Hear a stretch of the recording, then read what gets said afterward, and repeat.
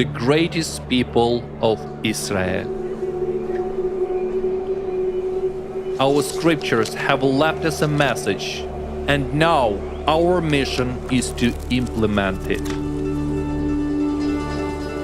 We're creating the future which the sages spoke of. Climate disasters are rumbling all around us, and the world needs our help.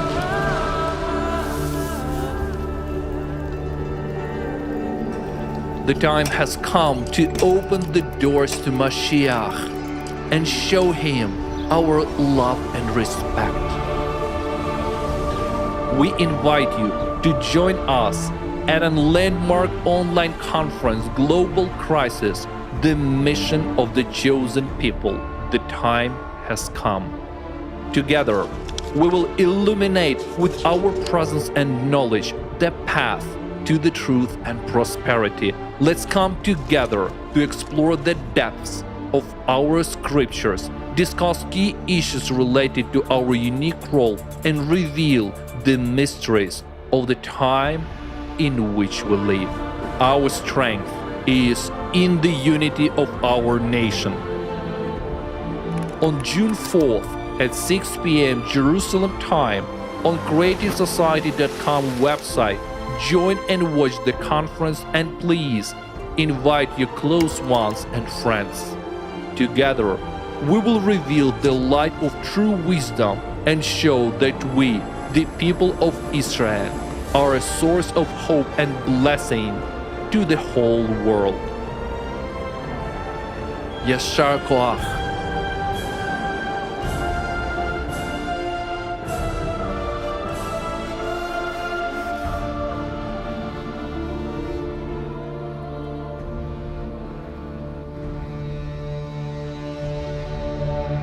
Global Crisis, the mission of the chosen people. The time has come.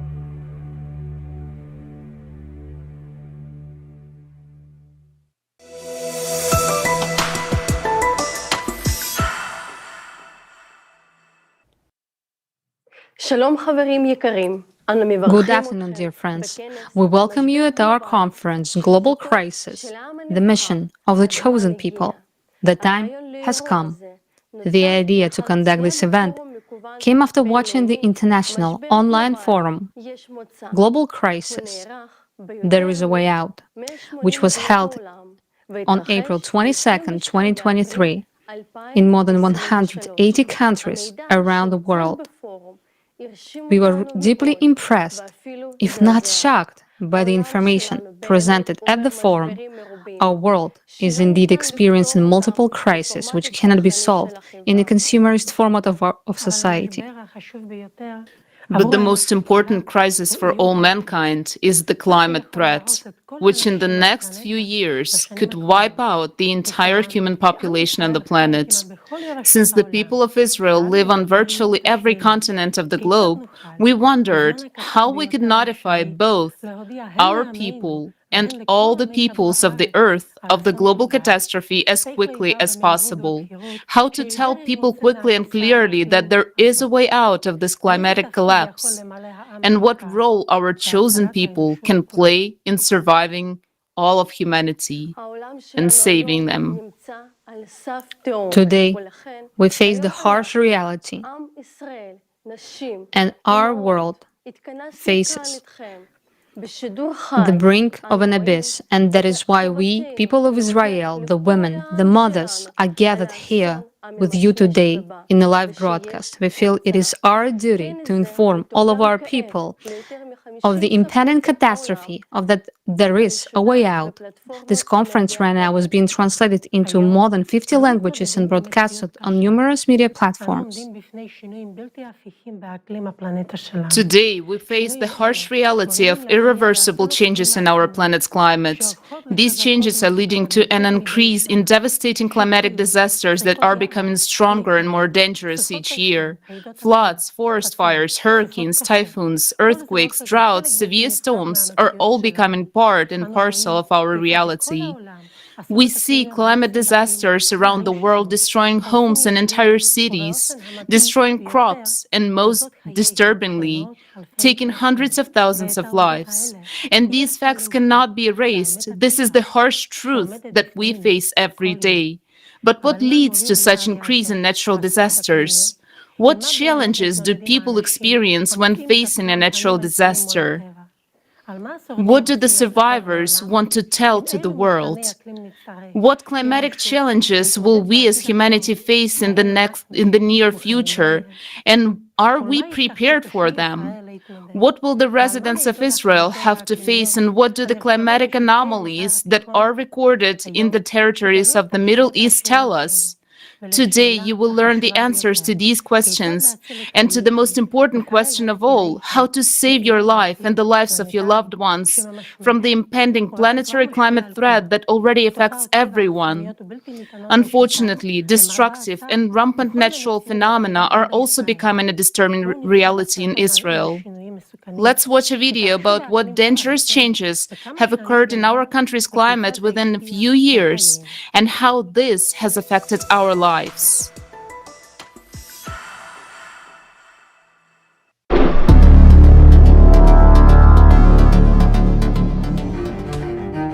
According to the Israel Meteorological Service, the number of extreme climate events in our country has increased dramatically since the 1990s. And in the last few years, the cataclysms have become even more anomalous and dangerous. Abnormal rainfall and flooding. Israel now sees an increase in the amount of intense rainfall when a lot of rain falls in a short period of time. According to Dr. Amir Gavati, the number of rainy days in Israel has decreased, but the rains themselves have intensified. With almost twice as much rain falling per minute, our country's drainage systems are not prepared for this, which results in floods.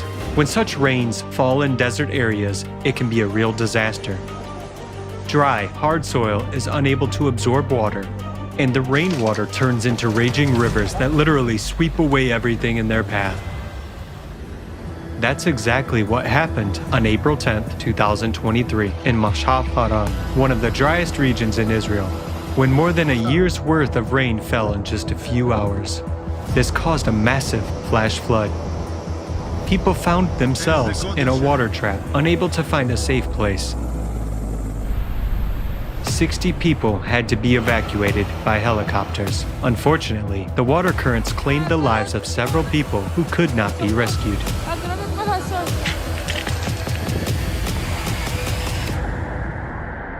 The frequency of intense rains is rapidly increasing, not only in Israel, but worldwide. Take a look at how much the intensity of precipitation has changed over the past 20 years. They are marked in blue on the maps. With such a continuous increase in precipitation intensity, we will face a terrible catastrophe in the next few years, when flash floods will simultaneously hit vast territories across the globe. And we will not be able to rely on assistance from neighboring countries because they will be in the same dire situation. Storms. There's a growing number of powerful storms on almost every continent, and they are developing very rapidly. According to a study by scientists at the Weizmann Institute of Science, the frequency of storms in the southern hemisphere has already reached the projected level for the year 2080. If we are already seeing the progression of climate disasters that is more than half a century ahead of what's predicted, then what should we expect next? In Europe, the average annual number of storms from the year 2000 to the present day has increased by almost 18 times, and their behavior has become abnormal. Unprecedentedly, 3 consecutive deadly storms hit northern Europe within a few days of each other. Like other disasters, storms also synchronize. In early 2022, within 1 week, stormy weather simultaneously covered half the planet. During the same time, Storm Elpis came to Israel from Greece, bringing record amounts of snow. On Mount Hermon, snowdrifts reached nearly 2 meters in height, and in Jerusalem, about 20 centimeters of snow fell.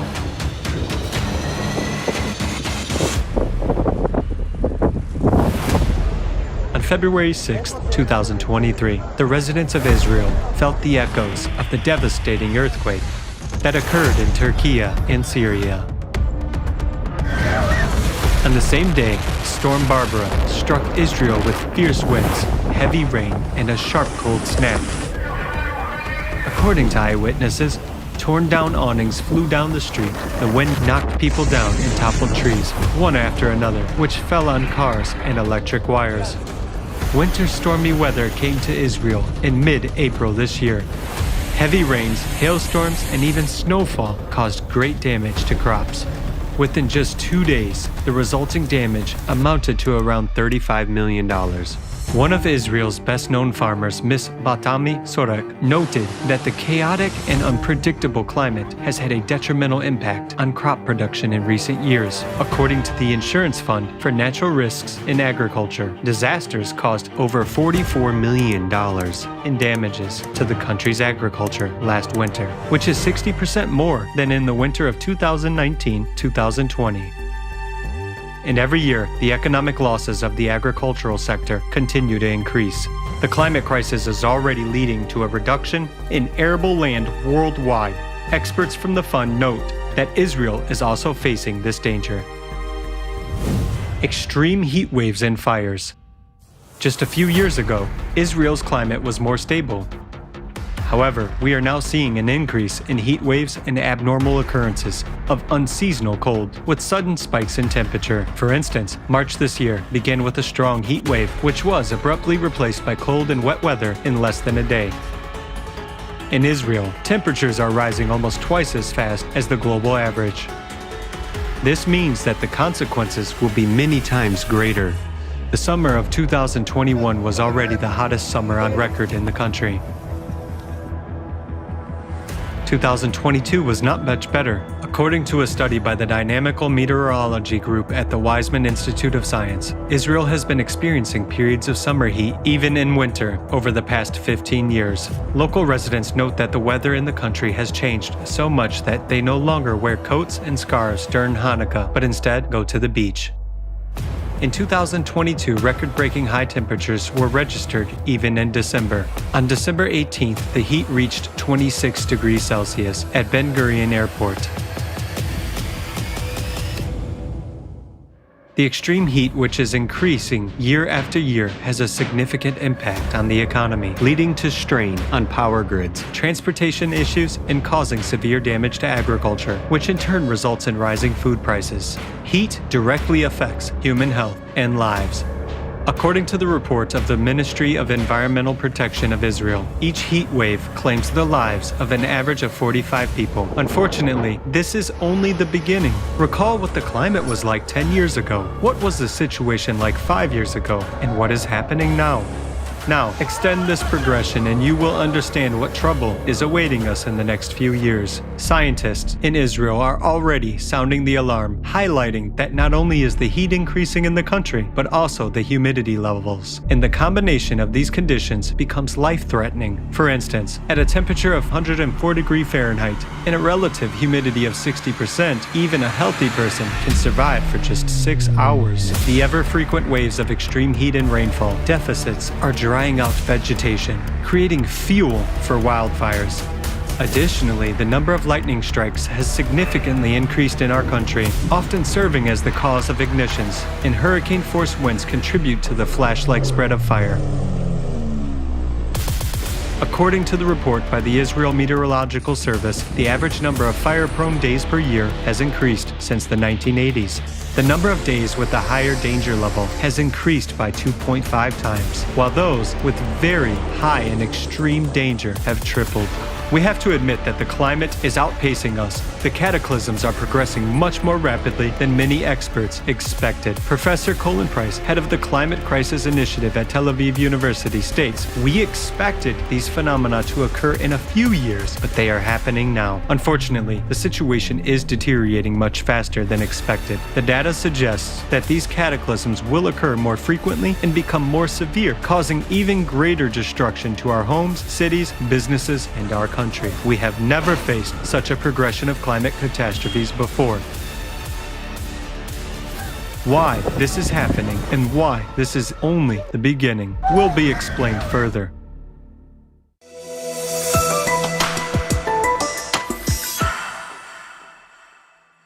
We have now seen how the climate disasters are already destroying our country from inside, and we have to admit that this is just the beginning. This is just a hint of what we have yet to face. And unfortunately, we don't have to look for examples of large scale disasters caused by the planet's climate change. Most recently, our neighbors, Turkey and Syria, were shaken by two terrible earthquakes. We, Israelis, have felt the bitterness and suffering of the people of these countries. So much destruction, so many deaths. This tragedy left a deep scar in our hearts. And it was a moment when something that unites us as human beings, our conscience, and our readiness to help one another, came to the fore. This tragedy made us rethink many things, and above all, realize the proximity and reality of danger. But of course, nothing compares to what the people who were there at the time of the earthquakes experienced, the survivors, the people who managed to get out and found the strength to live, although many of them lost many of their relatives and loved ones. Now, we would like to show you a documentary film about these terrible events in Turkey, in which the eyewitnesses describe what they have gone through.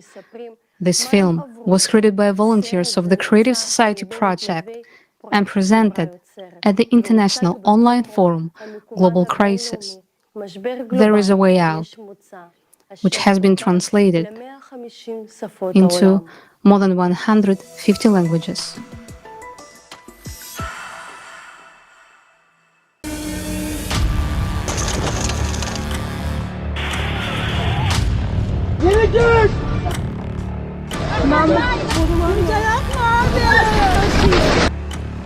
On the night of February 6th, there was a devastating earthquake of magnitude 7.8 in Turkey and Syria. In the afternoon, there was another one with a magnitude of 7.5. We are in Turkey. We talked to people who survived this tragedy.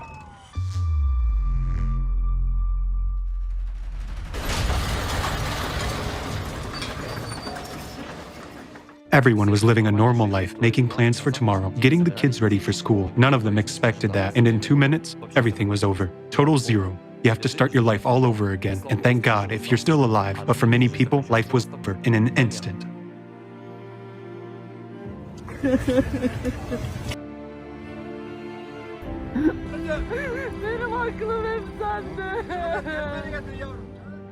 I woke up my family. As we were going down the stairs, the concrete already began to fall. I opened the window and said, "There is smoke everywhere." I thought we would die. I couldn't see because there was smoke, crack, crack, crack. Windows were bursting. The houses, they fell right before our eyes. And there was so much dust, as if a bomb exploded somewhere nearby. Communication with these people made a strong impression, and we must pay tribute to them. It was impossible to listen to it. I mean, it was very hard psychologically to listen to it, yet they survived it. The buildings collapsed. Everyone outside was in such a hell. People who had left their parents inside and were unable to get their children out during this time were crying for help. One man who we interviewed lived on the 5th floor. He said the house just collapsed. When the earthquake started, I ran out onto the balcony, and 2 minutes later, I just stepped on the ground. The apartment building next to me completely flattened to the ground. 7 floors of apartments flattened to the ground. There was a woman and a man. The woman was lying on the ground crying, "Give me my baby back." There was a girl. The girl was on the concrete on top of the ruins. I picked her up, but she was not alive. I heard people screaming. People kept on screaming under the rubble of the apartment building. Those balconies are piled up on top of each other, intertwined. I mean, they were piled up in such a terrible way, trapping babies inside. They remained in those collapsed houses forever. Not a single building remained. Hatay was ruined. Hatay was destroyed. We had been searching everywhere for 2 days. There was no residents in any of the buildings. I've never seen such an earthquake in my life. I don't think there was a single person we talked to who didn't mention that someone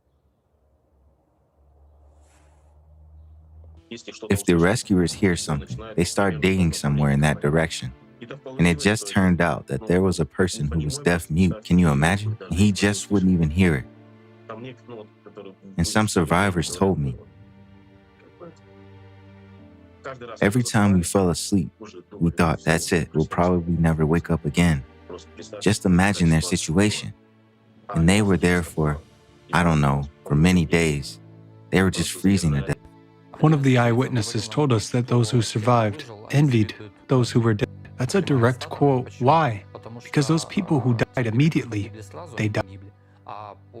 And according to one Turkish seismologist, Ahmet Erkan, 180,000 people were left under the rubble.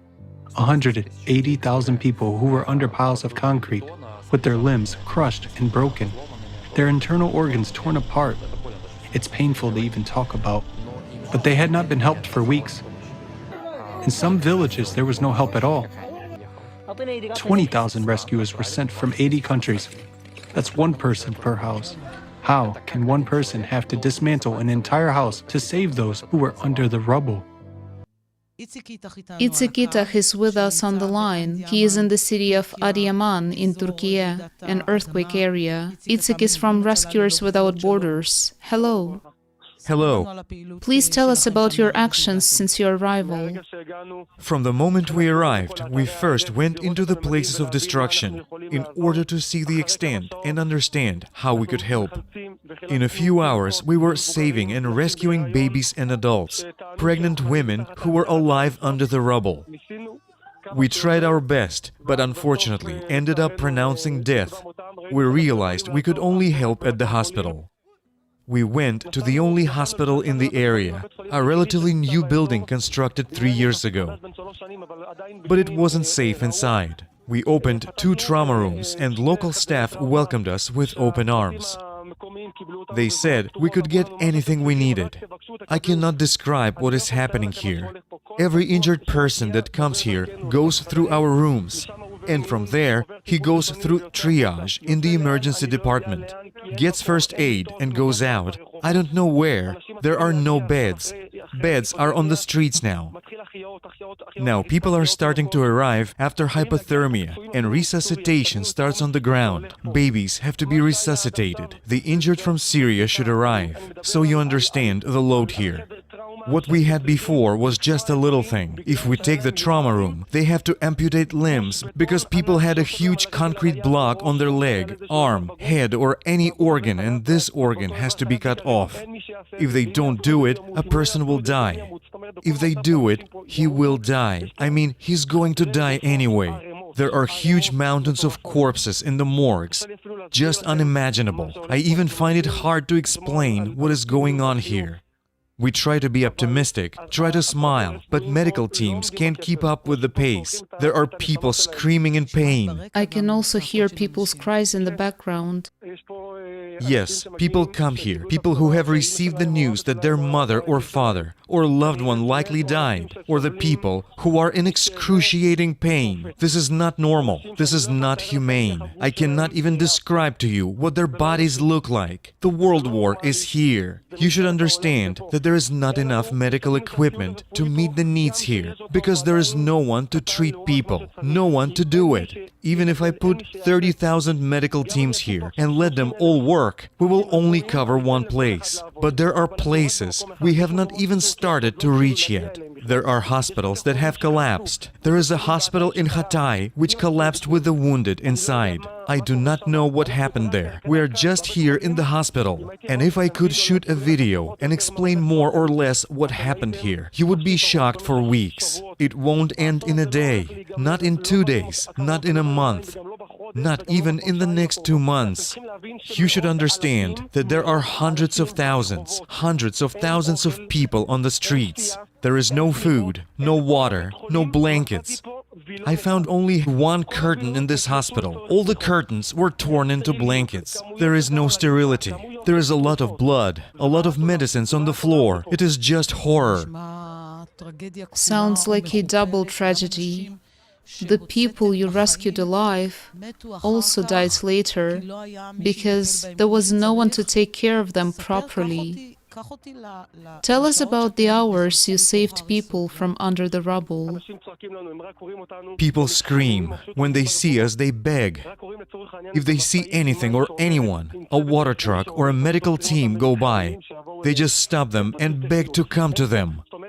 There are no rescue teams here. I mean, there are few, but I am talking about thousands of buildings that have collapsed and about dozens of people in every building. We do not have enough rescue teams. We need a large number of rescuers. I mean, people are still alive under the rubble. This is beyond luck. There are people who have been lying under the rubble for 2 or 3 days. We're trying to get in and rescue them. Every rescue doesn't take just 10 or 15 minutes, but it can last 2, 3, 4 hours, even a day or 2. And every rescuer is still managing to get people out alive. Those who have survived, they arrived here, but their condition is so severe that we do not even know how to continue their treatment. In rooms with ultrasound, MRI, there are 5 persons per room. The room is open. We go in and out. I do a scan, but what to do with that scan? What should I do with a person who needs even a simple cast? There is no one who can do it. Little children that I hold in my arms and walk around the hospital with them, looking for beds, walking from bed to bed, just wandering around with them. It is the only first aid that we can actually provide. Try to imagine the biggest disaster that could happen. And this is just the beginning. There is a short circuit every half an hour, and the hospital stays without power for an hour. It's not normal. Itzik, I hear you, and I ask myself, how can we cope with this? How do you cope with this horror? How do you manage to help in these conditions? I'm a member of a rescue team. It's part of my job. Every day in Israel, we also train all the time. But all this training ends up, let's say, on the streets. There are tens of thousands injured. It's an insane number. We are talking about hundreds of thousands here. Just try to imagine Jerusalem. God forbid. Imagine that Jerusalem has collapsed. Take Jerusalem, multiplied by the number of people. And there is such a situation. The situation is so catastrophic that I cannot even describe it. We've just passed near one of the houses. There are 200 people still alive under those 2 buildings. They have been screaming for several days, but rescuers can't get to these people. There's not enough of them because several cities are in ruins. It took them 2 weeks to assess the needs. Imagine somebody under the rubble is waiting for NGOs and UN agencies to assess their needs. We know what they need now. What was happening in the towns struck by the earthquake in the days that followed? Well, imagine this, a completely destroyed town, no infrastructure, no working hospitals or clinics, no police, no law and order. There are looters rampaging everywhere. That also happened, unfortunately. There's no water. We couldn't find any bread. Bakeries were closed. Everyone was on their own. There was an elderly couple. We helped them the best we could. I asked them, why are you living in the street? Didn't the state give you a tent? He said, no, my son. All tents have already been handed out. No one around us here has given us anything. We're waiting. They're looters, there are thieves. A person died in Malatya, they took the ring off his finger. Such things also happen. People are in fear for their lives. Now I'm saying this, and someone is sitting there watching it on TV. Whether it's on TV, on the phone, or on a laptop, it doesn't matter. And for you, it's just an image. It's a movie, but damn it, these are real people. They are just like you. And if there are loved ones, relatives, friends near you, look to the left, look to the right, look them in the eyes. They are the same kind of people, and as long as you watch and think that this is just a YouTube video, just an image, it doesn't sink in. But when you talk to these people, you realize that every story you see on YouTube is a human life just like yours. That was simply abandoned to the mercy of fate. Abandoned by us. We, the survivors, abandoned them to the mercy of fate. Why? Because we don't build the creative society. Because we support the consumerist format. We don't do a damn thing. We're sitting and thinking that it won't affect us. They also sat and thought the same. Fires are burning everywhere. People are sitting by the fires. Soldiers are walking around with rifles. They're looters. Houses are destroyed. When the breeze blows, you smell dead bodies, corpses. Someone is having a nervous breakdown. I can't describe to you what's happening here. It's so scary And Judgment Day will be even scarier. The situation is complicated, but again, we are to blame for this situation. We are to blame for the consumerist format. We are to blame for the fact that we do not take the necessary, quick, and effective actions to prevent this. And we're throwing people into the clutches of this Cerberus, which is just tearing them apart, and people have nowhere to go. There is no refuge for us, except that we fulfill our basic role as humans. They pulled out a baby the other day. 128 hours later, they pulled out a baby out from under the rubble. I saw his innocent face, and it touched me so much. So many people are dying. I wish people would realize this at least a little bit. I wish they would wake up a little and see where the world is heading. I wish they would be united and all this wouldn't be happening. I mean, you know. I'm a bit emotional.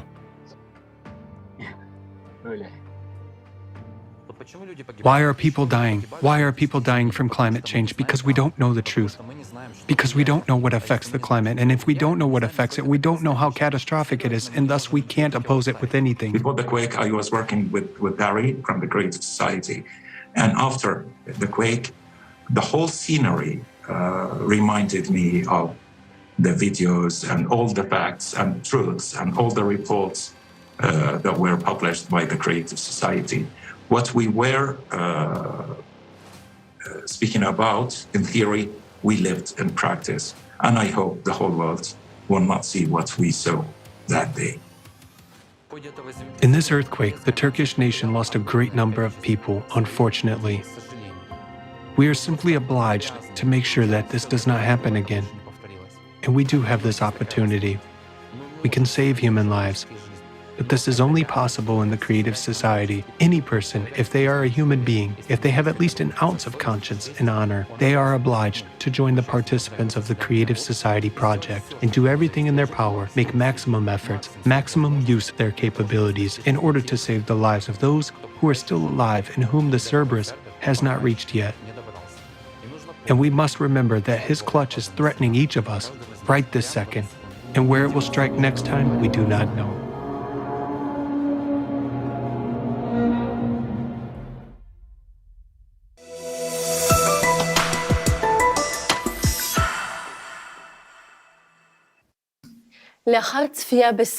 After watching this film, it is difficult to find words to express what one feels. I'm a mother, and my heart shrinks with horror and grief, realizing that hundreds of thousands of lives were lost in this terrible catastrophe, and how many children's lives were lost, and the pain experienced by the people who lost their loved ones, their mothers, fathers, sisters, brothers, their children. What the survivors had to go through, escaping hunger, cold, looting, in fact surviving for the second time. It is simply unimaginable. It really begs the question, how do we, the civilized community, allow this to happen in our 21st century? Has the consumerist format turned us into animals? I want to believe that it hasn't. And thanks God that there are still rays of light that bring salvation and hope. The first rescuers to arrive on the scene of the tragedy in Turkey were the rescuers from Israel, because humanity knows no boundaries and conscience knows no prejudice. In the film about Turkey, you just heard an audio clip of an interview with a courageous Israeli rescuer from the scene. We were very impressed by his words, and the climate is scarier than war. We were able to contact him and record the interview specially for this conference. He was one of the first rescuers who immediately rushed to help people as soon as he heard about the disaster. It is an honor for us to introduce you to this man, Itzik Itach, Israel Rescue Commander at Rescuers Without Borders.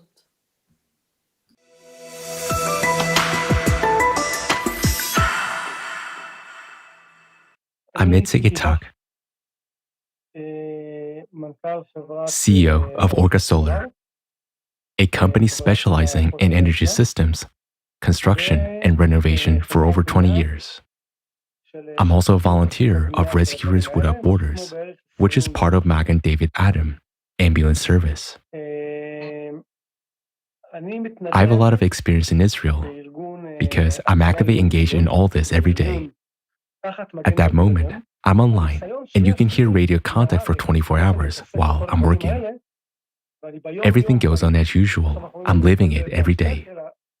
Sometimes people look at me and say, "How do you live like this?" It comes in here.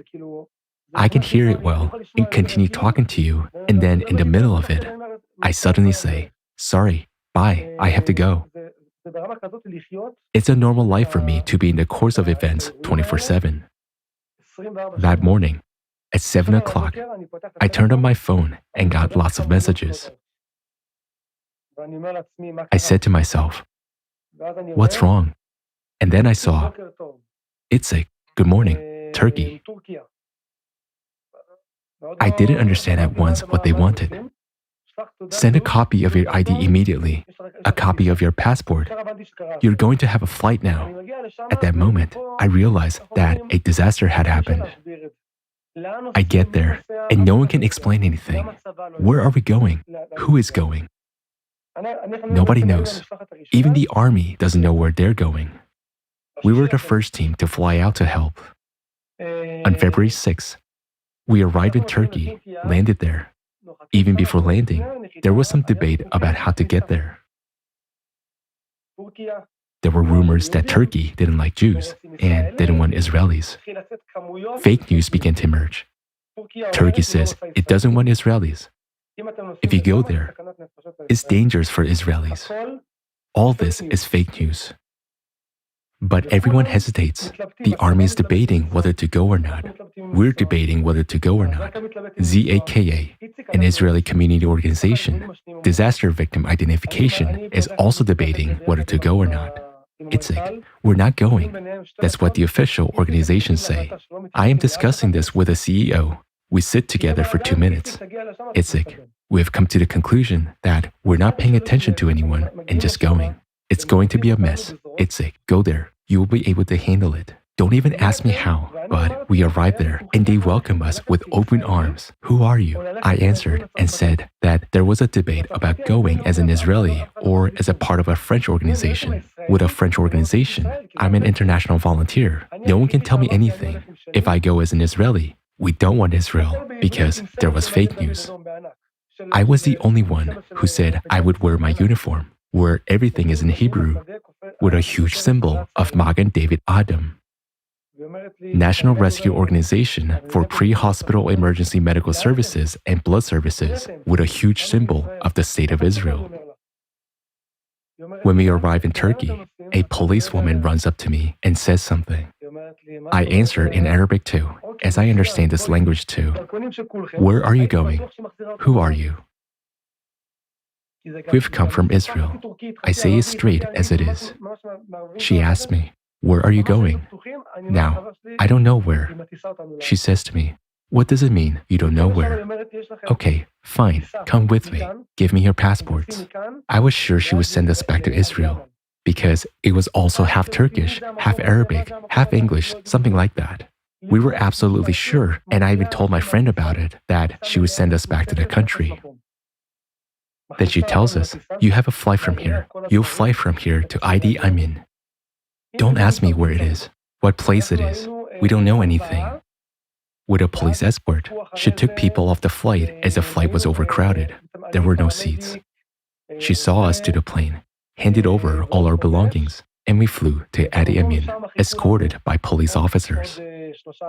At first, there were 4 of us, me, a paramedic, a doctor, and another nurse. And then more people joined. 3 more people were waiting for us on the spot.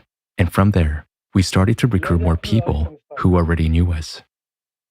Now, for you to understand the quantities of people in the streets, I can't even estimate their number. You only hear cries, only moans and sirens. Somebody was lying here, another there. It's not even possible to describe it. You're just trying to distance yourself, because if you give in to the stress, we'll be in trouble. So we said to ourselves, what can we do? Let's go there. Let's go to that place where the injured are arriving, no matter how much a person thinks or imagines. By the way, A week before the disaster, I was supposed to carry out a large-scale training in Israel on these very issues, bringing a big number of demo bodies, a big number. We're saying that these preparations were to take place in Israel, but no disaster like this has ever happened there. It was only meant to simulate rescue operations and carry bodies to a certain location. This training was canceled at the very last moment. It just teaches us that even if this training had been successful, and all the trainings I took part in, none of them can truly prepare you for real-life situations, because it's like heaven and earth. That's why I'm saying that to understand this case, try to adjust your perception a bit. Take the biggest city you know, the biggest one, okay? Multiply it by 2, 3, 4. How can you cope with that? Not a chance. You can cope in a few weeks, but the first 2 weeks, the first week, the first days, when it's most critical, you can't do anything except ask, how can I help? No technology, and I mean it, no technology helps at all. The disaster that happened in Miami, I was there too, with a collapsed building. The army came with equipment, and it was one building. They came with equipment and did a simulation of how the building collapsed and where people were standing, according to the survey. Then they told us that probably the person would be 2 meters away from point X, so they dug and found him. How long did it take them? A week. One building. Can you use this technology on 10,000 buildings? No, you can't. So there's no technology. There is only motivation and the urge to figure out what I can do for this and what I know. After all, what happened in Turkey, even if they thought they were prepared, they weren't prepared because it came to them in the middle of the night when they were asleep. So you cannot do anything, but there's no politics in healthcare, as well as in saving lives. I went there because I'm not interested in politics. I came to help and give what we could. We brought so much that the situation in the hospital stabilized. We finished, and then we told ourselves that we could go. Thank you very much. In the first 24 hours, there was chaos. I remember a woman coming up to me, to my tent, and asking, "Do you have a nappy for my baby?" You won't believe me. I don't know where you came to me from, but I just got a box of nappies. I don't know from where, really. I said, "Take it." I bring her a pack of nappies. Then she puts her hand in her pocket and pulls out money for me. I say to her, "I don't understand. What's the money for? What am I going to do with money? There's no money. Money doesn't matter. A shekel, like a bucket of bitter wine and sour pickles. And even if someone brought me money, I wouldn't take it. People beg for food. Just bring me something small to eat. Take what I have, because I have nothing else to give." A woman told me she was suffering from Crohn's disease and couldn't eat solid food. "My dear, what can I bring you? Shall I grind it for you with my hands? I have nothing to give you." Provisions began to arrive only a few days later. That's why people couldn't endure it. And coming to hospital alive, they were taken away dead. Right in front of my eyes.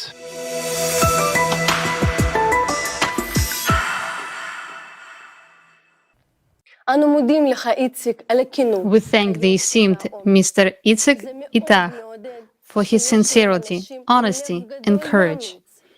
It is very encouraging that there are people with big and brave hearts today. He was at the forefront of providing aid to the affected people in Turkey, and he is not alone. These heroes, they are among us in our country. This story was hard to listen to, but we need to know what is really going on. Thanks to our fearless rescuer, you and I have learned the truth. And the truth is that we are not prepared for the cataclysms that are already happening, let alone those that are coming. Here is the truth: one rescuer per destroyed house, medics who cry as they save lives, people dying under the rubble or starving to death in hospitals, and machinery that is not there. Here's the truth: We don't have the technical capacity or the manpower to save the most important thing, people's life, our lives. Our society is completely unprepared for disasters of this scale. And given that the force of catastrophe will only increase, what kind of preparedness can we talk about at all? But you know, what is terrifying is the fact that within just 2 minutes of the earthquake, thousands of people were killed and whole cities were instantly destroyed. And this can happen anywhere in the world at any moment, and unfortunately, in our country as well. Even now, you can see on the internet that our country is absolutely unprepared for climatic shocks. Our country is just not ready for such earthquakes. And the mass media don't talk about the real causes of these disasters. But knowing the cause, you can change the future and avoid the consequences. So today, we are going to study with you the truth about true causes of climate change on the planet. Let's find out the reasons for the current catastrophes. Isn't this all happening in our country too? We have now seen what monstrous phenomena climate disasters lead us to. There are hundreds of thousands of broken lives, and even worse, tens of thousands of deaths. And we hear people calling for telling the truth about climate, not to be silent, because people's lives depend on it. The sooner we know, firstly, the truth about the real climate threats on our planet, and then secondly, the ways to eliminate these threats, the more lives we can save. With great respect, unfortunately, there are some scientists who are not ready to speak about it, but there are scientists who are ready to speak about this. And we are presenting the scientists who are inspiring all the rest because they are ready to speak about the climatic situations. With great respect, we introduce to you Elizaveta Kromova. Ms. Kromova is a geologist and geophysicist. She received a master's degree in geology at Lomonosov Moscow State University. Elizaveta is the head of the Department of Information and Analytical Support of Climate Change on the Creative Society project. Elizaveta leads global monitoring of natural disasters occurring on our planet, analysis of seismic and volcanic activity, as well as the comprehensive study of the changes in Earth geodynamics and geophysics. Today, Ms. Kromova will present a climate report that sheds light on what is really happening on the Earth today. We will also learn what climate catastrophes threaten Israel and its inhabitants in the near future. Good afternoon, dear organizers and participants of the conference. First of all, I would like to thank you for the invitation. It is a great honor for me to be here and present to you the results of the work of the large team of the scientific community of the Creative Society project, which includes not only scientists from different fields of science, but also experts and independent researchers from different countries who strive to provide society with reliable information about the processes occurring on Earth. I will now bring to your attention brief summaries of the climate reports presented at the international forums Global Crisis, Our Survival is in Unity, and Global Crisis, There is a Way Out, which have been interpreted into 150 languages. If you would like more detailed information from the reports, we recommend that you watch the forums. These interdisciplinary reports are the results of long-term research that has been conducted since 1996 by hundreds of scientists and thousands of volunteers of the Creative Society project. These studies have been dedicated to a comprehensive interdisciplinary research on the causes of climate change and geodynamic catastrophes occurring on our planet these days. Now, we will share the key findings of these studies and provide a global forecast of future climate disasters both for Israel and the rest of the world. Today, you will also hear about the solution that the creative society can provide in the current climate collapse situation. We have just witnessed the devastating consequences of a terrible tragedy in Turkey and Syria. This should serve as a reminder that the frequency of such earthquakes will only increase in the future. Such catastrophes will very soon become the reality of our tomorrow. At the forum Global Crisis, Our Survival is in Unity, which took place on November 12, 2022, we presented a mathematical model showing the exponential growth in the number of natural disasters, primarily earthquakes. Even then, before the tragedy in Turkey and Syria, it was known that the number and intensity of earthquakes would increase, and we warned about it. We regret to admit that our mathematical model has been confirmed. One of the main objectives of our conference is to prevent disasters like the ones that occurred in Turkey and Syria and to save human lives. In order to achieve this goal, first, it is necessary to change the vector of our society from the consumerist to the creative one. Today, we will discuss how this can be done. In addition, we need to carefully examine the real causes of climate change. Now, you will hear unique and exclusive information that we will announce for the first time regarding the abnormal phenomena that have started to occur in the territory of Israel and the entire Middle East, which have received little attention, and the danger posed by these phenomena to the people living in this territory and the world as a whole. We are deeply concerned about the fact that the number of karst sinkholes in the Dead Sea region in Israel has been rapidly increasing over the past decades. You might have heard opinions suggesting that the growth of these sinkholes is due to improper construction or agricultural activities. However, to our great regret, the causes are completely different. Let's take a closer look at the data regarding the increase in the number of sinkholes.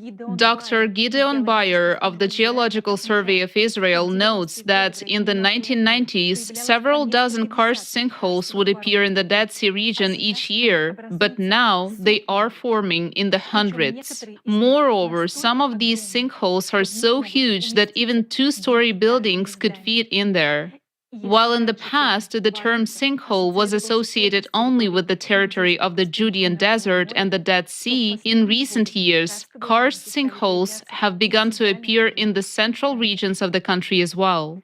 However, just 50 years ago, not a single sinkhole was discovered, whereas today, Israel is witnessing an exponential increase in their number, which already exceeds 8,000 sinkholes in total.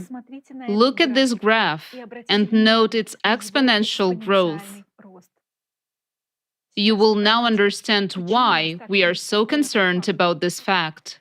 Over the last decade, huge sinkholes and cavities have been suddenly appearing in many regions of the world. Sinkholes and cavities have also been forming in Turkey long before the catastrophic earthquakes that occurred earlier this year. The largest number of new sinkholes in Turkey was recorded in 2021, just a year before the tragic earthquakes. But why did it happen precisely in 2021, and why do we consider it terrible news for all people living in the Middle East region, including Israel? The mathematical model presented at the forum Global Crisis, Our Survival is in Unity demonstrated that just like the number of karst sinkholes in Israel, the number of earthquakes worldwide is also increasing exponentially. This is not a mere coincidence. These phenomena share a common nature. Look at these two graphs. Pay attention to the fact that the increase in the number of karst sinkholes was documented after 1995. This is a very significant date, and we will talk about it more than once today. Take a look. Since 1995, the number of earthquakes along the boundaries of tectonic plates on the ocean floor, specifically along mid-ocean ridges, also started to increase. These zones are marked in red on the map. In 1995, an unprecedented increase in the number of deep focus earthquakes began as well. These are very specific types of earthquakes. They occur in the mantle at depths ranging from 300 to 700 kilometers, whereas regular earthquakes usually occur at depths of 5 to 80 kilometers, where the Earth's crust is more brittle and fractured. When deep focus earthquakes were first discovered, researchers were puzzled because the mantle is a ductile medium and there is nothing that could break in it. However, since 1995, the number of earthquakes at depths exceeding 500 kilometers has increased dramatically and is now also increasing exponentially. According to the ISC database, the number of deep focus earthquakes has increased fivefold over the past 28 years, as you can see in the graph. An alarming observation is that the majority of the deep focus earthquakes in 2021 occurred beneath the Middle East. According to the ISC data, as of April 3, 2023, there occurred 190 earthquakes at depths of 700 kilometers and greater in this region in 2021, compared to only 70 in the rest of the world. In our opinion, it was these deep focus earthquakes in 2021 that served as a catalyst for a series of tragic earthquakes that occurred in Turkey and Syria on February 6, 2023. The series of deep focus earthquakes in 2021 caused the Anatolian plate to break apart, which is why over 2,000 sinkholes emerged in Turkey in 2021. Currently, such sinkholes and collapses are appearing not only in Turkey, but throughout the entire Middle Eastern region. The entire region, including Israel, is now in great danger. A bit later, you will learn why deep focus earthquakes became the cause of the formation of karst sinkholes. The increase in seismic activity and in the number of karst sinkholes is not the only sign of an impending catastrophe. We will discuss the others shortly.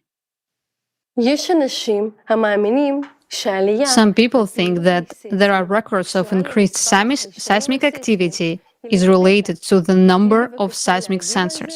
Elizabeth, could you comment on that? Indeed, this is a very common misconception. Contrary to this belief, the observed increase in seismic activity worldwide over the past 30 years cannot be explained by the increase in the number of seismic sensors on the planet. Take a look at the graph. The black dots, which form almost continuous lines, indicate the continuous recording of seismic events across the entire planet. This indicates a high density of the observation network. Since 1973, a sufficient number of seismic stations have been installed worldwide to record all earthquakes of magnitude 4 or higher anywhere on the planet. Another significant factor is that the increase in seismic activity, both inland and on the ocean floor, and even in the Earth's interior at a depth of more than 500 kilometers, began in 1995. These data were obtained through different methods from various sources, but independently. They indicate the same process. In 1995, there were also global changes in other processes on Earth. For example, in 1995, there began a drastic acceleration in the drift of the North Magnetic Pole, which increased its speed by 3.5 times. Its drifting accelerated from 15 kilometers per year to 55 kilometers per year. Changes in the Earth's magnetic field indicate changes in its core, as the magnetic field is generated by a dynamo mechanism within the planet's core. Along with the shift of the magnetic pole in 1995, the planet's rotation axis sharply changed its direction and started moving 17 times faster than before. These changes resulted in a shift in the trajectory of the Earth's axis of rotation, as shown in the graph on the right.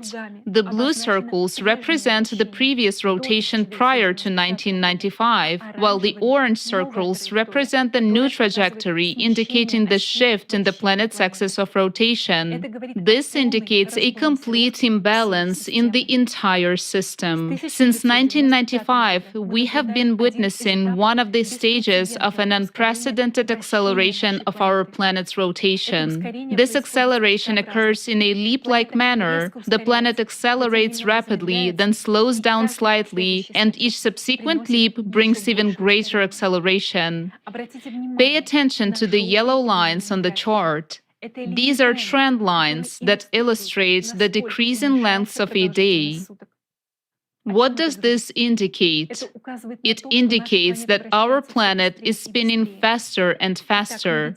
So we see that in 1995, the following abrupt changes began to occur. Changes in the Earth's magnetic field, acceleration of the planet's rotation, a shift in the trajectory of its axis of rotation, and an increase in the number of earthquakes and karst sinkholes around the world, including in Israel. What could be the cause of all these changes? Only some global processes can have such a significant impact on our planet. Changes in the magnetic field indicate that all these anomalous processes are caused by the changes in the planet's core, as it is the Earth's core that generates the magnetic field. Additionally, the core is the center of the planet's mass, and therefore the changes in the position of the core can also alter the Earth's axis of rotation and its speed. In other words, in 1995, radical changes began to occur in the core of our planet. But what could have such a profound influence on the Earth's core? Thorough examination of geological data has shown that 12,000 years ago, our planet also experienced similar catastrophic changes that we are witnessing today. What happens every 12,000 years on our planet? Find out in the next video.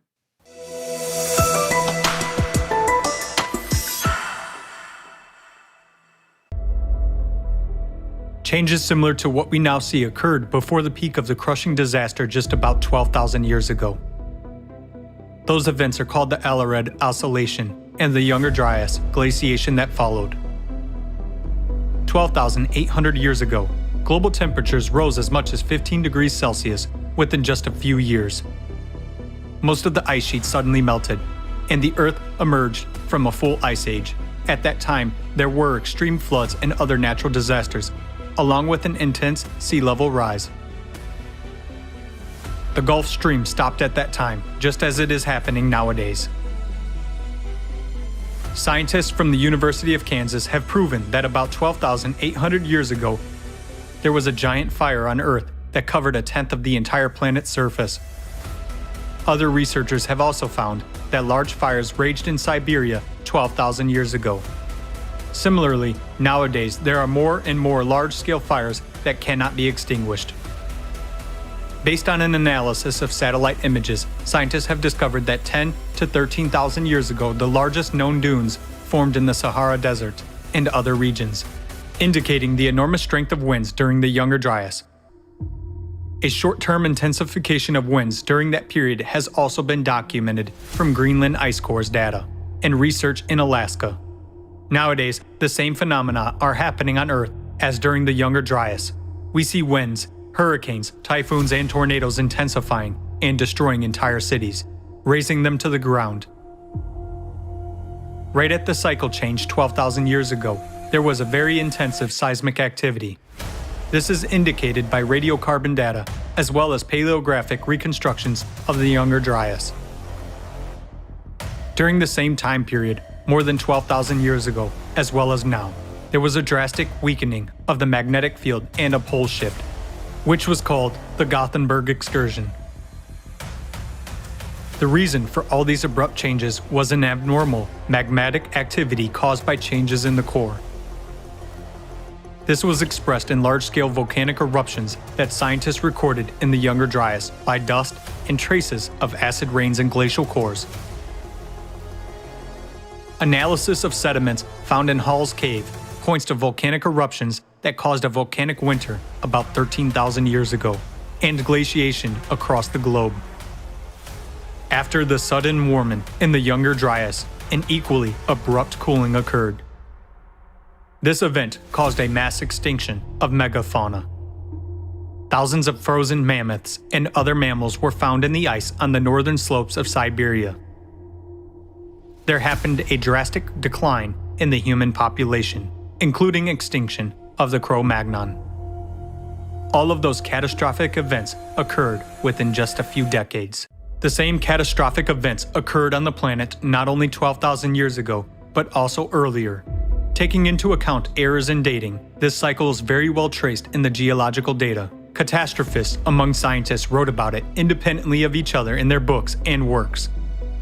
Vladimir Bubnenkov, Vitaly Bushyev, Alexander Baturin, Igor Kopolov, Nikolai Petrov, Maynard White, Douglas Vogt, and many other scientists have come to understand the cyclicity of global cataclysms on Earth with a period of approximately 12,000 years.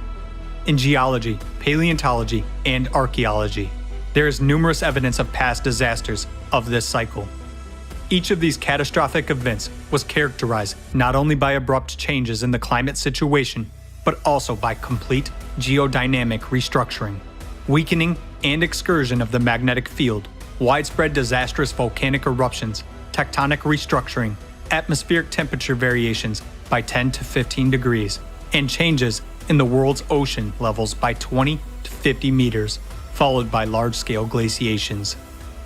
Since every cycle is accompanied by a change in the magnetic field and powerful volcanic eruptions, it clearly indicates that the cycle is associated with changes in the planet's core, just as it is happening now. We are entering the active phase of the cataclysmic cycle.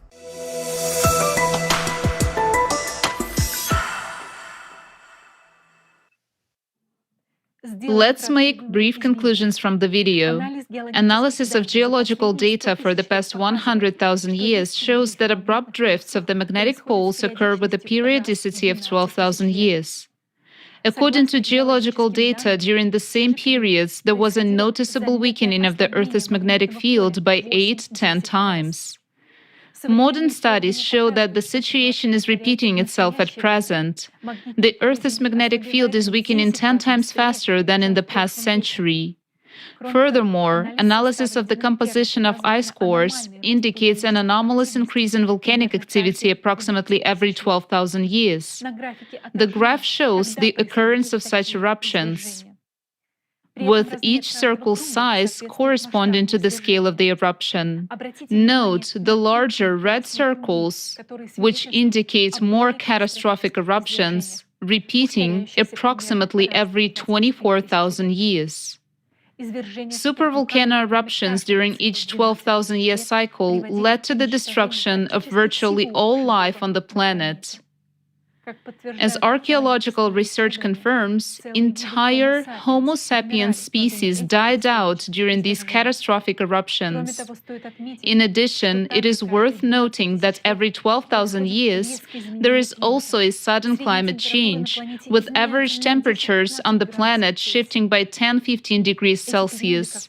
These periods are usually accompanied by catastrophic floods and natural disasters.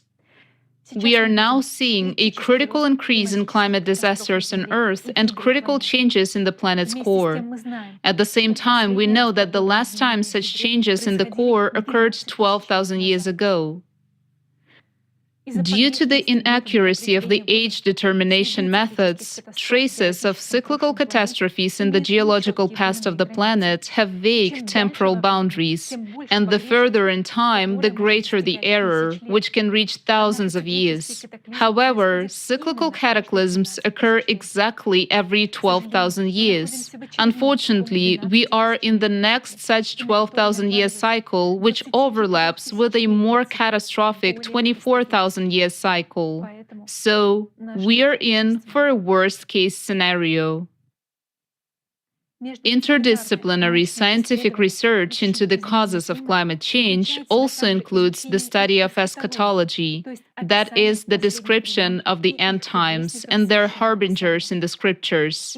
And our research team discovered that the Bible contains the prophecies of the prophet Ezra, who, according to the translations of the second book of Esdras of the Old Testament, spoke of a cycle equal to 12,000 years. These words of the prophet Ezra state, "The world is no longer young, it is rapidly approaching old age. The whole history of the world is divided into 12 periods, and the 10th period has already arrived, and it is half over. Only 2.5 parts remain. So set your house in order, warn your people. You have seen many evil things already, but far worse things are about to happen. As the world grows older and weaker, the evils that will come upon its people will multiply. Truth will depart and falsehood will draw ever nearer. The eagle you saw in your vision is just about to arrive." Here, Ezra clearly says that the age is divided into 12 parts, and by his time, 9,500 years had already passed, after which the most severe cataclysms would follow. Ezra lived about 500 years before the birth of Jesus Christ, that is 2,500 years ago, and according to his prophecy, that is exactly how much time remained until the age would grow old. In other words, in this prophecy preserved in the second book of Esdras of the Old Testament, it is specifically mentioned that the end of the 12,000-year cycle will fall on our times, and terrible calamities await us. According to the tradition of Judaism, the fact that cyclical cataclysms occur exactly once every 12,000 years is by no means a coincidence. The knowledge that the number 12 is associated with cycle of renewal is deeply preserved in Jewish lore.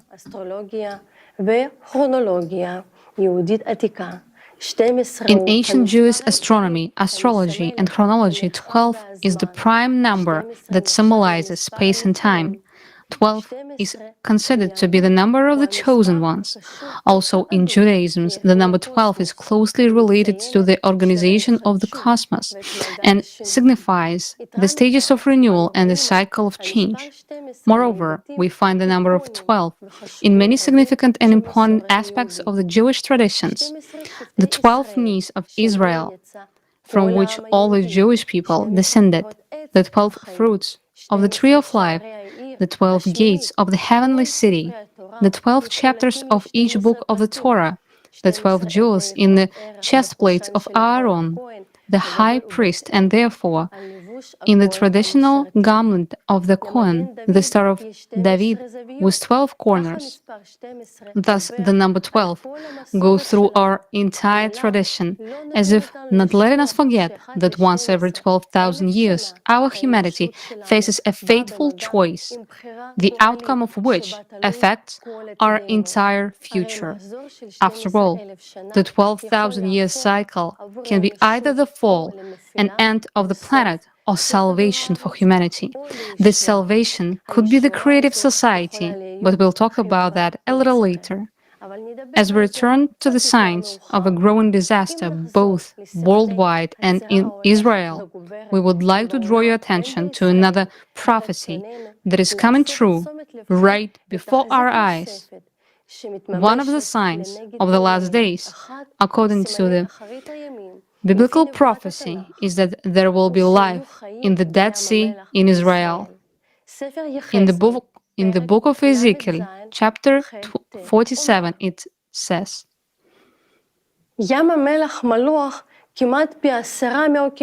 "The Dead Sea is nearly 10 times saltier than the ocean. Nothing survives in such a hyper-salting environment, and yet in 2016, Breaking Israel News reported that for the first time, freshwater ponds teeming with fish and wildlife appears on the shores of the Dead Sea. Proof that fish have been appeared in the Dead Sea came from pictures taken by Israeli photographer Noam Bedain. This suggests that today the Dead Sea is no longer completely dead, confirming Ezekiel's biblical prophecy of the last days. Many interpret that this prediction came true. This is a good sign, but is it? Elizabeth, how can appearance of life in the Dead Sea can be explained scientifically? As for the causes for these freshwater bodies to appear, there is nothing positive about them, and now you will understand why. Fresh water has started to erode and, in a very short time, to form new karst sinkholes in the salt deposits on the shores of the Dead Sea due to changes in the groundwater level. In 2011, a team of researchers from Ben Gurion University of the Negev sent divers to the bottom of the Dead Sea. The researchers have discovered huge craters on the seabed from which fresh water is flowing. These sources of fresh water are causing erosion and the formation of sinkholes, but why did they appear? Global temperatures are rising across the planet, but what is alarming for Israel is the fact that the temperatures there are increasing at a rate almost twice the global average. Deserts cover 2/3 of its territory, and the amount of rainfall in the region has been declining in recent decades. We have noticed that the Middle East region, which has been experiencing the most severe droughts and heating in recent decades, coincides with the area where the highest number of deep focus earthquakes occurred in 2021. Take a look at the precipitation and heat map.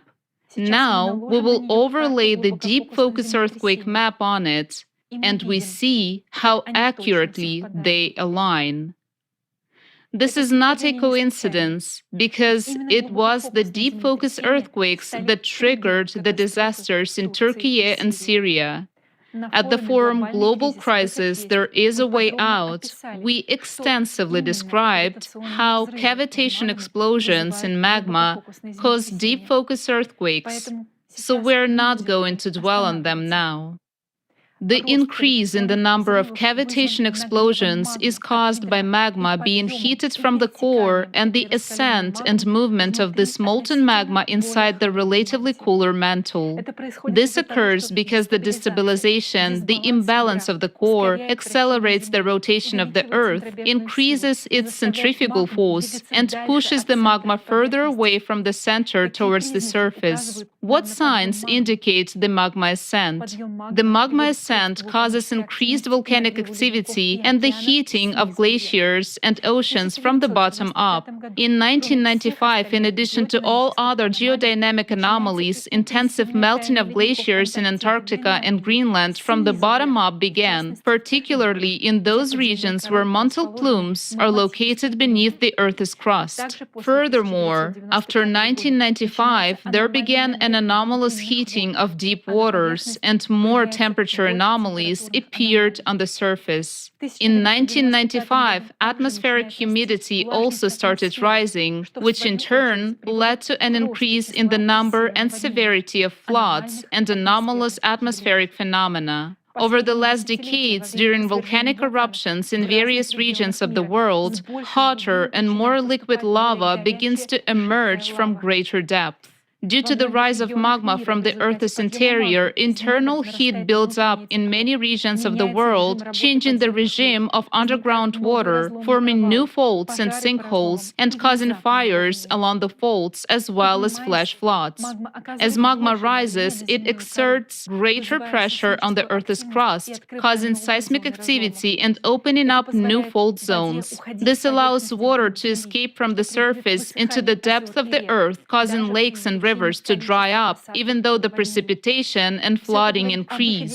All of this indicates the release of excess energy from the Earth's interior as a result of explosive processes in magma. Therefore, the massive formation of new sinkholes in Israel, droughts, and atmospheric warming are the result of magma ascent, just like the tragic earthquakes in Turkey and Syria this year. What is the cause of this 12,000-year cycle? What is affecting the core?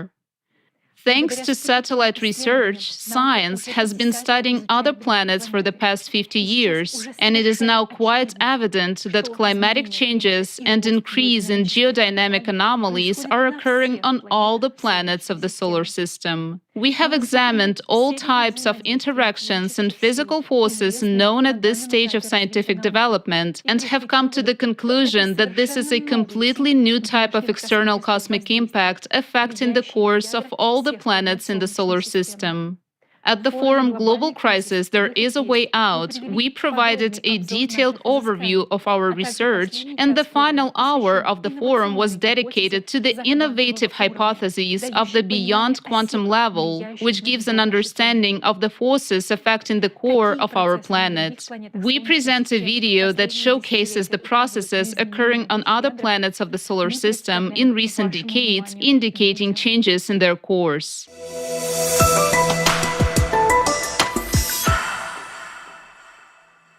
During the 12,000-year cycle, an external cosmic impact reaches the cores of all planets in the solar system. On Earth, this leads to abnormal heating of magma and its rise, resulting in increased volcanic and seismic activity, abnormal heating of the Earth's crust, as well as glaciers and permafrost melting from below. Is it currently possible to detect any increase in internal heat and tectonic activity on other planets, provided external cosmic impact is spreading to all planets? Mercury. Satellite data from the MESSENGER probe has shown that 19 tectonic-related terrain changes formed on Mercury between 2011 and 2015. The planet's core is responsible for internal activity. Previously, Mercury's core was believed to be inactive. The new tectonic changes are concentrated predominantly in the northern hemisphere. What's notable is that the core of Mercury has now shifted in the same direction, according to scientists' assumptions. So where's the extra energy that intensifies tectonic activity on the planet coming from now?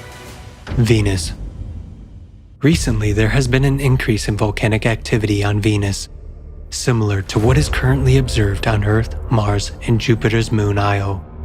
37 volcanic structures have been discovered on the planet's surface, with plumes observed within them. Their activity was detected in 2020. The researchers draw an analogy with Earth's mantle plumes that form chains of volcanic islands like Hawaii or the Canaries. As it can be seen on the map of Venus, these volcanic structures are mainly concentrated in the southern hemisphere of the planet, indicating an asymmetrical rise of magma in the planet's interior. The increased volcanic activity on the planet is also confirmed by numerous other independent studies.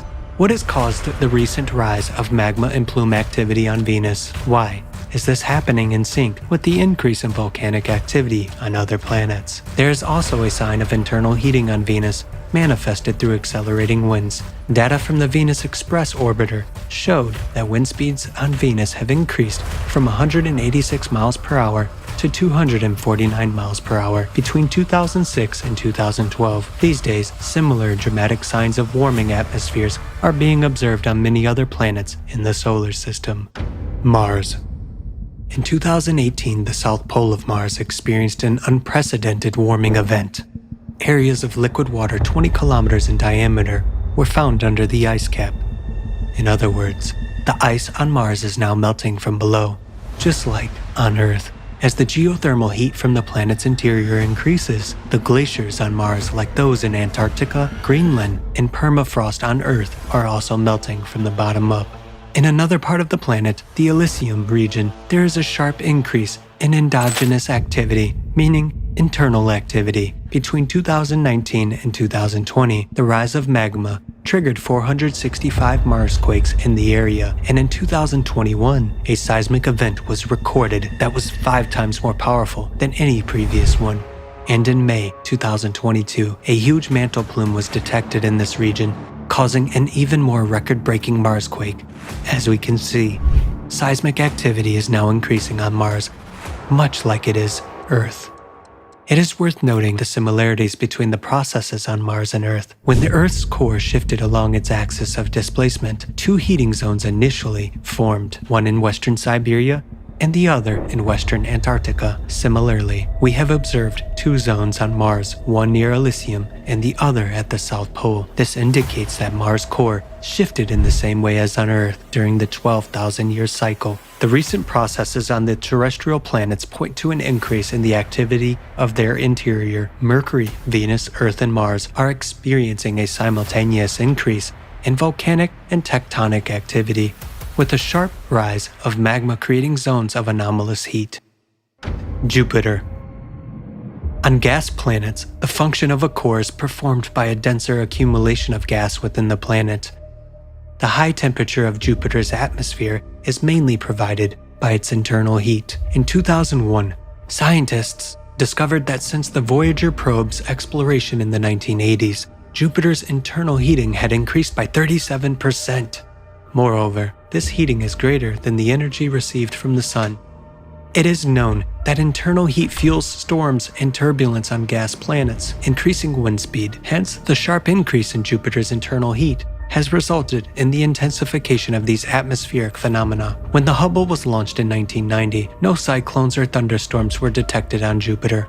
But over the last decade, storms have become increasingly active and intensified. We can see them on images of the planet as spots. Red spots are the hottest areas. Since they started appearing, it means that there is more internal heat. Between 2005 and 2006, another massive red spot was formed on Jupiter for the first time. The already existing huge anticyclone, the Great Red Spot in the southern hemisphere, has shrunk and rounded, indicating an increase in wind speed. It has increased by 8% between 2009 and 2020. All of this indicates that additional energy is emerging in the depths of the gas giant that causes powerful internal heating. Where could this energy come from? Planet satellites also react to external space impact with an increase in endogenous activity. On Jupiter's moon Io, in the northern hemisphere, the most powerful volcanic eruptions have been occurring over the past 5 years. On another of Jupiter's moons, Europa, in 2013, scientists discovered that the ocean at the equator was warming from below. Subsequently, the satellite's interior heated up so much that in November 2019, NASA's research group detected water vapor above Europa's surface. It is noteworthy that the moon Europa started heating up on the side that does not receive heat from the sun. Conversely, the coldest area was found on the sunny side. In other words, the appearance of zones of anomalous heating on Europa cannot be attributed to solar energy. They can only be explained by an increase in internal heat. Saturn. Internal heating on Saturn is known to be the main driver of storms, as it is on Jupiter. Between 2007 and 2010, a chain of 23 to 26 dark spots was discovered, which were interpreted as areas with high heat emission. In 2010, the so-called Great White Storm formed abnormally early in the northern latitudes of Saturn.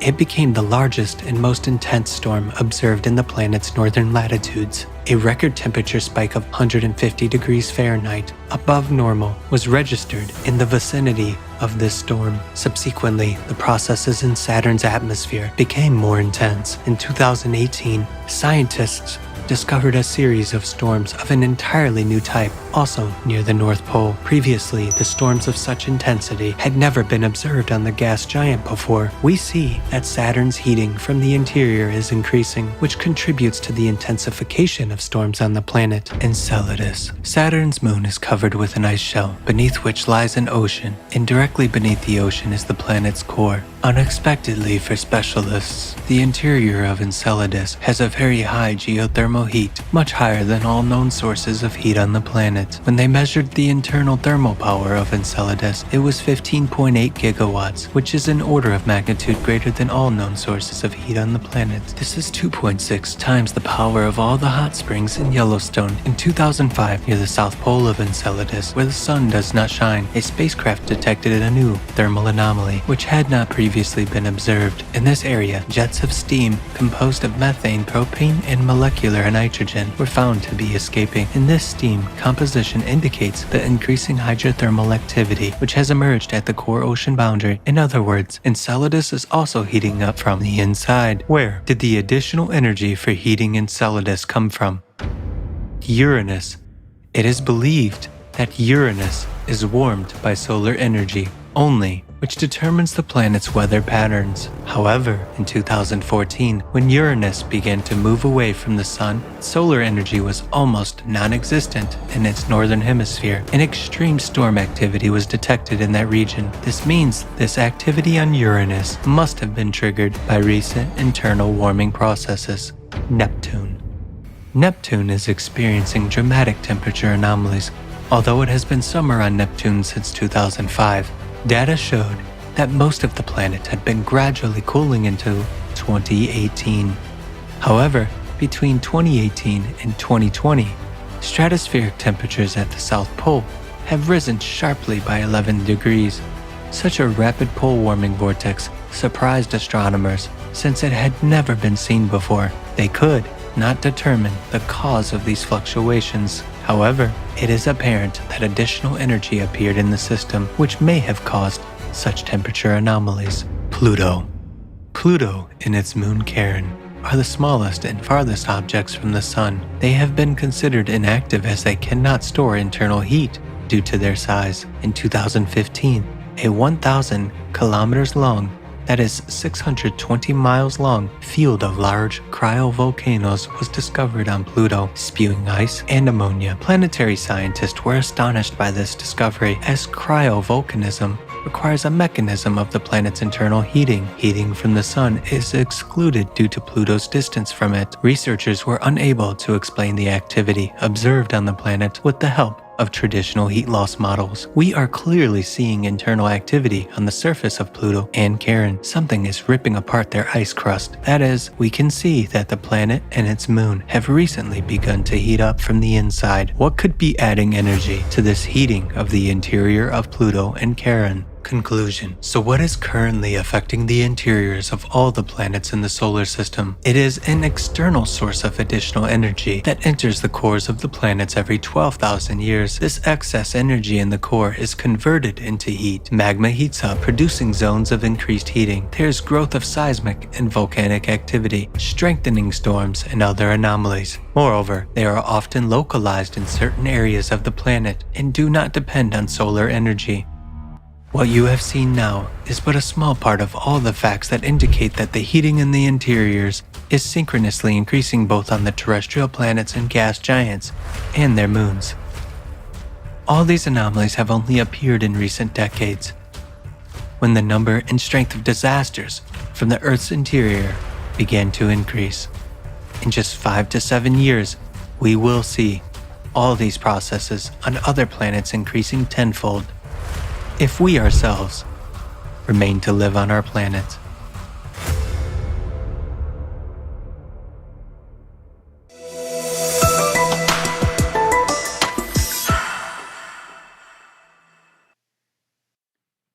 Since similar anomalies are observed on other planets, it can be assumed that our solar system is affected by some external energy factor. Let's call it external cosmic impact. It increases the energy in the cores, causing the planet's interior to heat up, thereby provoking climate change.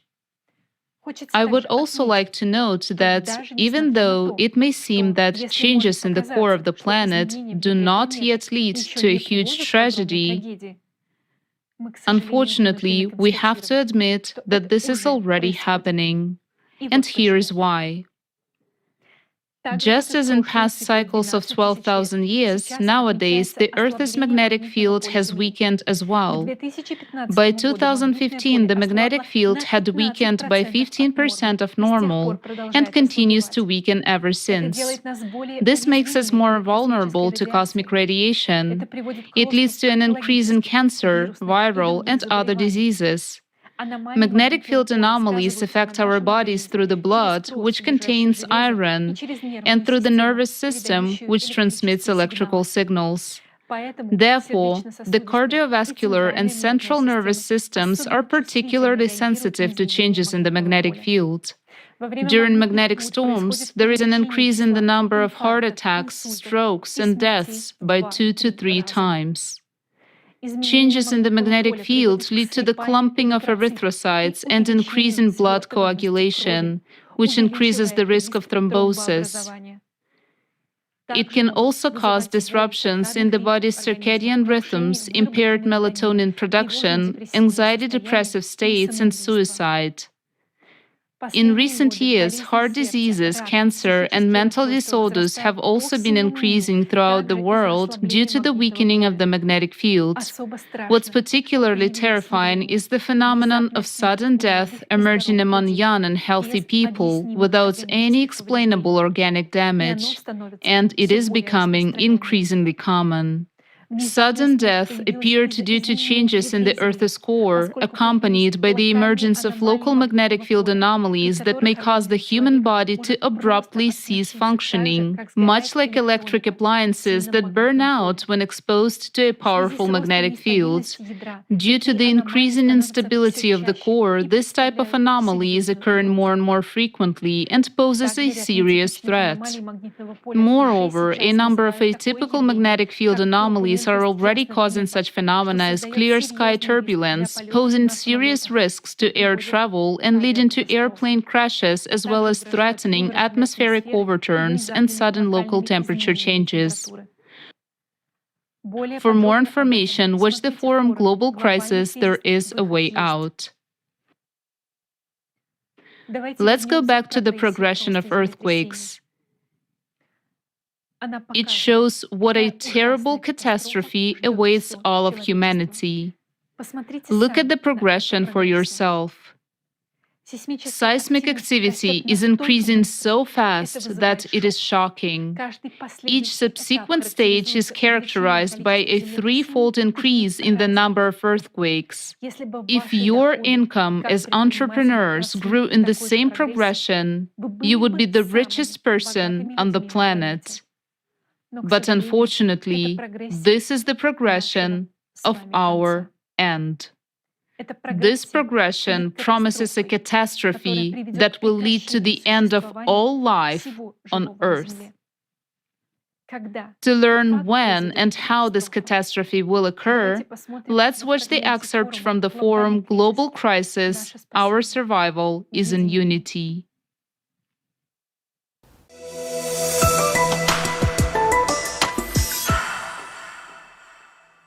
Our economists from various countries have calculated how this progression of cataclysm will affect the world economy. You see the graph of that progression here. The dynamics are obvious. It suggests that the collapse of the world economic system will happen as early as 2030. Already in 2030 year, the world's GDP will not be able to cover all the losses from the climate. In fact, the entire businesses worldwide has no more than 6-7 years left.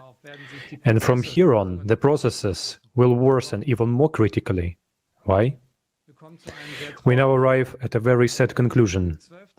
If we had lived in a 20,000-year cycle, we would have lived through this as a civilization and continued our existence, albeit with great losses. But we are in a 24,000-year cycle. Considering how our planet endured it before, it was complete devastation. Supervolcanoes exploded and most of the life was simply swept away. Ignoring these facts is suicide. What awaits the divided humanity in the near future if we do nothing? The damage will increase exponentially and irreversibly on a massive scale. The hotbeds of catastrophes will break out and escalate until they envelop the entire planet, turning it into another dead planet like Mars. Inversion of magnetic poles will lead to critical weakening of magnetic field by 8 to 10 times, which will render all living beings unprotected against rays of ruthless cosmic radiation. suddenly awoken stratovolcanoes all over the Earth will start to spew magma. Eruptions of ashes and lava will destroy all life on their way. The atmosphere filled with volcanic ash will shield the surface of the Earth from sunlight for many years, plunging it into darkness and cold. Volcanic ash will be shed with torrents of deadly acid rains. Groundwater heated by magma chambers will evaporate and fall in endless showers. There will be a rapid rise of the level of the ocean and rivers. Ice caps will start to crumble and disappear due to the activity of the volcanoes awakening under them. The whole coastal megalopolises and states will vanish underwater within few hours. The Earth will be overwhelmed by the mightiest earthquakes with the magnitudes over 10, the ones humankind has never faced before.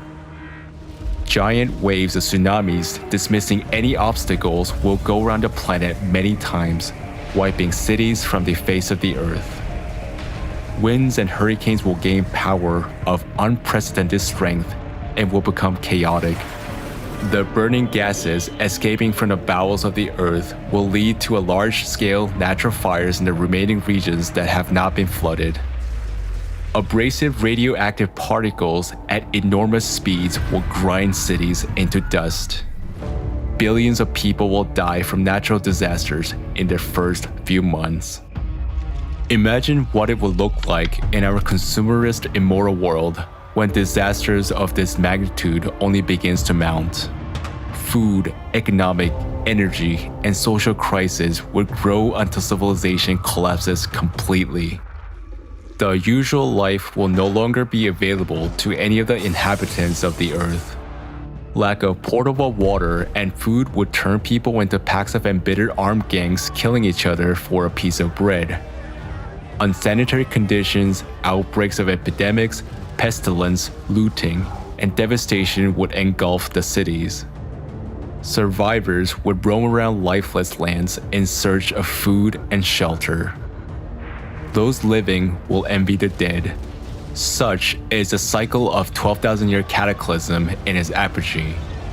And this time it will be stronger than usual because it falls on a difficult period of time when a very sick planet, which we ecologically tormented, is added to a 24,000-year cycle. What is this, if not our end? Already in 2028, life will be almost unbearable. That's literally in 6 years. Just think, your comfortable family life, your business, your plans will be over in 6 years. We have calculated different variants of events development and came to the conclusion that in any, even the mildest variant of the current cycle, all humanity will die. And according to our mathematical model, this will happen no later than 2036. Further development of these events leads to the internal cracking of the Earth's crust. There will be microfractures in the crust in some places, which will increase magmatic activity.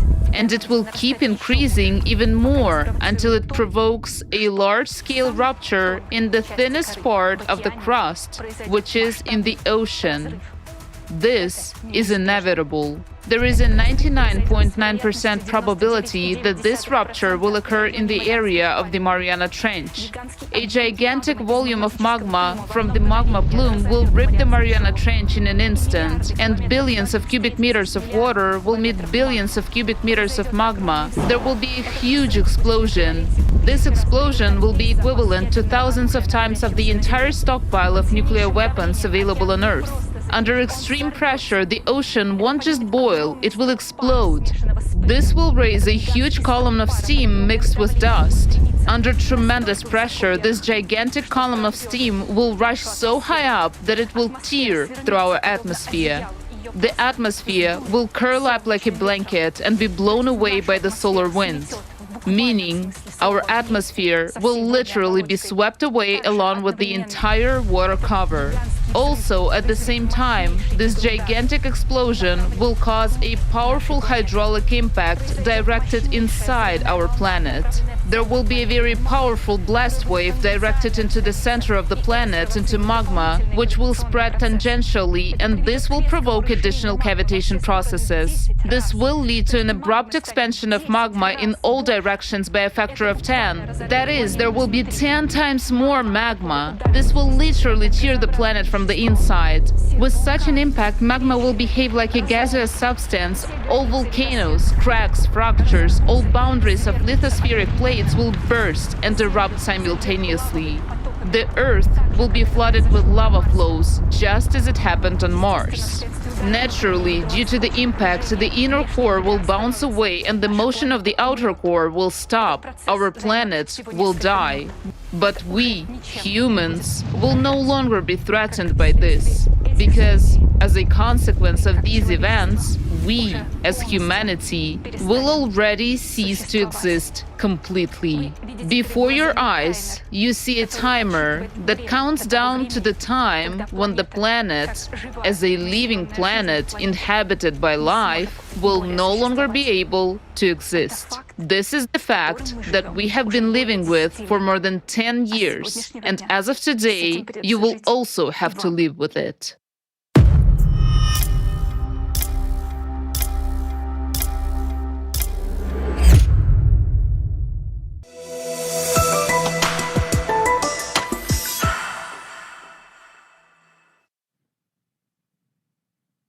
So now, you can imagine what awaits our planet if humanity continues to remain inactive in the face of the imminent threat. The end of all life awaits us already by 2036.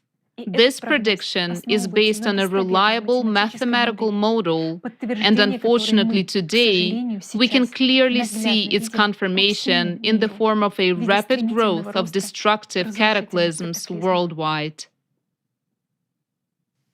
What we have now seen in the video is really scary. In fact, you and I, our loved ones, our families, our children have no more than 5 years to live a relatively peaceful life. And what will happen next? It's hard to describe. And what is even more frightening is that this scientific prediction of climate events is also confirmed precisely by the words of our prophets. Many centuries ago, they warned us about the end times, and the picture described by our ancient prophets exactly coincide with the model of climate cataclysms which we have just seen. For example, in Tanakh, the prophet Isaiah said,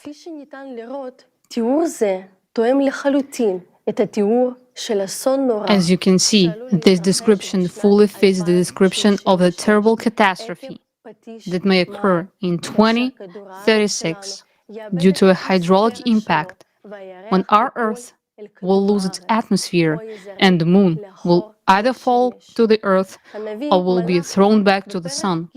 The prophet Malachi also said in the 3rd chapter,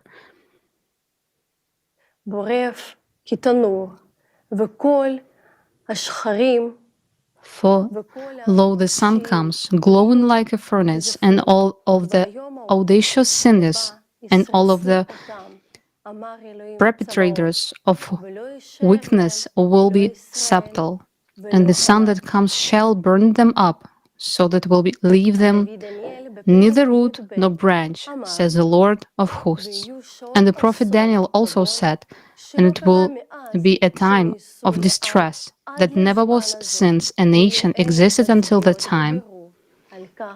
These words clearly indicate that such a disaster have never before been experienced by our Earth, which is also consistent with the results of the mathematical model that was presented at the forum Global Crisis, Our Survival is in Unity. How could our prophets have known what would happen several millennia later, if not from God Himself? Is Is it not a mercy for us that we were warned of these terrible events by our prophets, that so we could change this scenario? Elizabeth, in your opinion, as a scientist, how it is possible to change this catastrophic scenario? What is needed to be done?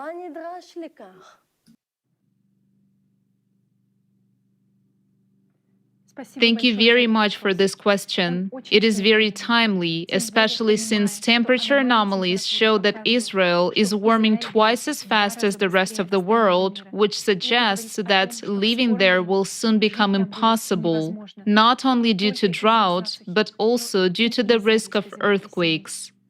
This problem must be solved, but it can only be solved in the creative society. To solve such a serious problem as changes in the Earth's core and to be able to save people's lives, we must change the format of society from the consumerist to the creative one, where human life will be the highest value. Only in this format will it be possible to unite the smartest people on the planet and provide unlimited funding to science for solving these issues. Although external cosmic impact affecting the planet's core has not yet been studied by modern science, research in this direction is already being conducted in many classified laboratories. Unfortunately, these efforts are not aimed at stabilizing the Earth's core, but rather for military purposes. Scientists already possess the necessary skills, experience, and understanding, but they cannot share their research and knowledge with the rest of the world. Their talents cannot be used in this search for a solution to ensure the survival of our civilization, because no country in the consumerist format of society will reveal its best minds to the world. This is because the world is still engaged in a race for dominance, influence, and power. Scientists cannot come together under a common goal to overcome the climate crisis in the current consumerist format of society. In order to survive, we need to change the model of our society. We must create a format of society that does not contribute to unleashing wars and is not ruled by a minority. It's a format that values human life and which we call the creative society.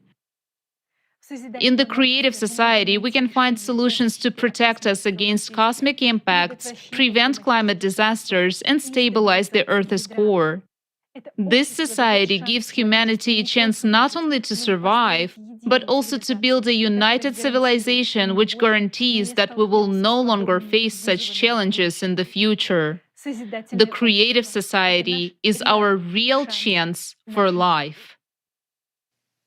Elizabeth, we thank you for this comprehensive climate report, for your courage to voice the truth about climate to the world, and for your example. We would also like to thank the enormous team of volunteer scientists from around the world who work tirelessly to give humanity a complete picture of how critical the situation is today, with the disruption of the planet's core, the rise of magma, the increase in the number and strength of earthquakes, and what it all leads to. And most importantly, why we, humanity, need to act urgently now. We are very happy that people today have the opportunity to hear this vital information in 50 languages. We thank all the volunteer simultaneous interpreters who are doing their best right now, each in their place, to bring this valuable knowledge and understanding to their people. We, as a global community, can no longer ignore what is happening to our planet's climate. We can already see how much volcanic and seismic activity has increased on Earth, and this is an undeniable fact. In recent months alone, we have witnessed dangerous volcanoes awaken one after another. Nevada del Ruiz in Colombia, which is considered one of the most dangerous in the world, is showing signs of increased activity. In different continents, almost simultaneously, two volcanoes began erupting, Etna in Italy, and Popocatépetl in Mexico. In Kamchatka, Shevelich, a nameless volcano woke up. Ebica in Kuril Islands, Java in Indonesia, Kilauea in Hawaii, and many, many others. And today, scientists are concerned about an even more serious problem, namely the possibility of activation of supervolcanoes such as Yellowstone in the United States and Ira in Japan. The explosion of just one of them can wipe out all humanity from the face of the earth and plunge our planet into volcanic winter for many years. By a chain reaction, other volcanoes can also be activated. The consequences will affect everyone. Earthquakes, poisoned air, ash, hunger, and cold over the planet. What is the likelihood of such an event happening in the near future, and is there any way that we can prevent such an eruption today? An international expert in the field of elementary particle physics, member of the CERN Laboratory's Future Circular Collider project team, and Lawrence Livermore National Laboratory's National Ignition Facility user team, educator member, International Association of Intelligence Educators will talk about this. Dr. Egan Chalakan. Good day to everyone. My name is Egon Chalakian. I am a retired international tax law professional who was also a qualified particle physicist. For the most part, I reside in Cambridge, Massachusetts, USA, home to both MIT and Harvard University, where I have academic roots. Equipped with a combined legal and physical science background, I developed a professional career within the national security, legislative affairs, and academic communities, commencing very early on. Today, I shall be speaking on the interface between climate change, Earth's geophysical disruption, legislative affairs, and national security. Because the character of my chosen topic requires a cultivated expertise typically obtained only on the job, particularly with respect to legislative affairs and national security, I'm also going to give you a bit of my professional background in these same domains as well. In this regard, very early in my career, I served as a legislative tax analyst attached to the President's Commission on International Trade and Investment Policy, the White House, under President Nixon and President Ford. And while affiliated with the Harvard Legislative Research Bureau, and while serving on the board of editors of the Harvard Journal of Legislation, I simultaneously served as a legislative tax analyst with the Joint Taxation Committee of the Committee on Ways and Means and Finance, U.S. House of Representatives and Senate, 92nd and 93rd sessions of Congress. Thereafter, I worked with the Reagan Kitchen Cabinet and Reagan White House, where I was intimately involved with President Reagan's Strategic Defense Initiative project. In total, I have worked with 4 U.S. presidents. While I am, in fact, based in Cambridge, Massachusetts, the lion's share of my current professional activities do in fact take place on Capitol Hill, Washington, D.C., where I have recently commenced a specialized legislative affairs practice centered on climate change and national security-related matters. Incidentally, if you're wondering whether or not I still keep my hand in the physical sciences, well, yes, I do. In fact, I am duly cited in all 4 volumes of CERN Laboratory's Future Circular Collider Conceptual Design Report, and I retain a very active role in the FCC's development. Additionally, I am likewise actively involved in NASA's NISAR mission as well, with a 2024 launch date rapidly approaching. CERN is the preeminent particle physics laboratory worldwide, and the FCC project is deemed to be one of the world's most sophisticated engineering challenges. And with regard to NASA's NISAR mission, which is a partnership between NASA and the Indian Space Research Organization, it is the first satellite mission to collect data in 2 microwave bandwidths, called the L-band and the S-band.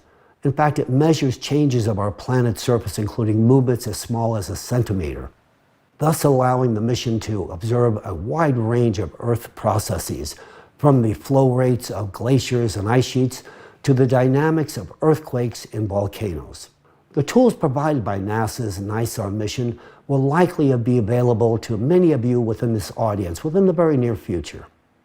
Now I will turn my attention to the interface between volcanoes, the oceans, human anthropogenic behavior, and legislative affairs and national security. Starting with the oceans and human interaction, the anthropogenic factor has indeed destabilized our ocean's ability to mitigate Earth's ever-increasing volcanic activity. Historically, we as humans could place reliance on Earth's oceans to provide a natural cooling system for the plates and magma beneath Earth's crust, which in turn prevented magma from achieving critical temperatures. By simply cooling the plates and the magma through the release of excess heat into the atmosphere, the oceans routinely prevented the prospect of potentially catastrophic consequences of magma breaching through Earth's crust. Now, unfortunately, it would appear that humans have seen fit to handicap our oceans from performing this vital service. Growing evidence would suggest that the thermal conductivity of ocean water has been decreasing at a molecular level as a direct result of microplastic pollution. Microplastic pollution has decreased the ability of the ocean to release heat into the atmosphere, consequently causing the ocean to heat up and the magma beneath the plates to receive insufficient cooling. As a direct result of this activity, the opportunity for enhanced seismic and volcanic activity has dramatically increased. Routine results reveal that magma flows that are currently being released reflect higher temperatures and significantly different chemical compositions than those observed in the past. And magma that was previously retained at greater depths is now freely evacuating to the surface, further supporting the validity of this statement. Now let's talk about volcanoes. This portion of my presentation will be centered on the cataclysmic volcano activity, both historical and forthcoming, and on the impact likely to be visited upon mankind. Whether viewed through the national security or national disaster lens, the threat warrants immediate global attention. Accordingly, from the introductory presentation, it is hoped that a blueprint to address this issue at hand may ultimately be born, and to the same end, a 12,000-year evolutionary volcanic cycle will be embraced, from which we shall examine the factors which give rise to my assertions. My choice to employ a 12,000-year cyclical barometer was drawn from traditional geological interrogation, which included an empirical examination of ice core data, sedimentary deposits, glacial traces, paleomagnetic research, and archaeological excavation datings. The enhanced frequency of extraordinary geophysical events indicates pronounced instability in the Earth's core. This same instability will consequently manifest itself in the form of intense heat and subsequent magma, as witnessed just a few weeks back. The seismic events unfolding before us today should not be overlooked or discounted. Earthquakes realized in Turkey and Syria, compounded by a succession of volcanic eruptions and subordinated activity, ought to provide ample warning of imminent danger at our doorsteps. Should an earthquake occur in a geospecific region of China or elsewhere on the planet that produces a force magnitude similar to that recently visited upon Turkey, such an extraordinary event could actually trigger volcanic activity as far away as Yellowstone caldera, located in North America. Volcanic networks are indeed incestuous in all respects. If this were to happen, the consequences could be devastating, potentially resulting in a consequential eruption of the Yellowstone supervolcano. Moreover, such a catastrophic incident could also activate an interconnected network of volcanoes worldwide. In this lattermost scenario, the fate of mankind would likely be at stake. Volcanoes erupt when mandatory conditions are met. Currently, an increase in magnetic activity is observed on the Earth's interior, and this will ultimately bring about enhanced volcanic activity from both volcanoes and supervolcanoes alike. As magma escapes to the surface, even if external impact on the Earth's core were fully arrested, the presence of inertia would suggest that the eruptions would persist. This inspires the inevitable question as to whether or not volcanic eruptions could be controlled, regulated, or even precluded by man. Can we actually diffuse volcanic eruptions? The eruption of a volcano is instigated by the ascent of magma and the buildup of pressure within the conduit of the volcano. Upon reaching the surface, the magma is discharged as a result of degassing. The process of eruption is also accompanied by a series of small earthquakes that cause the surrounding plates to shift, which can influence the upward movement of the magma. In fact, volcanoes function as a remediating mechanism for our planet, with the goal of stabilizing magmatic outflows. What about earthquakes? Earthquakes are not a mere consequence of plate destruction, but rather a fundamental mechanism of natural remediation, a protective mechanism for our planet. A series of earthquakes within the Earth's crust indicates that the crust of our planet itself compensates for an increase in pressure of magma in the trough, thereby averting volcanic eruptions. During the eruption, only a portion of the accumulated magma is spent, with the remaining balance falling subject to the natural remediation process. This same process manifests in an integral series of stabilizing earthquakes of varying magnitudes, which further serves to stay magma escape. Such a mechanism of natural compensation does not, however, apply in the case of supervolcanoes. A supervolcano possesses a massive magma chamber embedded in the Earth's crust, where magma can ascend and penetrate through the tectonic plate, resulting in a volcanic eruption. Unlike regular volcanoes, Earth's crust is unable to manipulate and restrain the powerful supervolcano eruption through the movement of its plates. Instead, the tectonic plate succumbs to its elimination through a process of melting, which allows magma to flow less impaired directly from the magma chamber under enormous pressure. In the present moment, we have an unprecedented opportunity to avert such catastrophes. These are not fanciful theories, but rather fundamental principles that are being implemented today. We have acquired the knowledge of how to properly degas and unload volcanoes. By implementing a controlled preemptive degassing strategy, we conceivably could harness the potential of alienating the buildup of pressure in supervolcanoes, thus preventing magma from burning through the Earth's crust, and thereby averting the catastrophic consequences of a supervolcanic eruption. To properly perform degassing measures and activate the compensatory mechanisms already in place, it would be necessary to control both the plates and the pressure of magma in order to regulate closure of the trough. By carefully controlling the processes, we could release the growing pathological tension in the areas most influencing the lithospheric plates, thereby reducing the frequency of earthquakes and volcanic eruptions. In other words, the process of earthquakes can be influenced and possibly regulated. In closing, we can prevent the catastrophic eruptions of a supervolcano. However, this can only be achieved after we stop the external impact on the core, which takes place every 12,000-year cycle. This is an undeniable fact. If we fail to take corrective action or improperly conduct degassing, the excess energy will intensify the cavitation process of magma and lead to a sharp expansion of magma pressure, which the crust would not be able to withstand.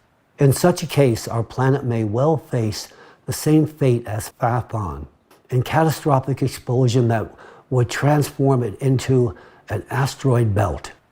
The issue at hand is not just a matter of national security, but rather a supranational one that should capture the attention of intelligence agencies and governments worldwide.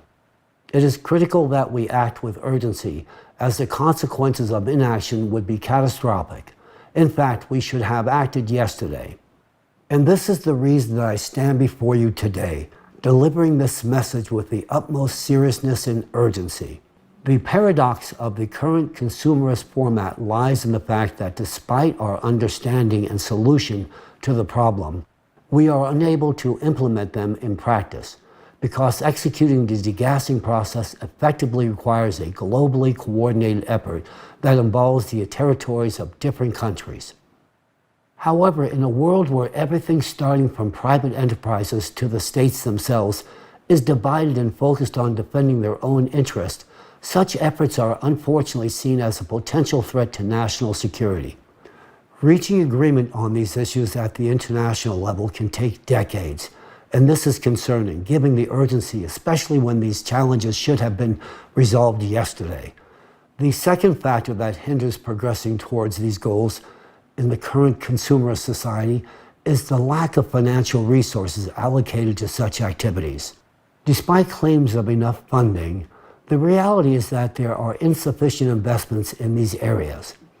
While funds are directed towards wars and conflicts, no funds are allocated to provide for pressing human needs because the consumerist society places no value on human life. Therefore, I assert with confidence that if we persist in the consumerist model of international relations, we are bound to fail. The terms of the game are such that even if we possess a solution, we are not able to execute it. We people are the root cause of all crises.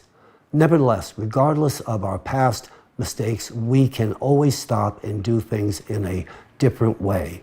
However, given the current state of affairs, any small delay in addressing the climate threats will result in irreversible consequences.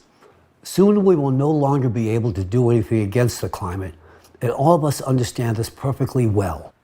In light of the dire climate situation, I have come before you today to discuss a possible solution.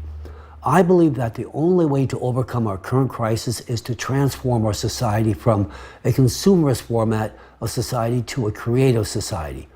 The model of the creative society instills in us three key conditions that will enable us to combat climate change. First and foremost, in the creative society, human life is considered paramount, and thus its preservation and protection are prioritized above all else.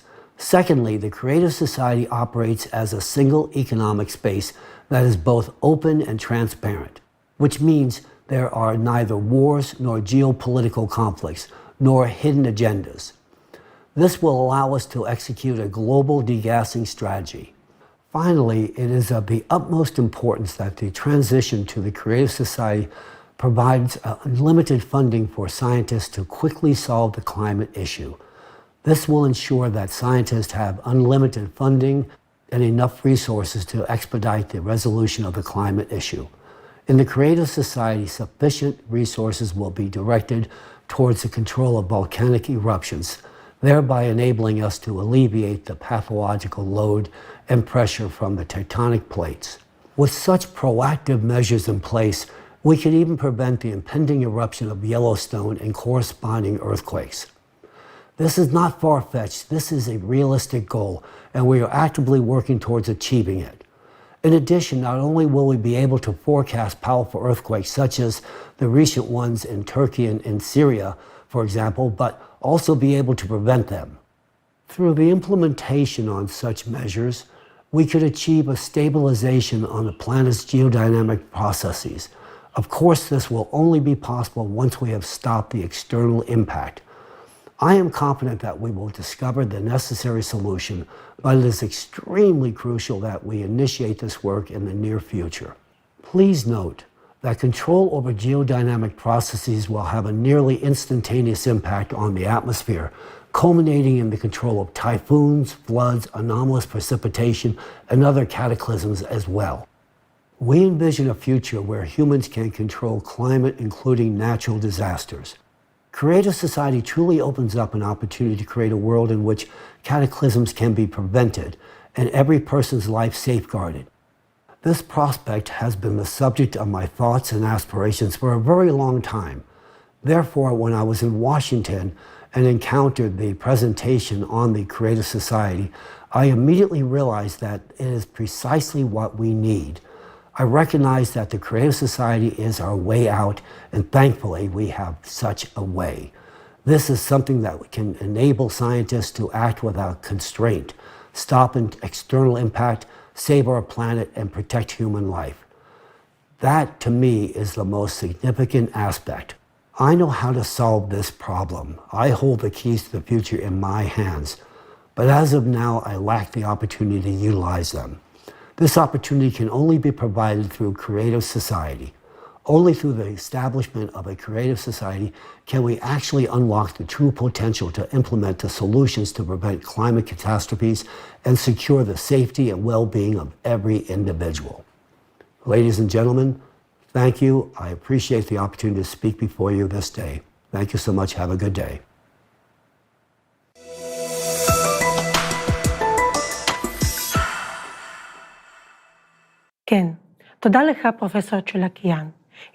Yes, thank you, Professor Cholakan. You have voiced the fact that the Creative Society will enable us to implement a proper degazing strategy on a global scale, that is, throughout the planet. And now we need to ensure sufficient funding for scientists to research and solve the problem of climate as soon as possible. If we unite the scientific potential, we will be able to stop the external impact on the core of our planet and stabilize geodynamic processes. We will be able to prevent typhoons, earthquakes, abnormal precipitation, and other natural disasters. In short, we will be able to control the climate, but only in the Creative Society. Today, climate change is the threat to the existence of the entire humanity. If we do not start taking action now, we may not have enough time to prevent this threat. The situation is very acute. Climate is a faceless and ruthless enemy that recognizes no borders or nationalities. It doesn't care about your social status or your wealth. You cannot bribe it. Your high fences will not stop it from destroying you. To save ourselves, we need to unite the whole world, all the people, the entire scientific potential. And our people have the greatest scientific potential. We, Jewish people, are one of the smartest people in the world. Although we make up only 0.2% of world's population, more than 25% of Nobel Prize winners are Jewish. Our people are also the winners of the Turing Award, the most prestigious prize in computer science, the Fields Medal, awarded by the International Congress of Mathematicians, and many other prestigious awards. The achievements of Israeli scientists have greatly contributed to the strengthening of Israel's international status. Our country is considered a high-tech superpower, attracting the attention of major international companies which open their research centers here and invest in startups in various industries. There are more than 70 venture capital funds operating in Israel. Every year, $12 billion, or 4.7% of GDP, is spent on innovation development, which is one of the highest rates in the world. 300 major international companies have innovation centers in Israel. Among them, Intel, Google, Microsoft, Facebook, SAP, IBM, Oracle, Dell, Cisco Systems. Israeli science has contributed significantly to improving the quality of life of billions of people around the world. Israel is one of the top 10 nations in space exploration. But despite all these achievements, Israel will not be able to save itself and survive alone in the conditions of the rapidly changing climate. It is impossible to solve this problem within one country. Even if Israel chooses the path of building the creative society, all of Israel's most advanced technology will not protect it if neighboring countries remain in the consumerist format. Despite our rich scientific potential, our nation, like the whole of humanity, is on the brink. We have enormous potential, but now we're channeling it into the existing consumerist format, a world that is crumbling before our eyes. So there is an urgent need to channel our minds and our intellectual potential to bring people together to deal with the climate issue. It is up to us, the Jewish people, to set an example of unity and to unite the entire world community. We can do this because our people are all over the world. We rule the world. Look, our people are everywhere. Even if the president of some country is not a representative of the Jewish people, his advisor is our person. There is not much time left, but we know how to get the things done. We need to unite, to make the most of our potential, relying on the richest resources of the Jewish people, which are our intellect and experience. Since we have this potential, we must apply it for survival of the people of Israel and the survival of all humankind. We need change. And if we can change something, it is better to change it for the better and to change the format of society to the creative one, to a format where everyone's life will be valued and secured, to a format where each person's life will be worthy and prosperous. Creative society is beneficial for all the Jewish people. It is the best future we can build for ourselves. It is a society that guarantees us prosperity, security, and unlimited development for our great people. With a great pleasure, we invite you to watch a video about the wonderful prospect of the creative society and all the various benefits and bonuses of the creative society for you personally and for every person in the world.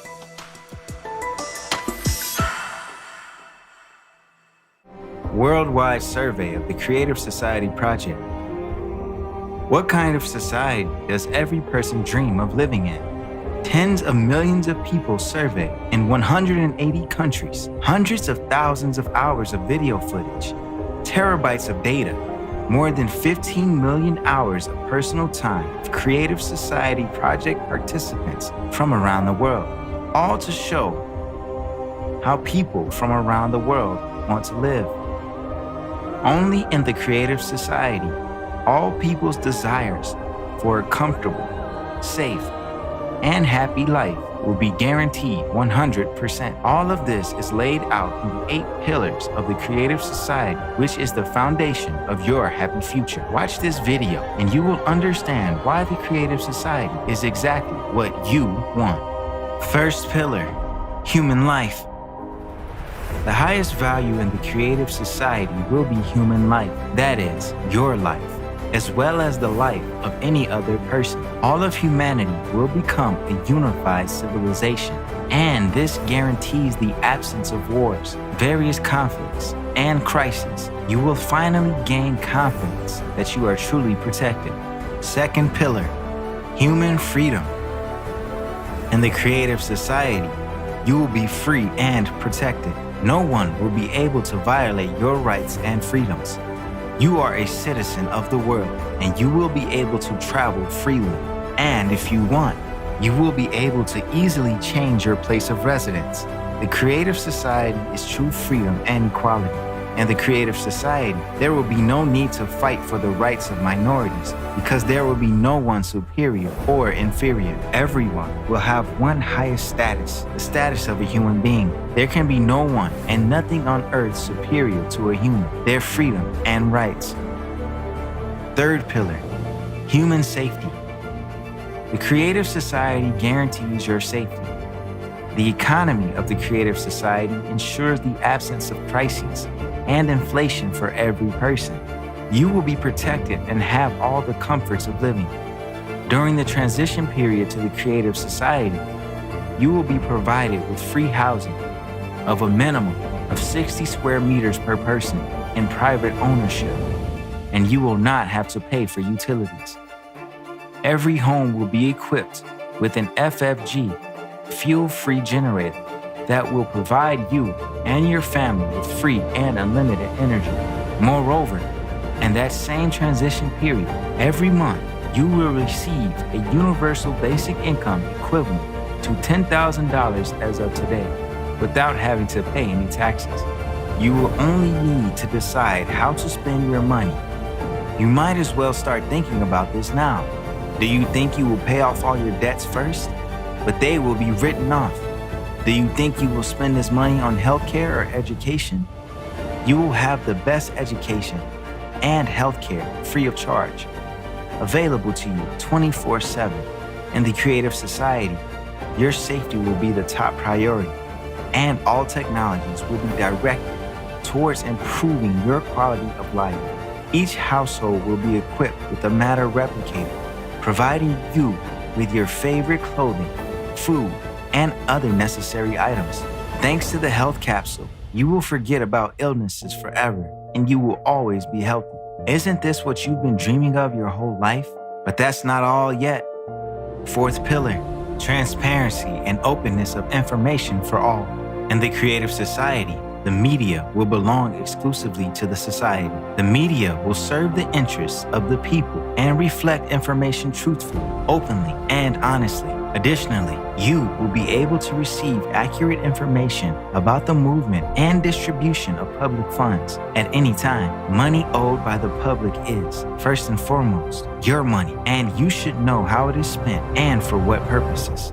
Fifth pillar, the creative ideology. You will no longer have your mind manipulated, nor be frightened with imaginary enemies. We will not be pushed to confront each other and be divided into us versus them anymore, because in the creative society, any propaganda of violence, inhumanity, and segregation will be prohibited. The creative society will establish all the conditions for the development and education of a human with a capital H. Our children will be raised on the principles of humaneness, kindness, friendship, and mutual respect. These particular qualities will form the basis of relationships between people in the creative society. Sixth pillar, development of personality. In the creative society, you will be able to study wherever you want and train to become whatever you want, and it will all be absolutely free of charge. Education in the creative society will unlock your individual potential by 100%. You will be provided with a program specifically tailored to maximize your intellectual abilities. Any educational process will be interesting and engaging. You will have access to cutting-edge technologies in education and development. You can study anywhere in the world at any time that suits you. In the creative society, the world of knowledge is open for you. Seventh pillar, justice and equality. If you decide to work, you will be able to choose a profession that brings you joy. There will be a 4-day work week with a 4-hour workday. Moreover, you will have 2 fully paid vacations per year. Every job will have a decent compensation. The pay for identical positions, specialties, and professions will be the same worldwide. Furthermore, justice and equality will ensure that there will be no more private monopoly and irrational use of resources. All natural resources will belong to all people, including you. Eighth pillar, self-governing society. In the creative society, for the first time in human history, a unified, all-human civilization will be created. All power will belong to all people, to you. People know what they want and how they want to live. All socially important issues will be decided by people themselves on an open online platform. Specialists will be responsible for implementation of the tasks assigned to them. They will be appointed and controlled by people themselves. Since all processes will be transparent, corruption and dictatorship will be impossible in the creative society. In the creative society, you will decide for yourself how to live. For the first time in human history, your future will be in your hands. The 8 pillars of the creative society are formed from our desire to live as human beings. Everyone wants to live in a world without wars, without violence, without tyranny, without poverty, without inflation or any crisis, without absurd and total consumption. If you want peace, security, confidence, free and high-quality healthcare and education, freedom of movement around the world, a universal basic income, access to free energy, then the creative society will fulfill all your dreams. All of this can easily be achieved in the coming years. How to do this? Just tell this to as many people as possible, to everyone. Your dream world is separated from you by your neighbors and everyone around you who don't know about the creative society yet. Do you want the creative society to come as soon as possible? Act. Tell everyone about the creative society. For the first time in human history, your future is in your hands.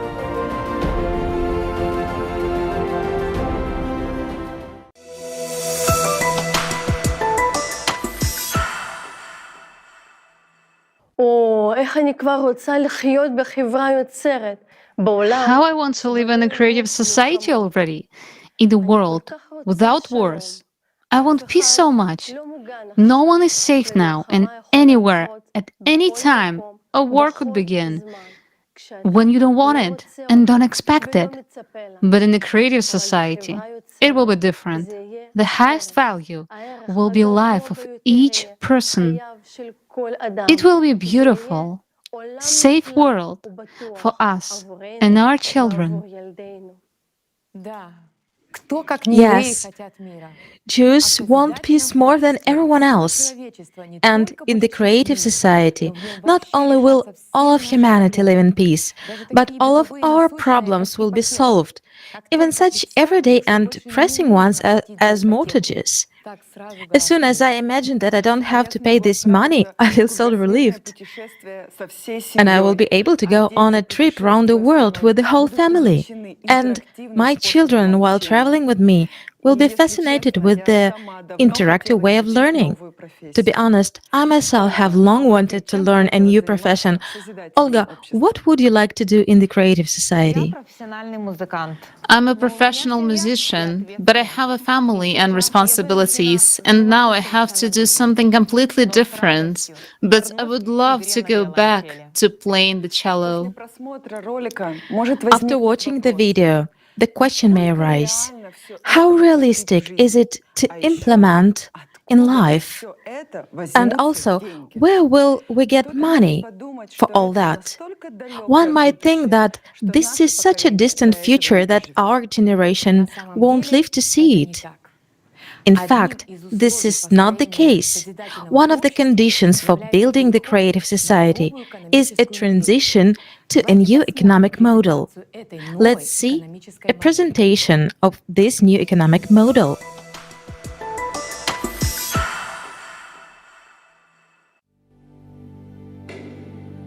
In the transition period to the creative society, each person will have universal basic income equivalent to $10,000 US, free housing at least 650 square feet per person, free healthcare of the highest quality, free education for a lifetime, safety in every part of the world, work 4 hours a day, 4 days a week, paid vacation for 2 months a year, equally high salaries across the world, no taxes for individuals, small and medium-sized businesses, fixed prices on all goods.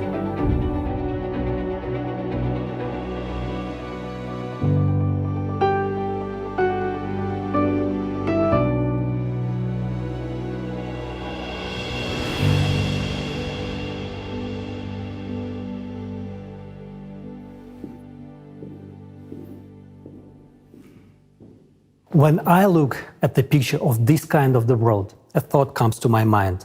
This is incredible. This is incredibly cool. And yes, I want this kind of life. But just like in any person, a skeptic inside me begins to rant and says, first of all, it is impossible to implement. And even if it is possible, it certainly won't happen in my lifetime. And goes on to affirm, no one will let you do this. And you know what I reply to him? You're right. And indeed, he is right in today's economy of the consumerist format in which we exist nowadays. This cannot be implemented. This requires a different economic model. We need to look beyond the confines of the current system. And I invite you to learn about a new model of economy that will provide a high standard of living for every human being. This model has been developed and proposed by experts from around the world. It takes into account the economic needs of each person, technological advances, and the need for our civilization to develop and evolve. This innovative model will change our lives from the first day of its implementation. I want to draw your attention to the fact that its implementation is possible only if the format of society is changed from consumerist to creative. And further, I will explain why. Unlike the current economic model, the new model will have a different goal: to provide the high standard of living for every human on the planet. There are two key requirements for the new economic model to function and achieve this goal. The first requirement: the new economic model can only work on the planetary scale. It cannot work in a single country. The second requirement is the self-governing society. All power must belong to the people. The economy, along with other strategic spheres, will also be managed and controlled directly by society, represented by every person, each of us, via the electoral platform. So, we have formulated the goal of the new economic model and outlined the necessary requirements for its implementation. These requirements can only be met in the creative format of society. I now invite you to model the near future.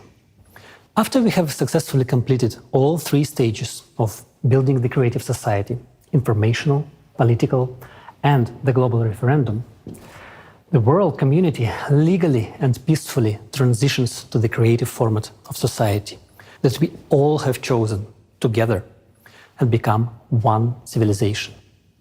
From that moment on, it will take a small amount of time to launch the new economic model. 6 months, according to preliminary calculations. After that, we will enter the transitional period to the creative society, which will last 5 to 6 years. As soon as we enter the transitional period, everyone will be provided with the monthly unconditional basic income in the amount equivalent to $10,000, with their own housing of at least 60 square meters per person.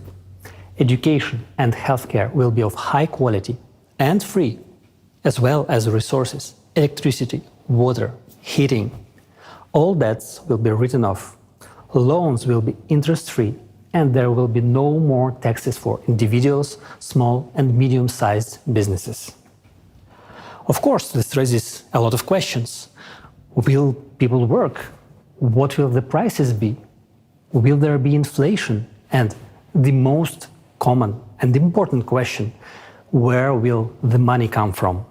So let's take it in order.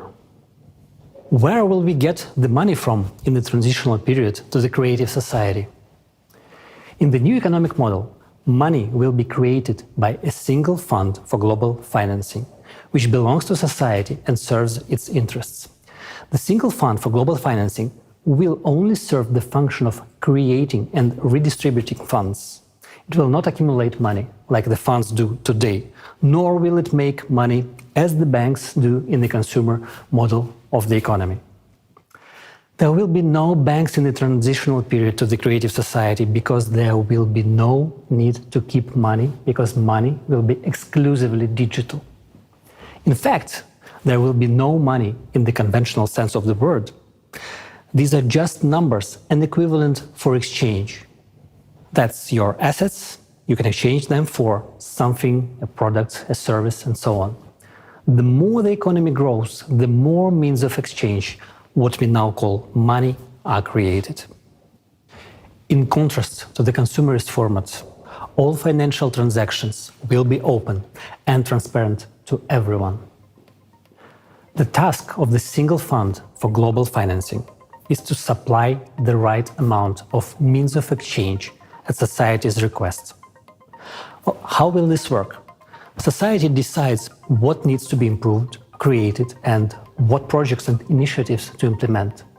Experts will use the artificial intelligence to calculate how much money is needed to achieve those goals. And the single fund for global financing will create the necessary amount of money. If there is a request for the implementation of a project in a village, city, or country, an application is submitted to the electoral platform. For example, if a city decides to replace its asphalt pavement, it submits a request, and funds are allocated for this from the single fund for global financing. It's just like in the family. You know what everyone needs, and you allocate money from the family budget to buy the necessary goods: pants, sneakers, a piano. It's the same at the city and global levels. The only difference is that our budget as a society is not limited. We can spend as much as we want if there is something to spend on, and we need it. This approach does not limit the development of the economy. The economy develops and our opportunities increase. In the new economic model, there will be no budgets of cities and countries. There will be no such thing as state money either. The only place where money can accumulate is your personal account, and you yourself dispose of it as you please. If a country, city, or village has a budget, there will inevitably be those who will try to make a profit from that budget, local officials and others. And when there is no budget, it cannot be taken away. And this is the answer to the question of why there will be no corruption, theft, and bureaucracy. There won't be a situation where the asphalt pavement was changed last year and this year it is changed again, and someone makes money on it. It will not happen because the monitoring system will guarantee the transparency of all operations. Monitoring that the money allocated has been used as intended will be done with the help of technologies that already exist, such as the multipurpose complex Voskhod. You won't be able to buy building materials for a higher price than those that are sold everywhere, and everyone can see their price. How is it possible to steal if what you buy and sell can be seen immediately? Money flows are transparent. Anyone can see what every penny is spent on. Now, in the consumerist format, this information is hidden. But in the transitional period to the creative society, it will be available to everyone. You can see exactly how money has been spent in any part of the world, regardless of where you are, because society's money is your money. For the convenience of transactions and complete transparency, a new single monetary unit will be introduced, which can be used anywhere in the world. It will belong to society and be created by the single fund for global financing. It will be digital. It will not be possible to seize or freeze it, and it will not lose value. You cannot lose digital money. It cannot be stolen, and its flows are completely transparent. From the first day of the transitional period to the creative society, an exchange of existing currencies for the new monetary unit will take place. All savings, capitals, and assets of people and enterprises will be converted into it. Why will the single currency be digital?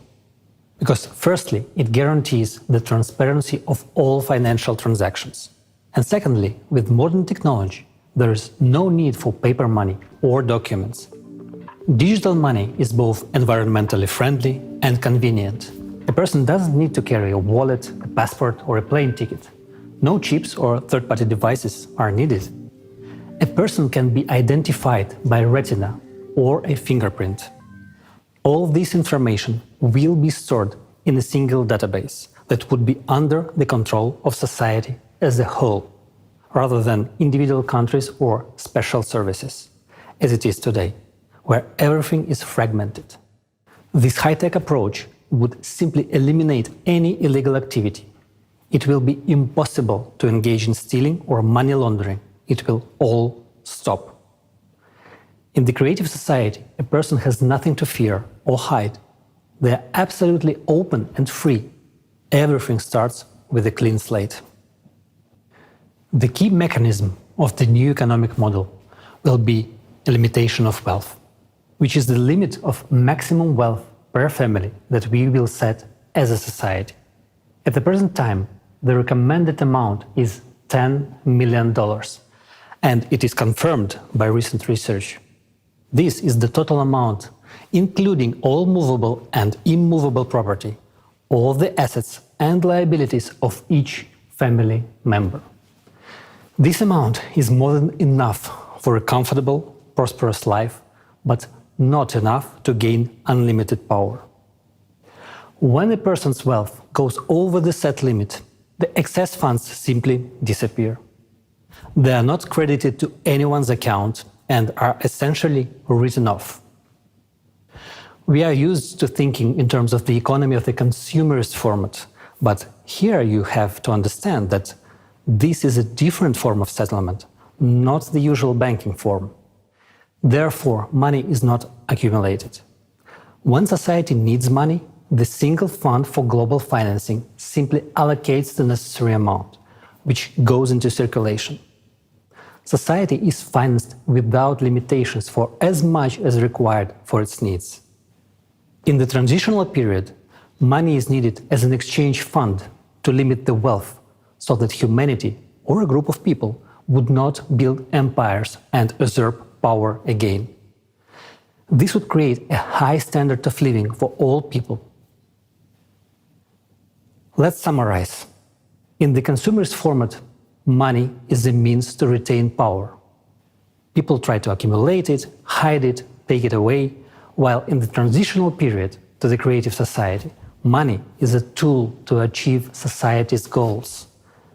And money is needed only during the transitional period to the creative society, as a temporary measure for 5 to 6 years, and it will not be needed in the future. And later we will explain why. Nowadays, they say that the problem is not money, but its quantity. As we have already understood, in the new economic model, there will be no such problem. But the question is different. Will it lead to inflation? The answer is simple. There will be no inflation at all. It is impossible. In the current economic model, this would indeed lead to skyrocketing prices, hyperinflation. But in the economic model of the transitional period to the creative society, this simply could not happen. Why? Because prices would be fixed worldwide by law for all resources, goods and services. They simply cannot be raised, and this means that inflation cannot be created. But it raises another question. At what level will the prices be fixed? Will the bread cost $1,000? Well, if you make that decision, of course it will, because we will decide as a society anyway. The optimal prices will be calculated using artificial intelligence, considering all the costs and profitability, but the final decision on pricing will be made by people. Therefore, you surely understand we are unlikely to want the bread to cost $1,000. We would rather want it to cost less than it does today. And it will. All prices will be less than they are today. And thanks to what? Because there will be no interest on loans and taxes for medium and small-sized businesses included in the prices. Electricity, water and gas will be free. There will be a single economic environment in the creative society. And the absence of borders means no taxes on exports and imports, no duties, no excise taxes and no customs duties. The introduction of robotics, fuel-free generators and smart logistics will contribute to lower prices for goods. At the same time, quality standards will be equally high for the same goods all over the world. For example, the same hamburger that today costs $6 in America and $1 in Romania will cost, for example, 40 cents worldwide and will be equally delicious and juicy and healthy. Tasty and healthy food will be available to everyone. Right now, in the consumerist economy, 8 billion people is a lot. And in the creative society, 50 billion won't be enough. But even in the transitional period, we will not need to add worms, bugs and other insects to our food, because the production of organic and quality food will increase many times as new technologies are introduced, such as vertical farms, which we already have now, but it is not profitable to introduce them in the farming in the consumer's format. And in the new model of the economy, it will become completely natural. Today, despite the addition of insects to our food, 2 billion people are starving. And in the transitional period to the creative society, there will be neither hungry nor poor. I'm already anticipating your next question. Such a rapid improvement in people's living standards and purchasing power, including an unconditional basic income of $10,000, lower prices and free utility services, won't all this lead to a shortage of products? It won't, but friends, the truth is, not everything is going to be so easy. You will have a new headache, where to spend the $10,000, because the selection of goods and services will be huge. In the transitional period to the creative society, almost immediately you will see a huge increase in economic growth, because people will have enough money and there will be an unconditional basic income, which means that the purchasing power will increase many times over. And this is a massive boost for trade turnover. Moreover, ideal conditions will be created for manufacturers and business.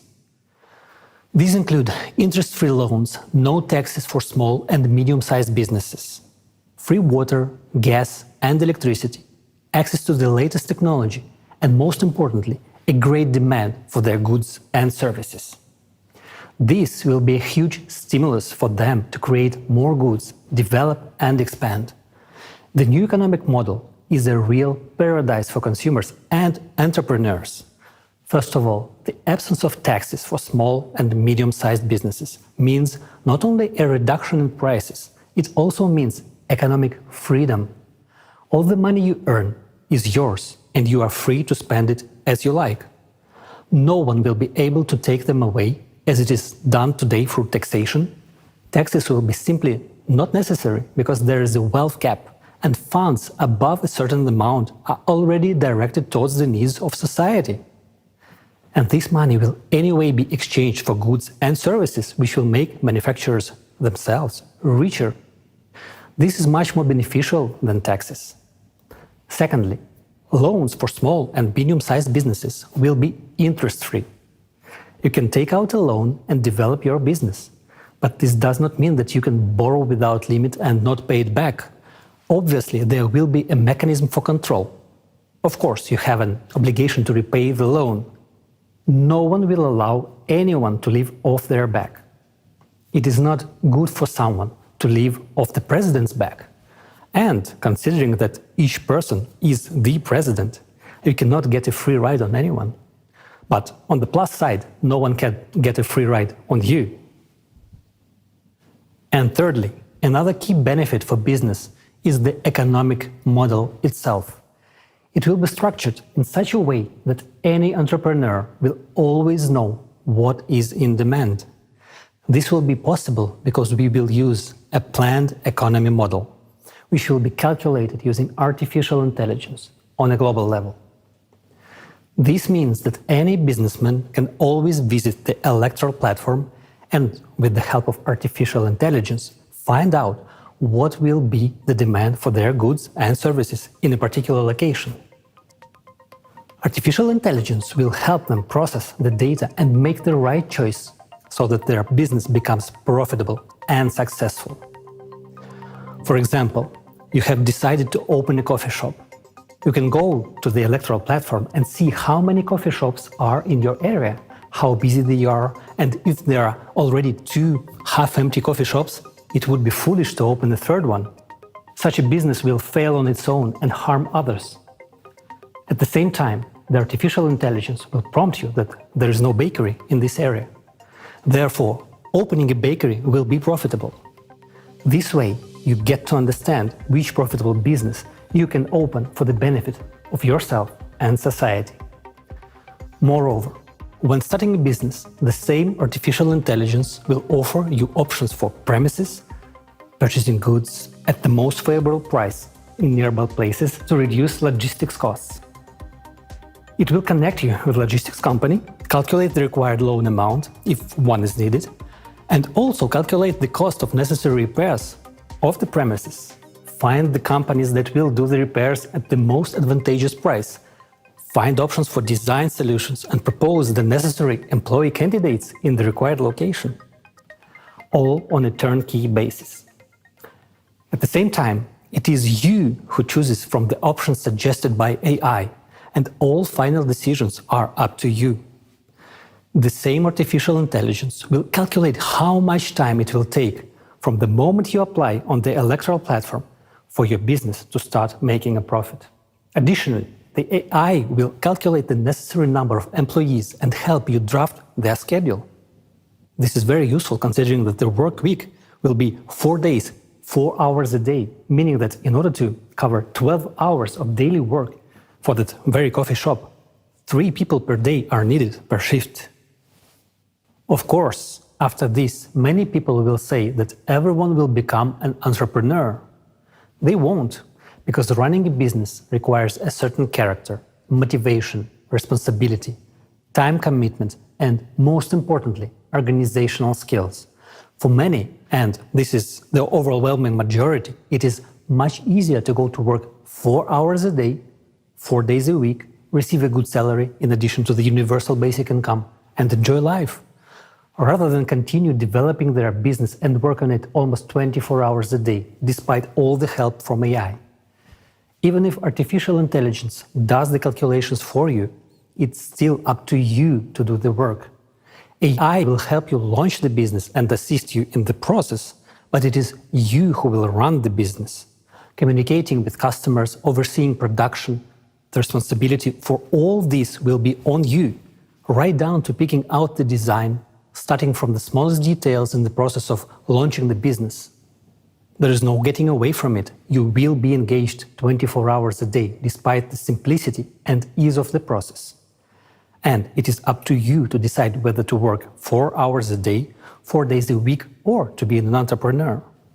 Some people want to earn more, while others are satisfied with their salary and a free, wonderful life. Naturally, all of these conditions, such as no taxes, interest-free loans, understandable demand, etc., will have a positive impact on increasing wages. Wages will need to be increased regularly because companies will need skilled workers to meet the growing demand for goods and services.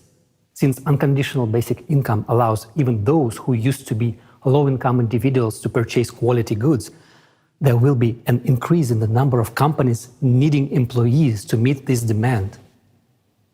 For example, let's consider a medium-sized business. A person has an enterprise with 200 to 300 employees and a turnover of several tens of millions of dollars. They don't have to pay taxes. All the money earned belongs to them. And of course, they will raise wages, because competition for specialists in the labor market will be high. While unemployment will inevitably increase in today's world, in the creative society, on the contrary, there will be competition for good workers. They will be needed. And we come to another often asked question. Will people want to work if they already have a comfortable life provided by universal basic income of $10,000? People will still work because a $120,000 universal basic income per year for a person is just an average level of prosperity. Few people want to be in the middle class. People strive to live better. For example, if a person wants a new good car, then to buy it, they will have to live on just their basic income for several years. Wouldn't it be easier to go to work to buy their dream car faster? In this case, a person could earn an additional $5,000 to $10,000 or more per month, and in a year they could save up for their dream car and drive it to the job they love. You will also want good watches, a good phone, and a new laptop. Why? Because you have the opportunity to buy them. You will want to go to a good restaurant. You will be too lazy to cook, and you will go to a restaurant near your home to eat there. This requires money, and this is a good incentive to work. Not to mention that the transitional period to a creative society implies working for 4 hours a day, 4 days a week, and having 2 months of paid vacation and high salaries worldwide. Furthermore, thanks to the implementation of new technologies, boring professions and hard labor will gradually disappear. People will have much more interesting work to do because there will be many new professions that will reveal their potential and talents. Everyone will be able to easily and freely learn a new trade or train for a new profession. Thus, we understand that people will have all the conditions to earn themselves a good house and even more than one, any car or real estate. And then this question arises, what about private property? Everything a person earns, up to the wealth cap, belongs to them, their house, their yard, their car, and so on. An entrepreneur's private property may include a store, service areas, manufacturing, restaurants, cafes, and the like. But all minerals and resources of the earth will belong to the entire society. It is thanks to this that electricity, water, and gas will be free for people and small and medium-sized businesses. Thus, the new economic model creates all the conditions for the maximum development of both businesses and entrepreneurship, as well as the development of every individual and society as a whole. One more reason why the world economy will become many times more efficient in the transitional period to the creative society is the use of a planned economy at the global level. Just think how much unnecessary money and resources are now spent on overproduction, as well as on liquidation of finished products in order to increase the value of the remaining products. And yet, at a time when a third of the ready-to-eat products are being destroyed, there are countries where people have never ever tried these products. Meanwhile, those countries have things that are needed in other countries. The new model of the economy will solve this problem with smart planning and smart logistics. Logistics will be calculated by experts with the help of artificial intelligence in order to efficiently redistribute goods so that everyone will have the opportunity to buy everything they need. In the model of the transitional period to the creative society, there is no limit to improving human life. It will be possible and necessary to improve life, but prohibited to make it worse, and it will be fixed at the legislative level. Remember, the highest value in the world will be human life and his benefits. Well, friends, let's sum it up. Now you understand how the economic model of the transitional period to the creative society works. It provides everyone with a high standard of living. This includes a monthly unconditional basic income equivalent to $10,000, fixed prices for all goods, high level of wages, free and high quality healthcare, education, and excellent conditions for business development. What's more, there's only a part of its advantages over the current consumerist format of economy. The absence of wars, inflation, crisis, and stable income, all of this makes society healthier, and this is extremely important. There's no need to commit crimes, no reason to risk a happy life. The simple question is, what for? When human life comes first, the world changes drastically. Your happy life is what you will treasure. These are your opportunities, and these are the opportunities for the entire civilization. Today, humanity stands at the threshold of controlling matter. This is the reality of today. Only minor gaps in understanding separate us from controlling matter. The only thing we really lack to fill these gaps and make a scientific breakthrough is scientists from around the world working together in this direction with unlimited funding. And this will be possible from the very first days of the transitional period to the creative society. And most importantly, unlimited funding for science is the only chance to eliminate the climate threat. Because this is the top priority vital issue today. As early as this stage, we will be able to save the planet from climate collapse and launch the processes to solve environmental problems. The transitional period will take about 5 to 6 years. After its completion, we will enter the creative society. And the creative society is a world of incredible possibilities where the latest technologies will be available. The health capsule will allow everyone to extend their lives beyond the species limit and live in a healthy and young body for at least 1,500 years. The replicator is the technology that will enable us to create anything from the tiniest particles, manipulating matter at the quantum level. These technologies will be in every home. And that's the answer to why we will no longer need money. The creative society solves all our economic problems and opens up a new world of incredible opportunities where you can unlock your true potential. If you want to live in such a world, it is now important to act together with millions of people. You and I are now launching a worldwide demand for the creative society, which will very soon become the main trend of humanity.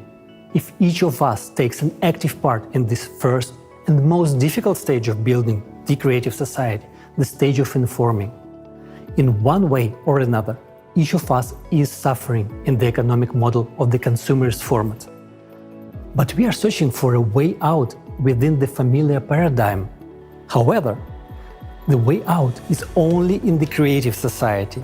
Therefore, for those who understand what the way out is, it is important to tell others about it. Creative society will open up perspectives for growth and development of each individual and of society as a whole. This is what will make us free. In the consumerist format, there can be no real freedom for a person. There's always the exploitation of the majority by a few individuals. But even those few individuals are themselves enslaved by this format. Therefore, not a single person has freedom in the consumerist society. It is only in the creative society that the person can attain true freedom.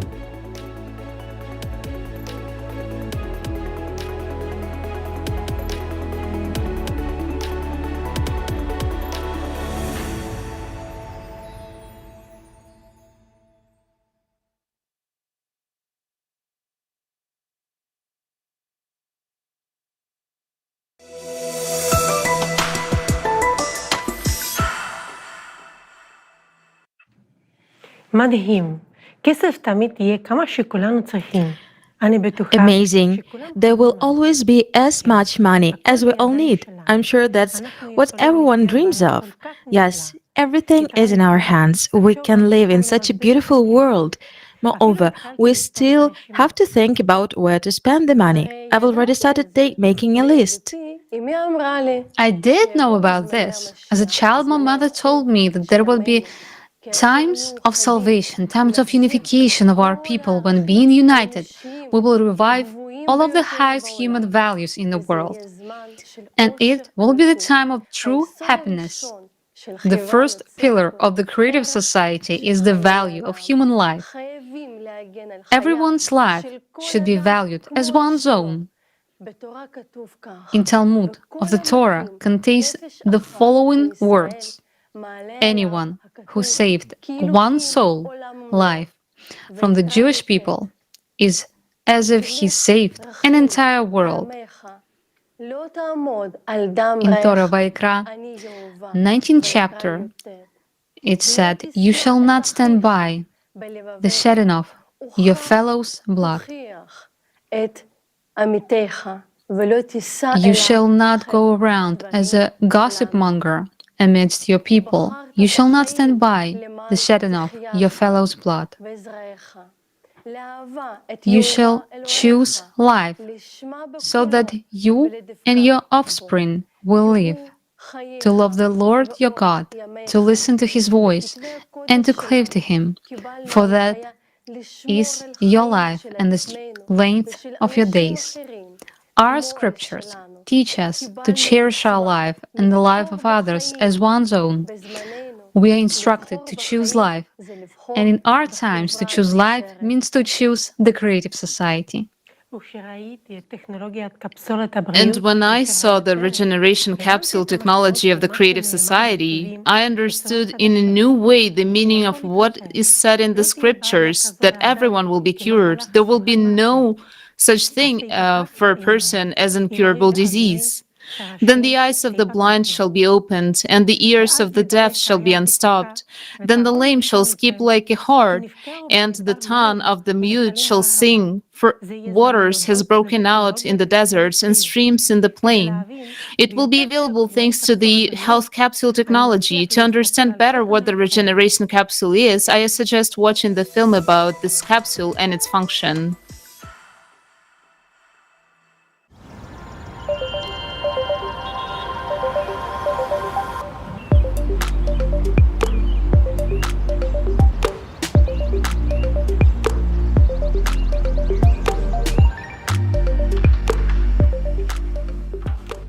Cody, any news for me? The regeneration capsule has been installed and configured. It's also synchronized to your personal medical assistant. Cool. Cody, I want chocolate milkshake. The recipe from Gabby Kozak. Yeah, that milkshake is amazing. Done.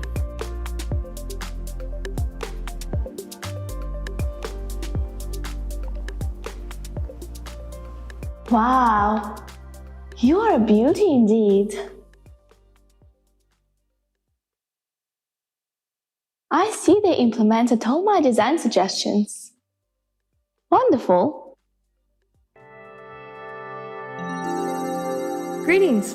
I'm a regeneration capsule, the first generation. Would you like to undergo the body regeneration procedure? Do I have to? When analyzing the data from your personal medical assistant, I discovered that you suffered a fracture at the age of 10. It healed but left a slight dislocation, which deformed your joint, causing pain and potential damage to the joint cartilage if you exercise. The surgery that you had at the age of 16 to remove your appendix left a scar on your skin. Your frequent unbalanced diet has also caused your body to malfunction. I can eliminate all the consequences and restore your body to its perfect condition. Would you like to start the treatment? Yeah, I guess so. But first, I'd like to know more about you. Shall I start the presentation video? Yes, go ahead. The regeneration capsule of the first generation 1.0. The regeneration capsule is a unique daily comprehensive care for your body that includes diagnosis of your body, prevention and treatment of any diseases except mental disorders, restoration of lost body parts and organs, body shaping according to your wishes, hygienic procedures, and cosmetic body care. Thanks to this innovative method, you will be able not only to revitalize your body, but also to extend your life up to 1,500 years. The regeneration capsule works at the information and physical levels. At the physical level, the regeneration capsule will detect any parasites, viruses, bacteria, or toxins in your body, extract energy from them, and transform it into useful elements for you. It can urgently remove any pathological changes, such as blood clots, hemorrhages, or stones, eliminate inflammation, and restore damaged organs and tissues in the body. Thanks to this technology, there is no longer a need for hygienic procedures such as taking a shower or brushing your teeth. Epithelial particles or any dirt will be broken down into elementary particles and used as useful building material to transform your body. At the information level, the health capsule restores all the functions of the body and rejuvenates your body at the DNA level, as it contains all the information about how the body should function. The capsule only changes the program inside the DNA and corrects just one pixel at the beyond quantum level. The rest is done by organism itself according to the new information.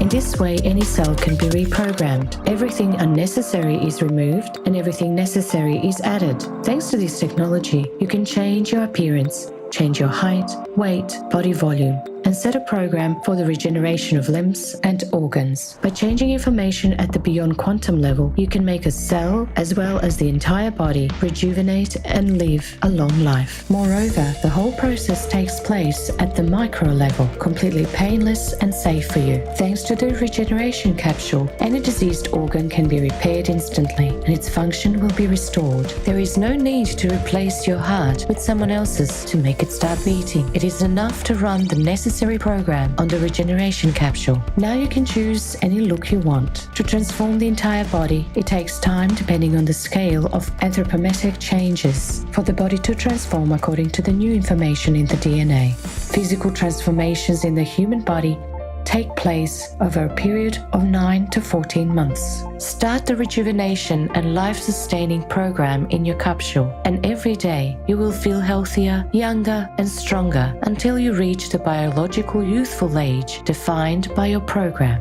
It is possible to extend human life by an average of up to 1,500 years in a young and healthy body. You can also change the characteristics of your body according to your preferences. The capsule technology allows you to become an athlete with any body type, muscle tone, and level of training, and maintain this form according to the parameters set by you.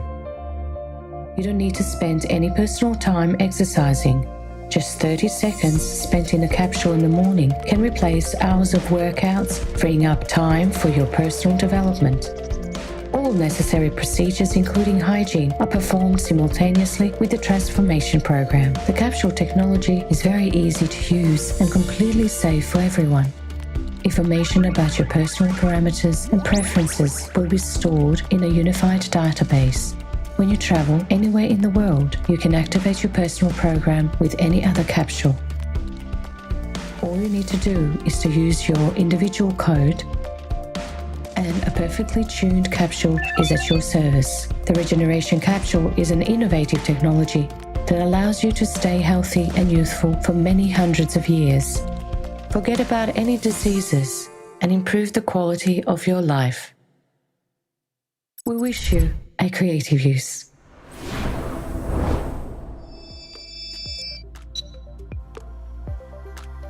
Wow, that's awesome. So you can really cure all diseases? Yes, in fact, most diseases are caused by infections. I can eliminate them very quickly. For example, Alzheimer's disease is caused by a parasitic infection. These microparasites generate a calcium casing around themselves, resulting in excess calcium on the axons, and that in turn leads to neuron connection breakdown and brain cell death. On the other hand, these are living microorganisms, so I can extract the energy from them, remove the excess calcium from the axons, and relocate it to where it's needed. The excess calcium is then removed from the body. All relevant neurons will be restored based on your individual DNA program. If you want to increase brain functionality, I can also create active neurons and increase their number. As time passes, you will gradually adapt to the increased brain functionality. The complete program to cure a person takes 30 seconds, and they will leave the capsule completely healthy. Oh, it's good to know I won't have to worry about Alzheimer's. But can you make me look pretty? You have very beautiful facial features and body shape. What changes would you like to make? Well, I'm not really happy with my nose, and I wish my hips were smaller. No problem, just choose a program.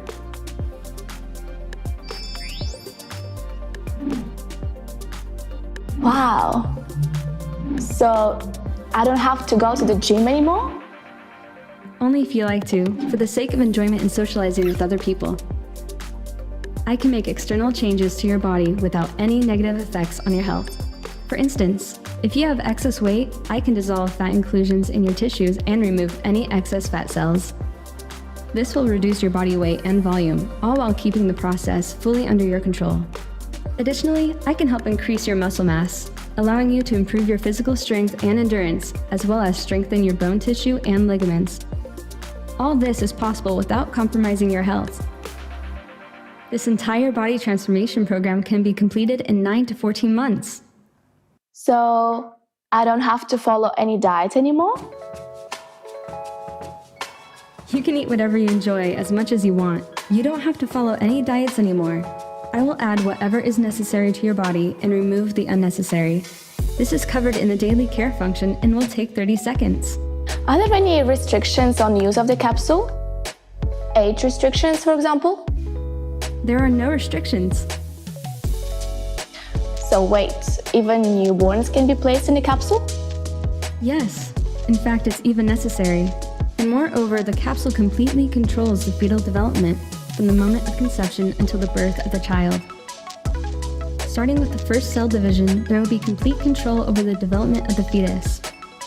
After all, it is already an organism with an organism. As the baby is born, it is under complete monitoring and care. It will have a perfect body, with a perfect program, and a perfect immune system. The capsule can accompany the pregnancy and be used during the delivery. It monitors the fetus and the mother. It can create an absolutely comfortable and proper state during the delivery. Also, I'm a bit confused. What do you mean that we don't have to wash ourselves anymore? So we don't have to wash our hands either? This is no longer necessary. All the more, a conventional shower cannot cleanse your body as perfectly and safely as I can. After the daily care function, all excess epithelium, germs, earwax, and other bodily secretions will be cleansed from your skin. These, as a valuable construction material, will be converted into elements that are necessary and beneficial for your body. If you prefer, I can also remove all unwanted hair from your body. Now that sounds pretty good to me. It really sounds tempting. But I'm just a bit concerned. With all this manipulation with our DNA and body parts, would I become a mutant at some point? No, that's impossible. The first foundation of the creative society is the value of human life, which is why all my functions are set up only to improve and maintain your health and well-being. Oh, the first foundation. How could I forget? Now you convinced me. I'm ready.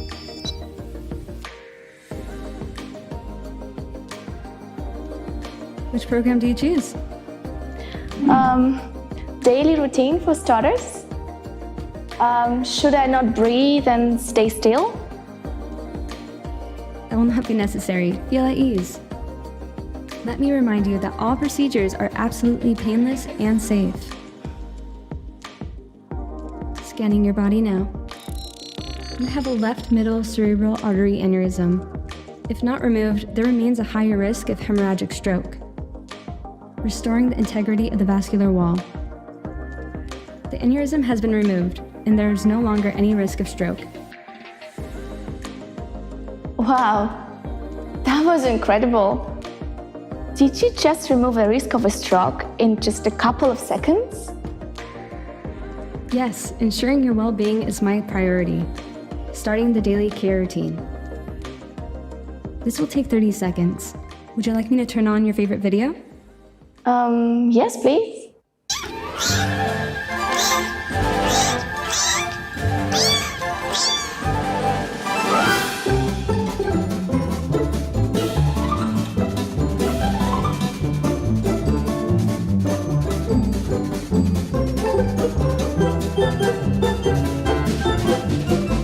The daily care routine of your body is complete.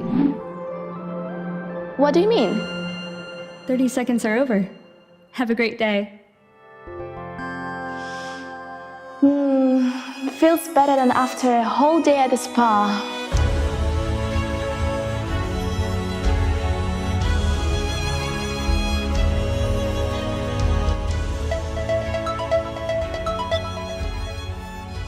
Mom, hi!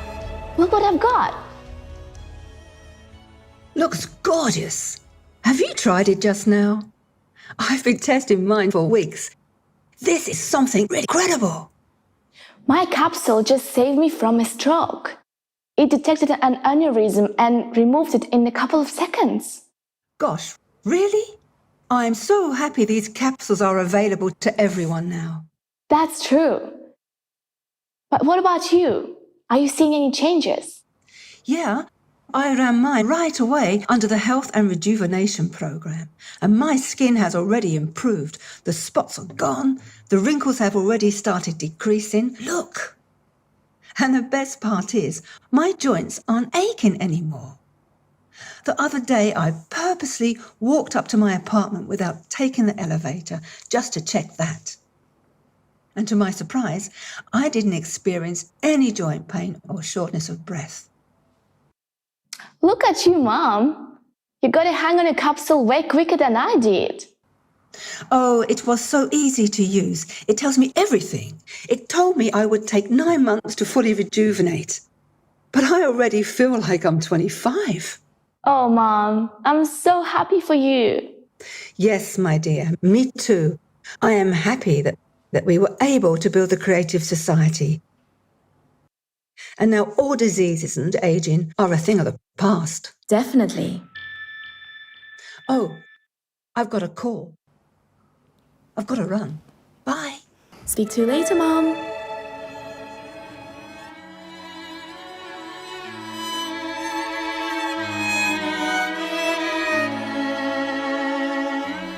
I wonder, what other amazing discoveries will our scientists make? It's breathtaking.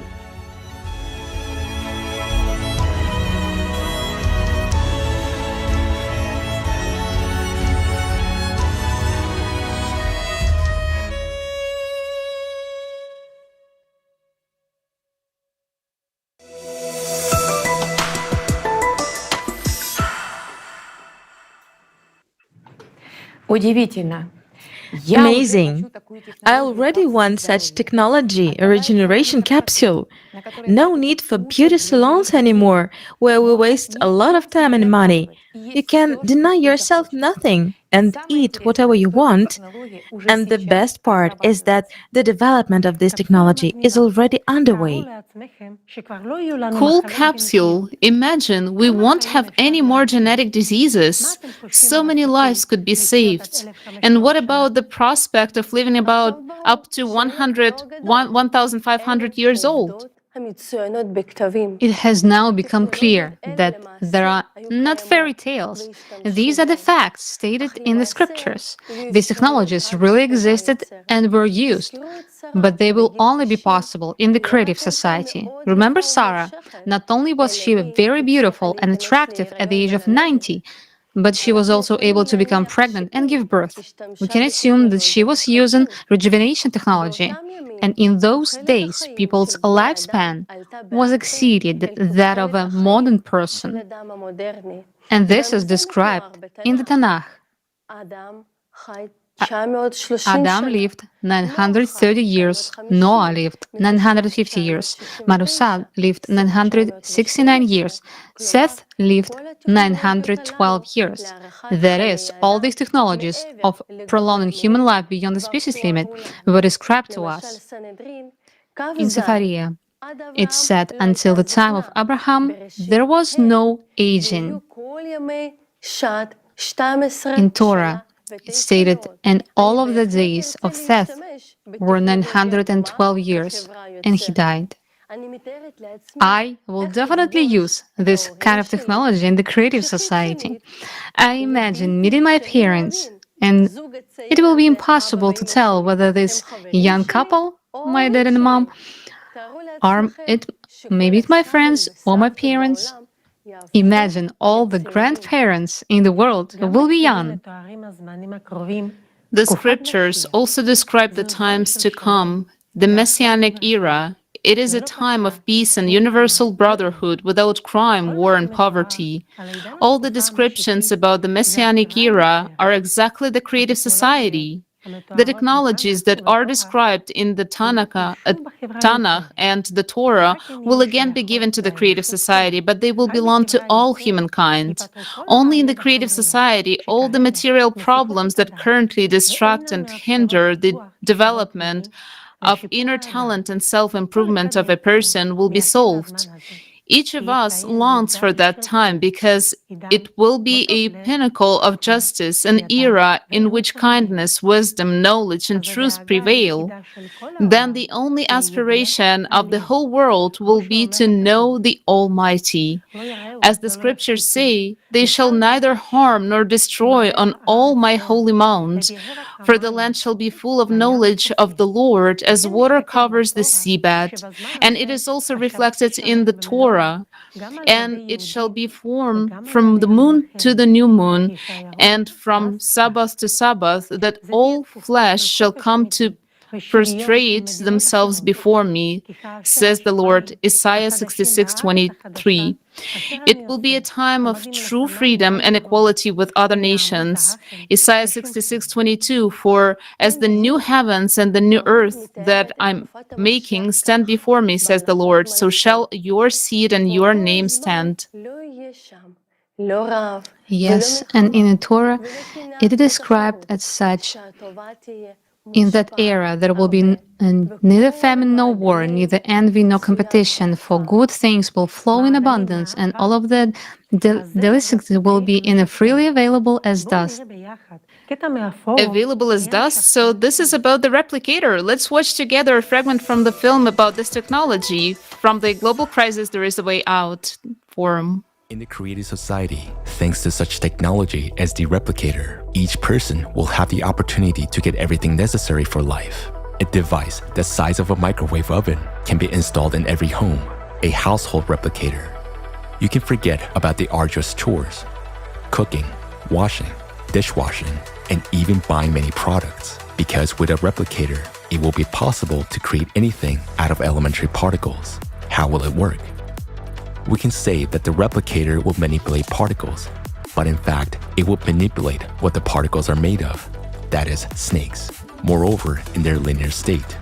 Each particle contains a few certain types of snakes, which have a strict sequence determined by the information embedded in them. Thus, by replacing one or several snakes or their sequence in a particle at the beyond quantum level, we can create a new particle, and thus a new material object. After all, the difference between a ball and a hamburger is only in the characteristics of the snakes that make up their particles. This is a principle of how the replicator works. In order to create something from particles, we need particles themselves. Where can we get particles from? And in quantity to ensure the creation of different kinds of food and clothing for each person throughout their lives. From the particle recycler. After all, if we know how to create objects out of the tiniest particles, we will know how to disassemble those objects. That's what the recycler will do. It will disassemble your dirty clothes, for example, or dirty dishes into particles. After disassembling the unwanted matter into particles, the recycler will pack them into a nano cartridge, which will then be used in the replicator to create new objects. Naturally, in the cartridge, the particles will be stored in a coiled state of snakes in the form of leptons and quarks. Since snakes in linear state cannot be held, they're constantly in motion, whereas in the form of particles, that is, in the coil state, under special conditions, they can be stored in the cartridge without loss of properties and power infinitely long, up to billions of years. What size should this cartridge be to store such a large number of required particles? About 1 million nano cartridges can be placed in one human hair. 1 centimeter of a nano cartridge can contain about 10 to the 36 quarks. So, 1 centimeter of human hair can store as many particles as to create a great number of material objects about the volume of an entire city.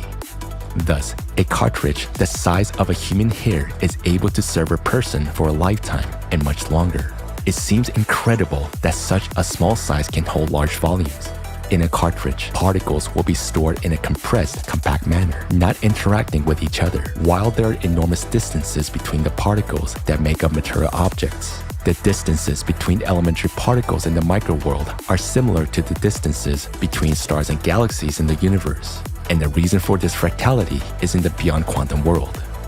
Having this knowledge, we will rethink the value of different materials. For example, the same plastic that we simply throw away today will become the most valuable material. Why? Because the tangles of hydrocarbons contain the largest number of different snakes, 33 types, from which you can create a lot of combinations, gold, hamburgers, and so on. For the same reason, cotton will also be valued because it is close in characteristics to plastic and many other particles can be created from it. To understand the process of replication better, we'll give you a figurative example. Imagine that we put a knitted jumper into a device similar to a microwave oven. At that time, a special device reads the shape of the jumper and the position of each hair in the threads of the jumper. A special device, like a crochet hook, is then used to pick up one thread and unravel the jumper all the way down to the hairs, and each hair is disassembled into its component parts. All these components are stored compactly and tightly packed. Thus, our seemingly large jumper fits into a small box. When we need to make a jumper again, the previously recorded program reconstructs the hair components in the right sequence and converts them into wool strands, which are then converted into the yarn that will knit the jumper anew. All this information gives the understanding that everything in this world has been programmed and created. It's a whole programming table, but there's nothing complicated about it. Now in programming, we only use zeros and ones, whereas in the beyond quantum world, we use several hundred combinations. By comparison, our alphabet has only about 30 letters, but over 1 million words are made up of them. It is not difficult for a human to manipulate letters and form words, nor is it difficult for an artificial intelligence to analyze all the possible combinations of snakes, which can be quite numerous, and to analyze the characteristics of any material object at the snake level, and thus recreate its exact copy according to this information matrix.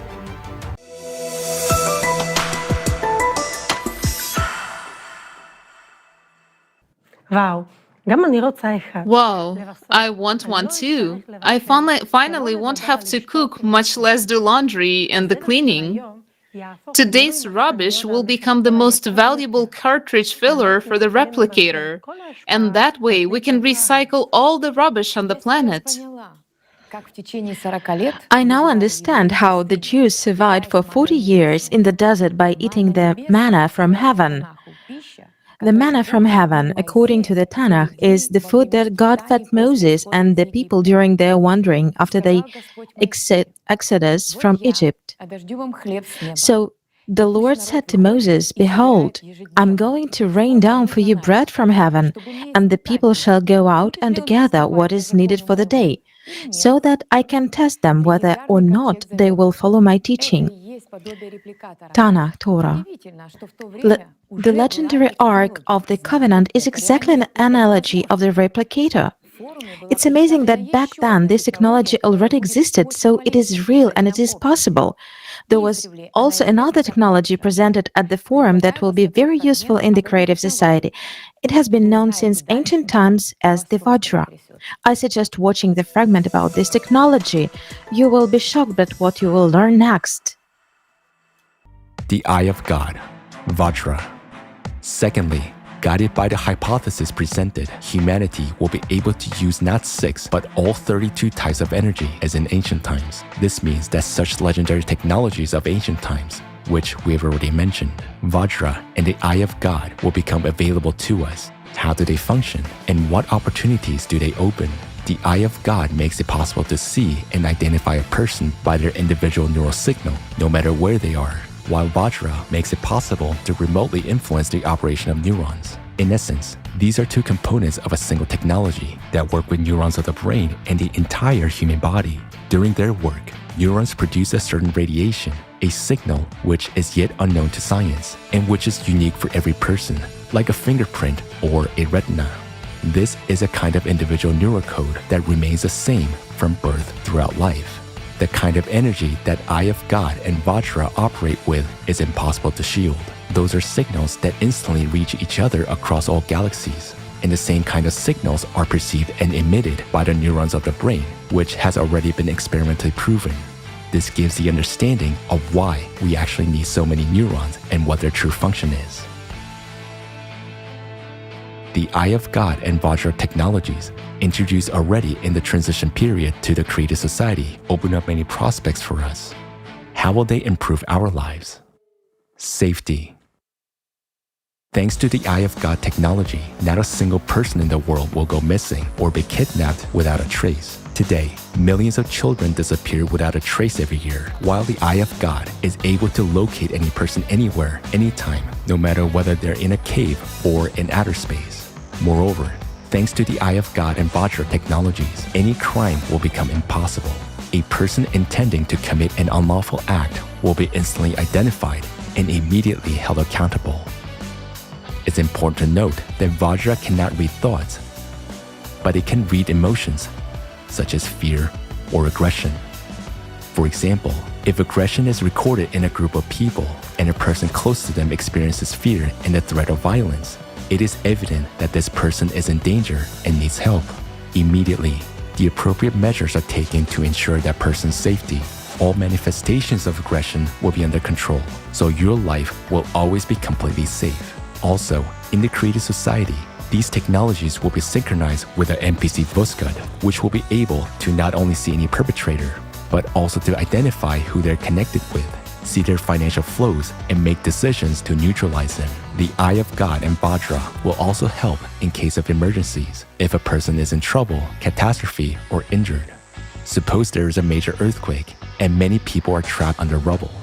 The Eye of God technology will instantly indicate exactly where a living person is, whereas Vajra technology can remotely make changes to their body that will allow them to survive. For example, by interacting with a person's neurons, Vajra will instantly stop their bleeding, eliminate the painful shock, and if necessary, put them into an artificial controlled coma. As processes in the body slow down in a coma, rescuers have more time to get to a person and save them. By the same principle, in case of an accident, Vajra will help a person before the ambulance arrives. And these are just a few striking examples of the use of these technologies to ensure people's safety. There will be no more accidents on the road due to drunk driving. Vajra technology will simply not allow a person under the influence of alcohol or drugs to get behind the wheel.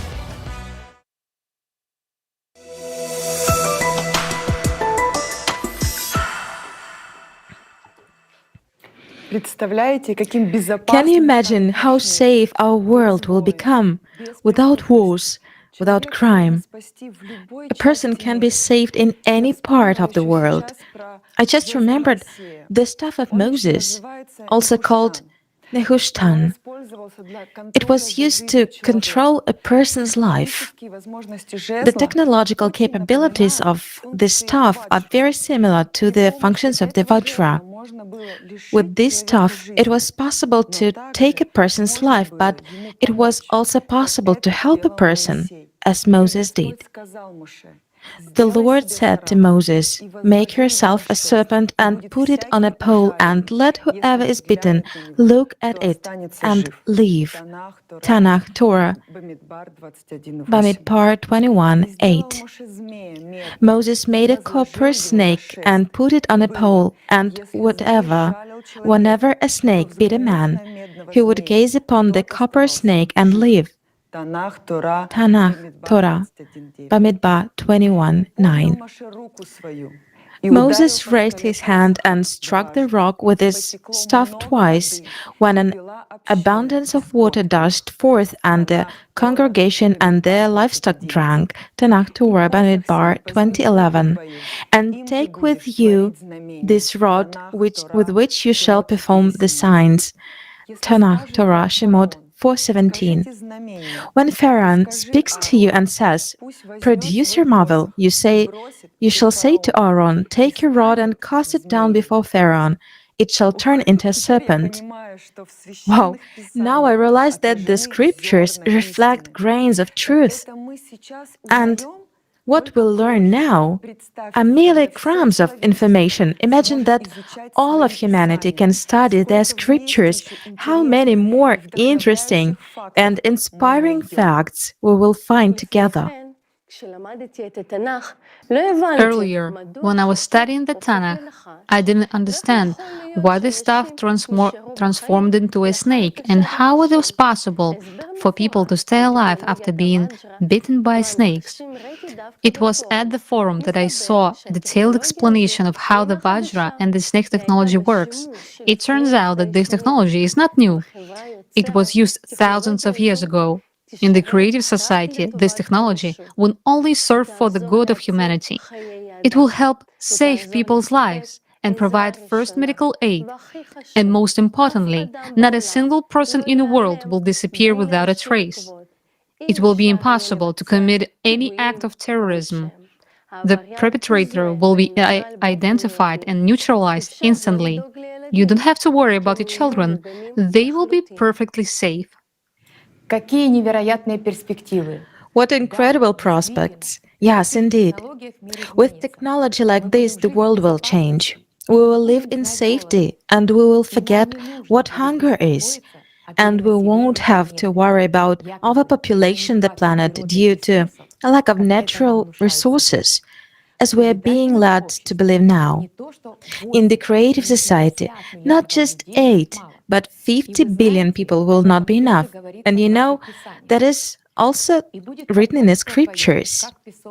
"And your seed shall be as the dust of the earth, and you shall gain strength westward and eastward, and northward and southward, and through you shall be blessed all the families of the earth, and through your seed." I want it already. There will be many more of us, and that means more prospects for each of us. We will have a big family, all of humanity. Okay, that's all great. But the question might arise, where are we going to get enough energy to sustain technology and provide 50 billion people with everything they need? Don't you know about fuel-free generators? These technologies were invented a long time ago. They just can't be applied in our consumerist format. I suggest watching the video about FFGs from the forum. Global Crisis. Our survival is in unity.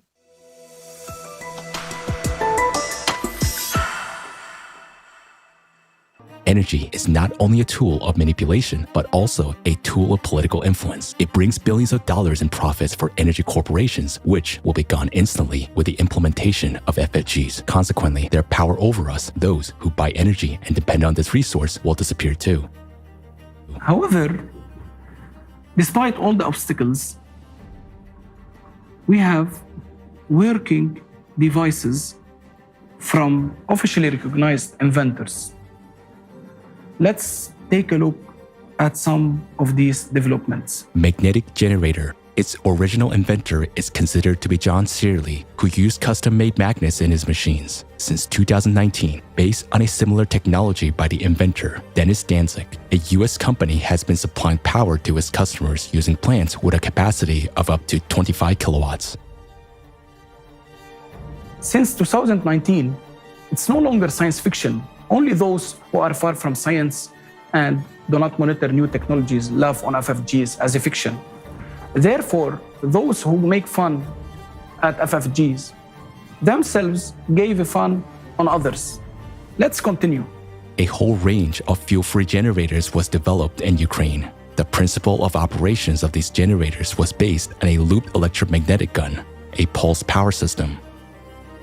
For example, one of the systems produced 25 kilowatt of free energy on a conventional generator with an input of 3 kilowatt. The efficiency is 833%. Gravity generators. In one type of such machines, the pneumohydraulic principle is used. The generator runs on the buoyant force of water according to Archimedes' law. The output of such units depend on their size. The most famous generator of this type is called kinetic power plant. It is also known as Roche generator. Such generators are produced by a German company which has branches in Mexico, Serbia, Switzerland, and Colombia.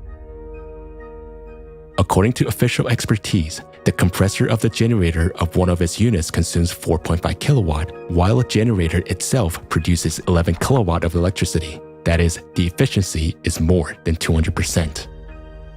How much is that? Is a typical country home power consumption.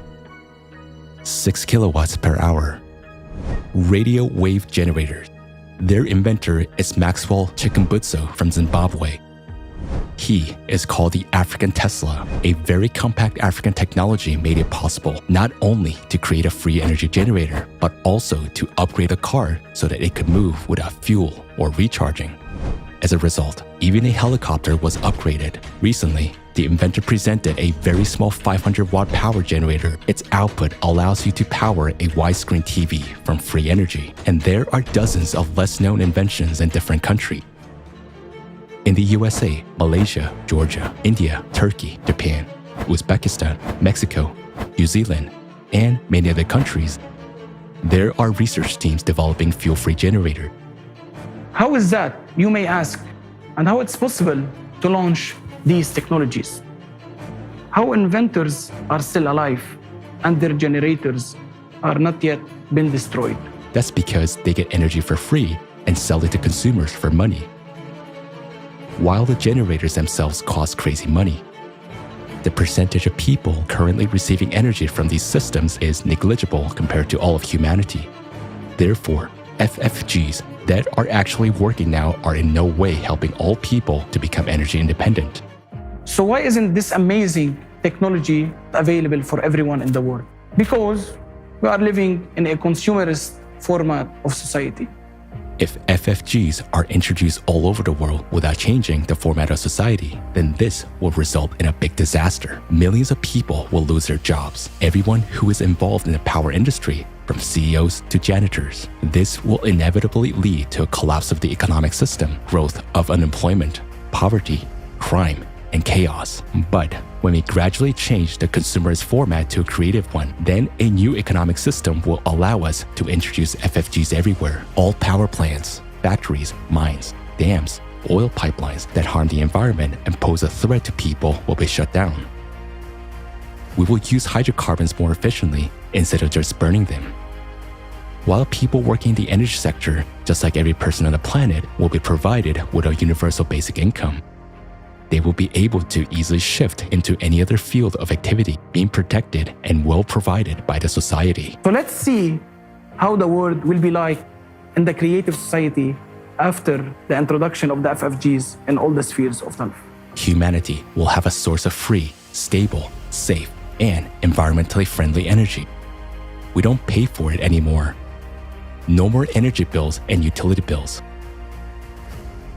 Each home will have its own compact autonomous generator of electricity and heating. This will make us independent from the centralized energy system, which is very important in the period of escalating climate disasters. Cars will no longer need to be refueled, and we will not be limited in traveling anywhere in the world. Fuel-free generators will be installed not only in houses and cars, but also in helicopters, airplanes, ships, and space stations. Robots and automatic systems that do all the hard work will be powered with an uninterrupted energy supply of the necessary capacity. Our planet will become free of the wires and pipelines that entangle it. Free energy is one of the conditions for the transition of a civilization for a new evolutionary stage. During this transition period of creative society, energy will be available and free for everyone, everywhere inside the world. If you want FFG to be installed in your house and in your car, support creative society and tell your friends about it.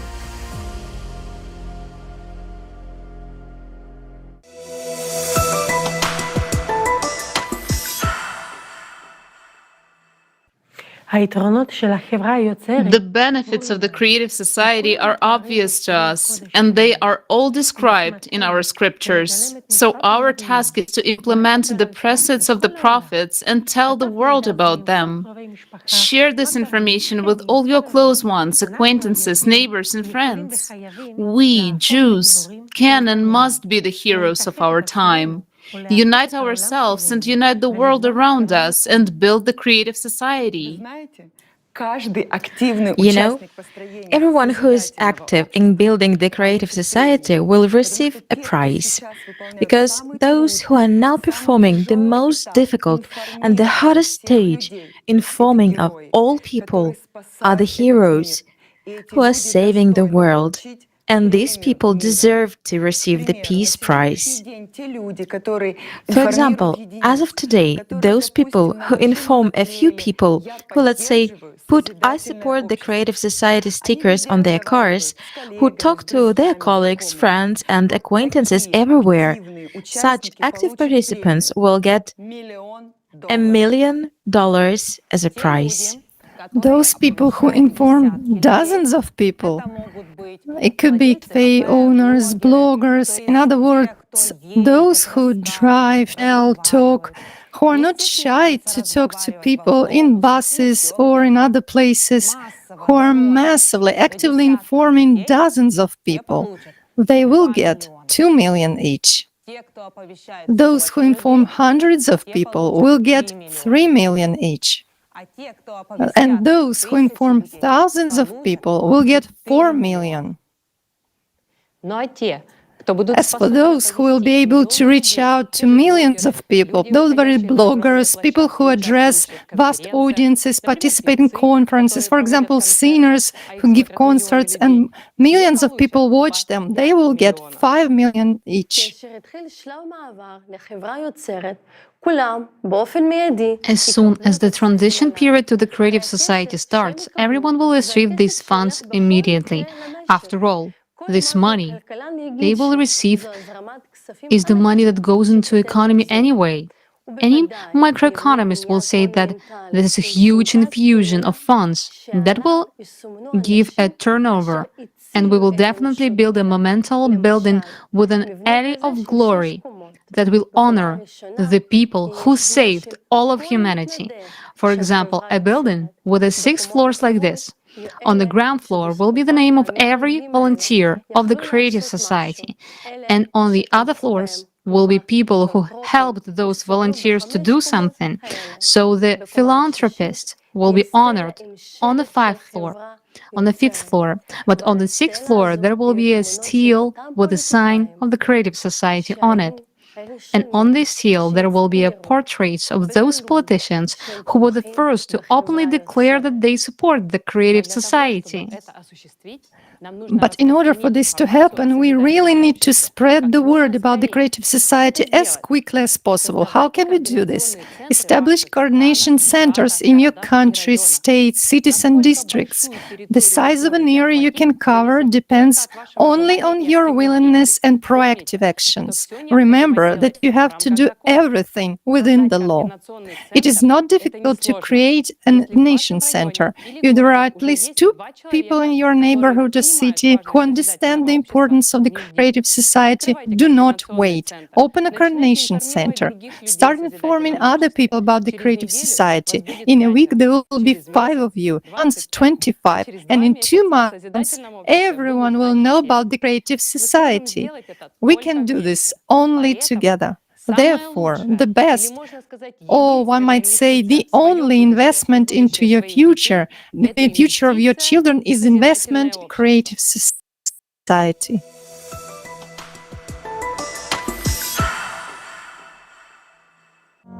Now that you've learned about the Creative Society and understand that, thanks to its implementation, we can first of all avoid all global climate catastrophes as humanity, and secondly, gain a life beyond our wildest dreams.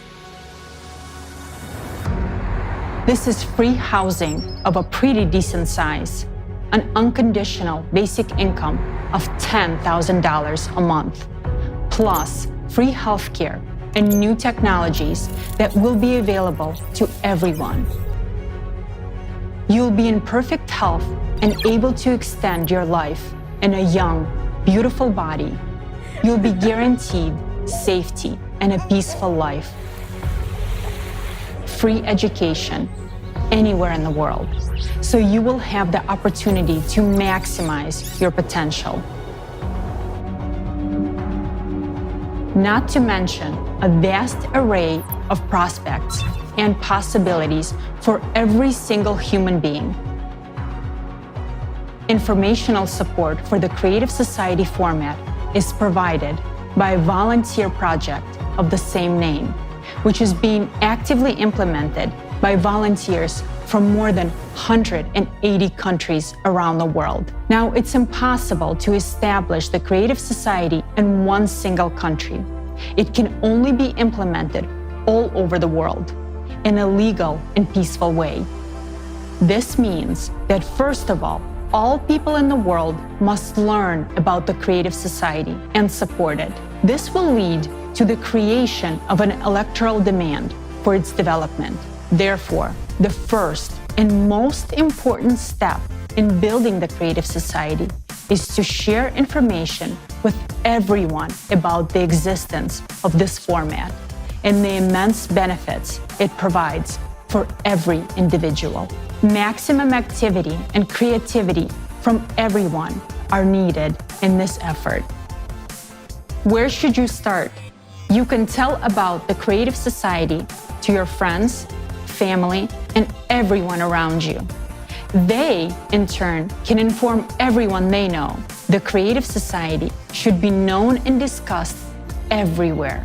If you want to learn more about the Creative Society, your primary resources will be the creativesociety.com website, especially such sections as international forums and questions and answers. In the Act Now tab, you can learn about the effective ways of informing others and start applying it in practice. Informing a single person about the Creative Society already makes you a participant. By doing this simple action, you have joined the first and most crucial stage of building the Creative Society, the informational stage. This is a step to your bright future. Yes, it's that simple. There are no fancy badges with titles, no lists of volunteers, no membership fees, and no exploitation of each other for personal gain. The Creative Society is not a commercial project. Nobody profits from it, and no one benefits at someone else's expense.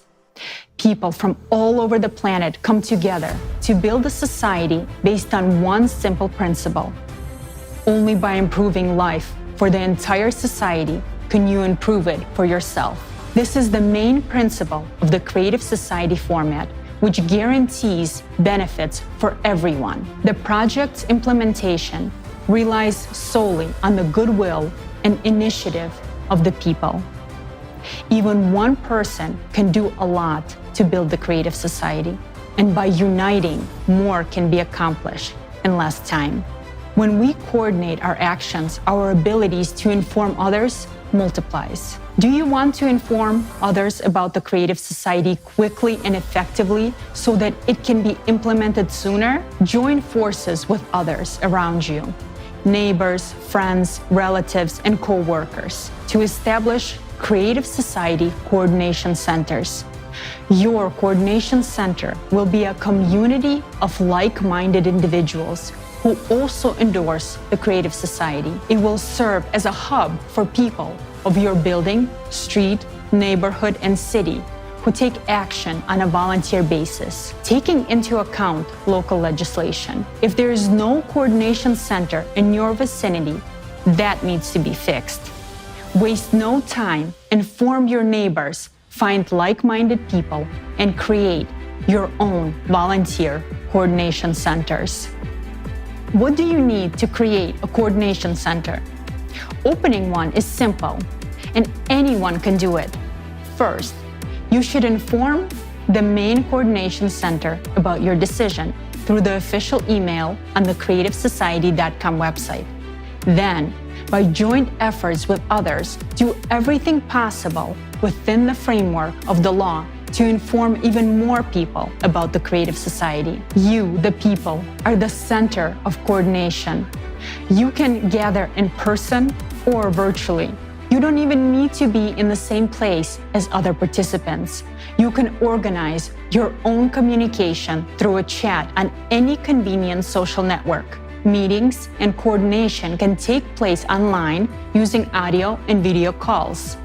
The main thing is the coordination of your actions, which means a joint agreement on how you will organize the information sharing process. If you create a coordination center, it means that you are making a platform where you can communicate, coordinate your actions to inform people about the creative society in your region or city, hold conference calls, plan meetings, discuss results, distribute tasks among yourselves, brainstorm, and look for new approaches. If you have any ideas, you can bring it to a general conference call or meeting and discuss it together on how to implement it. For example, together you can print car stickers, put the logo on clothing and products, arrange for advertising in public places, and much more. You can download the designs for free from the creativesociety.com website. By coordinating your efforts, you can inform and engage your immediate surroundings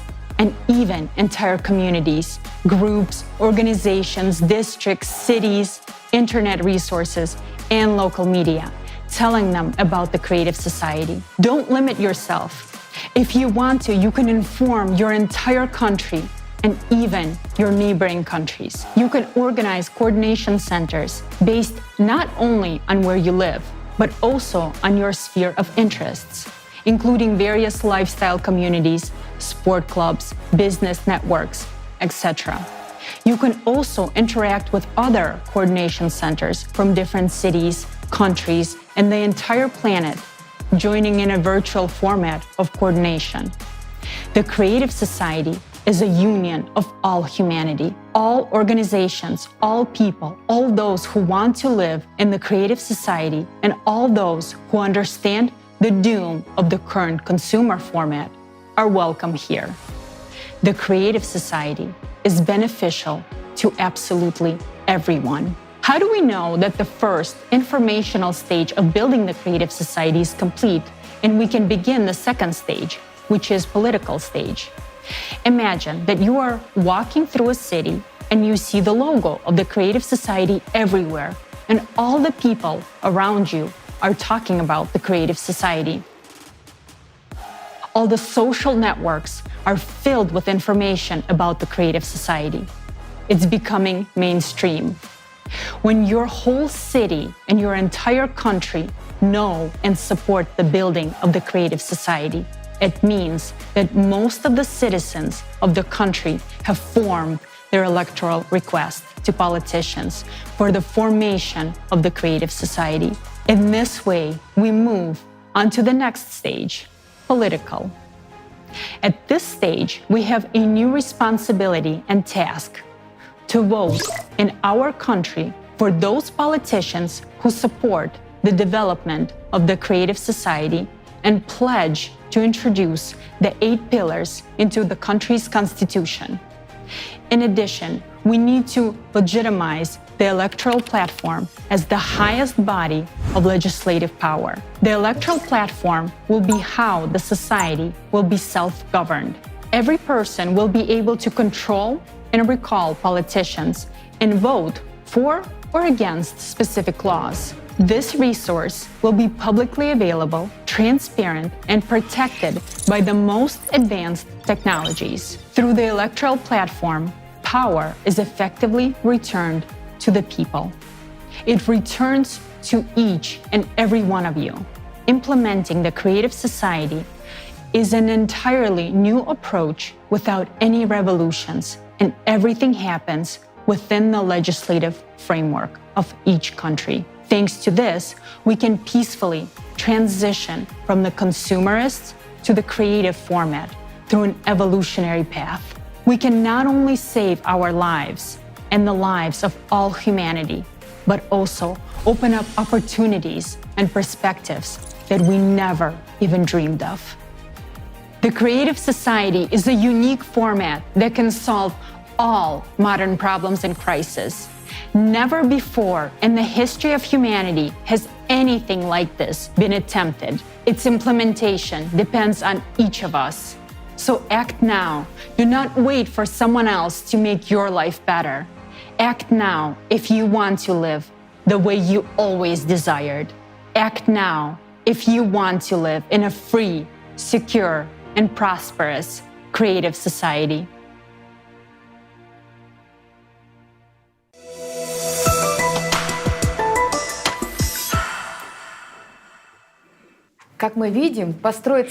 As we can see, it is easy to build a creative society if we act in an organized and cooperative manner. All of the more so for us Jews, who are famous for our organizational skills and unity. Together, we can easily think of new ways to spread the information about the creative society, especially now that we are fully aware of its benefits to us. Therefore, everything is in our hands. Yes, let's show the whole world that it is Jews who can achieve any goal if they know why. And now we know why. Yes, moreover, the creative society gives all of us another advantage. The creative society opens up for us many unexplored possibilities. Advanced thinking people, those who actively participate in building the creative society, are true heroes. Their deeds will be known to everyone. They will receive respect, recognition, and attention. And as we know, attention is power. But in the consumerist format, where there is a strict hierarchy, it is necessary to make every effort to maintain at least some order. To control and to keep all of this within certain limits, we need a huge power. But here we are talking about not physical power and strength, but about the power of influencing the masses. In order to accumulate this power, various ceremonies and rituals are performed. But those who know about this power cannot fully understand what it is. In the consumerist power format, this power will always be in the hands of a narrow circle of initiated individuals and aim towards satisfying their needs. That is why we, as ordinary people, will not have access to that power. But as soon as we, as humanity, become a civilization, each of us will be able to possess this power, and it will be directed towards improving the life of every person. Thanks to this power, we will be able to manipulate matter at the level of elementary particles and get everything we need, as well as control the state of human health. Currently, we operate and manipulate energy, but not real power. We don't know what real power is and what energy is. And our science is a science of observation, but not creation. The only manifestation of power that a human being possesses in the consumerist form is attention. That's the power that truly has a serious impact on the external environment. It allows not only to change matter, but to create. And this is its major difference from energy. We can carry out various manipulations using energy, but we cannot create. More details on the difference between power and energy we will learn from the video with the participation of esteemed Igor Mikhailovich Danilov, Power and Energy. That energy which will be revealed to us if we build the creative society. It's not even energy, but power. It is the power of transformation. This is really something. Where nowadays, we as a civilization, again, we are not a civilization, as a community, where we are trying to stick our scientific noses in and to study it, right? This is the world of, shall we say, elementary particles, or the micro world. Yes, we observe. Yes, we do not understand anything yet, but we see certain laws that are absolutely different from the macro world, from that world where energy exists. And look, there's power there, and all these connections are more related to power, while the energy which we use in this world moves bigger objects. Well, or let's put it this way for a greater or better understanding. Let's compare. For example, this energy controls the movement of elephants. Such a coarse matter. Yes, a coarse one. Meanwhile, for instance, our elephants are made up of ants. So a mass of ants gets together and builds up an elephant. It's clear, isn't it? Yes. There is such an elephant made of ants. So the power controls ants. It makes them assume one or another shape, live, and release energy by processing power. And it turns out that certain forms of life or existence, by processing power, so to say, they manifest energy. In other words, we have learned to manipulate elephants, and now we are trying to observe the life of ants. Meanwhile, do you know what puts all of this in order? Information. That's the most mysterious thing as of today. And it is nearly inaccessible to us at our level of development. Why? Yes, when we get to the first level of civilization development, we will be able to possess this power. But what is the power in? A simple question. What do you think? In information. In the ability to manipulate information. In the literal sense of the word, while possessing information is much more important than possessing power. Why? Even if we possess power, but cannot control information, power is meaningless. It's like nowadays, we do possess power, friends. We have a lot. We have prana. Our attention has a tremendous power. Indeed. And it is very important for those who know how to accumulate it, collect it, and what to do with it. But without information, we simply dissipate the power of our attention, not understanding or realizing how valuable it is.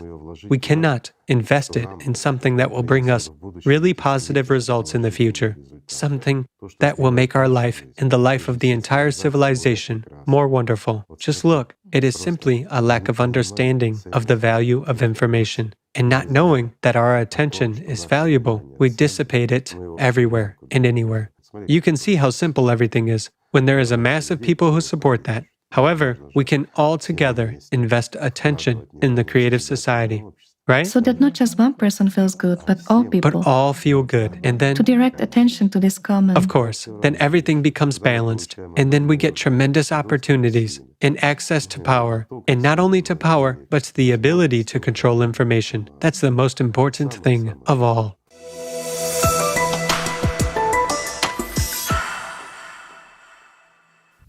Thank you, Igor Mikhailovich. Yes, indeed, the creative society only the beginning of our rapid development. And if in the creative society we have the ability to manipulate matter, then as we transition to higher levels of civilization, we'll get tremendous opportunities, access to power, and also to an opportunity to control information. And as you said, possessing information is much more important than possessing power. Unfortunately, at this stage, we do not understand the importance of information and do not know how valuable our attention is, so we scatter it wherever we want. However, it is crucial for us right now to invest it in building the creative society. Indeed, attention is a great power. If we channel that power into one goal, we will very quickly get the result which we want. In order for everyone to invest attention in one goal of building the creative society, people should be aware of this goal. And for that, the most important task right now is to inform everyone about the creative society. Ways of informing about the creative society are diverse. Some people wear clothes with the creative society logo, others inform people in the streets or talk to neighbors and colleagues. Someone spreads information on social media, while someone else writes songs. Now let us listen to a beautiful song about unity, that power which increases our capabilities tenfold. This song was written especially for our conference.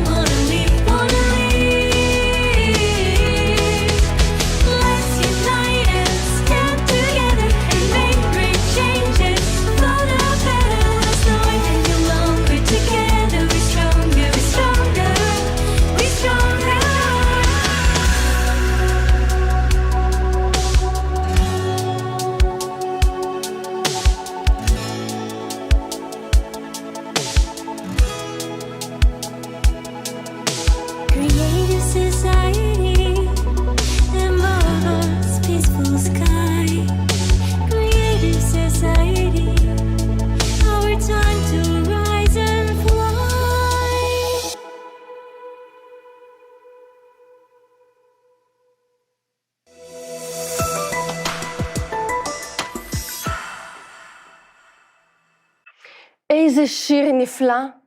This is a beautiful song. Indeed, only together are we stronger. We, Jews, are by the faith scattered all over the world, but we remain united, and that is our advantage. This increases our chance to build the creative society on all continents in the shortest possible time. And isn't that the mission of the entire Jewish people? Let's hear what the people of Israel have to say.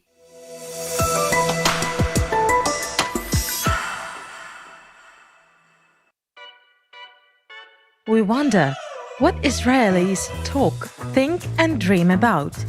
What kind of world do they want to live in? Do they think the Jewish people have a special mission? We decided to take a little trip around the country, talk to people, and ask them some questions. We started our journey in a small town in the north of the country, Nazareth. What kind of society would you like to live in? And what would you like to change in society? We, the bus drivers, also work with people, with the elderly, and we often have to put up with a lot from them. And we don't get a decent wage, but we live in a very good country, in a wonderful country, and we love it. That's the most important thing. Imagine that you live in a creative society and you have a house with no mortgage, you have free healthcare and education, and a basic monthly income of $10,000. Let's imagine, what would you do with that money? I believe we would improve the lives of those who cannot afford it. What do you think is the mission of our people? I believe that first of all, we need to make peace with each other so that everyone feels safe and confident in their abilities, and that everyone has many opportunities to fulfill themselves and enjoy everything around us. Nov Hagalil. Hello, dear friends. Welcome to the International Chocolate Festival, which is taking place today here in Nov Hagalil. What should society be like for you to live well in it? We want people to be healthy. We want everything to be fine. And we want to live together. Tell me, please, what unites all people in the world? Love. Love. Mostly love. What would you like to change and improve in society today? There should be more tolerance, more support. What unites? Love, solidarity. First of all, let's stop looking at politics. That's the first thing. Because there will be no change from there. Let's start to change ourselves from the inside. While being among people, we should change everything. Where do we start? With education, with health, with social and mental change. Paris Hannah Karkur.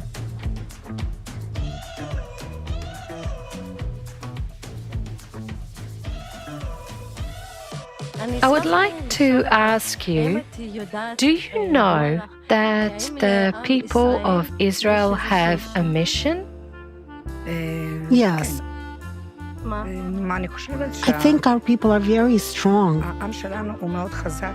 They're creative people, and they have a lot of useful things for everyone. We need to learn to develop ourselves in everything we know. We took the train to Herzliya and also asked questions. What kind of future do you want for your children? What kind of future? Every mother dreams that her children do not have to join the army, that they live in financial well-being. Of course, health is above all, and the standard of living should be high but not expensive, so that all people can receive proper medical treatment, so that education is not so expensive, and so that you can buy a house. so that people can eat good, healthy food, but not expensive, with God's help. Herzliya.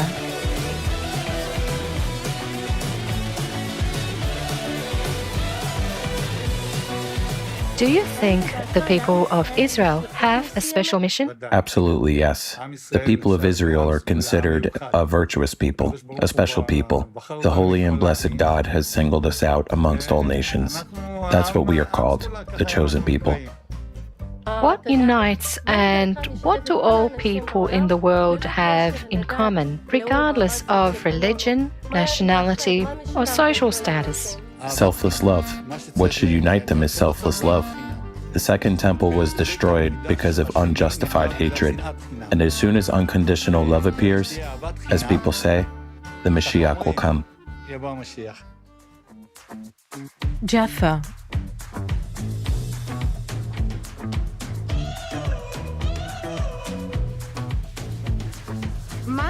What do you think unites all people in the world, regardless of religion, nationality, social status, or politics?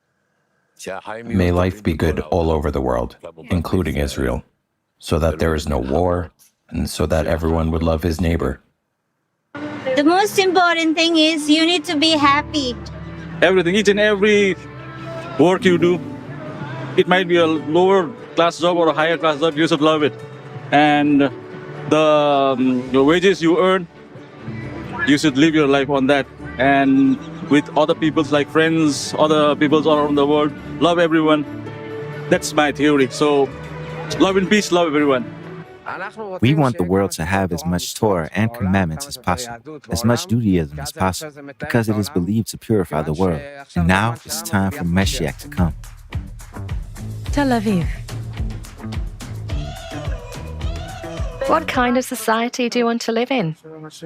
In a society of honest people, people who care about each other. This is the society I would like to live in, and I live in it. My society is people. We are not significantly different from each other, but most people are good. What do you think unites all people, and what do people have in common? The desire for good, a desire to live, a desire to live together. I think it's the hope of the living, in fact. To get up every morning to live. It is love, unity. This is my opinion of the world itself, of the world as a whole. What do you think unites people all over the world?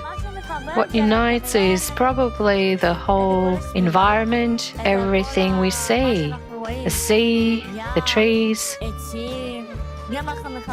I think that it is nature. A joyful society, modern. Ashdod.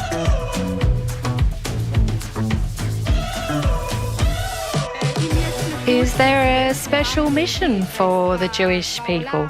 Of course, this is the chosen people. God has chosen them, blessed be He, and we have to be an example, to behave well, and to be good people, so that everyone will say, this is the way God's people should be, blessed be He. I think that the mission of the people of Israel is to be a light for foreigners. Going, in our Torah, there are many things related to morality. As have been already mentioned, we need to spread this around the world.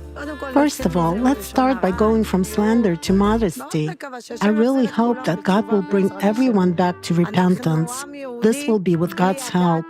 We, the Jewish people, are worthless without religion and faith. We're zero, nothing. For many years since creation, only religion has supported us. The mission of the Jewish people is to spread God in the world, so that people understand that this world did not exist. It was created. Someone created it, and someone controls the whole world. Even if we think it is being done by all kinds of governments of one sort or another, it's not so, or that way. There is one who rules the world. The mission is, first of all, to reconcile with everyone and with each other, and then we will see what will happen in the world. Everything in this whole world exists thanks to the Jewish people. The Jewish people have spread much love, much goodness across the world. Now, for example, there was an earthquake in Turkey. And who came first? The Israelis, Jews. Even if we are not on the best of terms with them, to guarantee peace, we are probably very important in the world. We're here for unity. We believe in God. I think the people of Israel are always eager and able to support each other in difficult times. It is our mission to do good in this world. We know that we are light to others, an example to them, and above all, we should be an example to ourselves and our people. Each person, as an individual, should be an example to his family, his community, and the entire world. Jerusalem is one of the most famous places on the planet. People from all over the world come here with their innermost desires. It's very important that people talk to each other, and that's why we meet in this country. And the only thing we want to show is that all people want to live in peace, regardless of what religion we belong to and what color our skin is.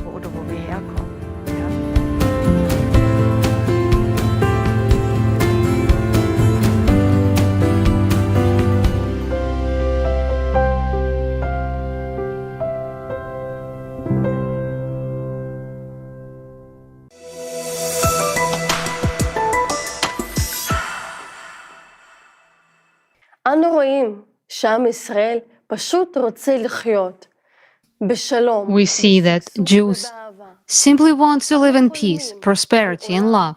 We dream of a world where we can live in peace, unity, and security. Simply put, we dream of the creative society. What is the choseness of the Jewish people? We are the light, we are the knowledge, we are the engine of the progress. We are in charge of this world, and therefore, we are the ones who can change everything. To sum up everything mentioned above, it is worth noting that we need radical changes in all spheres of life. Who can do this within the shortest possible time? In the Holy Scripture of Judaism, in the book of Isaiah, the following is said, "And he said, it is too light for you to be my servant, to establish the tribes of Jacob, and to bring back the besieged of Israel. But I will make you a light of nations, so that my salvation shall be until the end of the earth."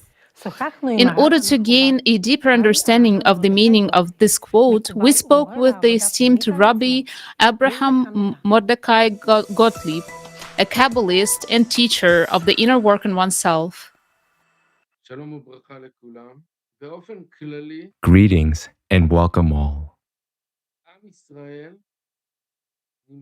In general, the people of Israel come from the power of the Creator.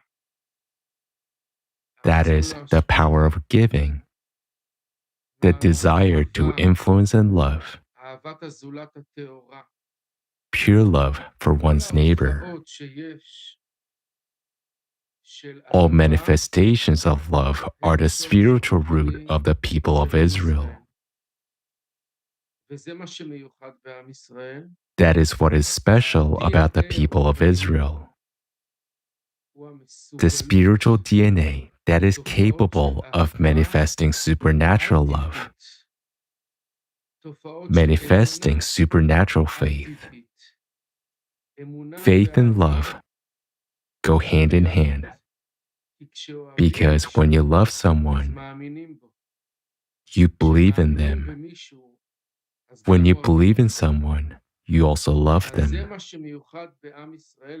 That is what is special about the people of Israel. This essential DNA that comes from the upper worlds, that is what is found there. But it is important to say that there are malfunctions and there is multifacetedness.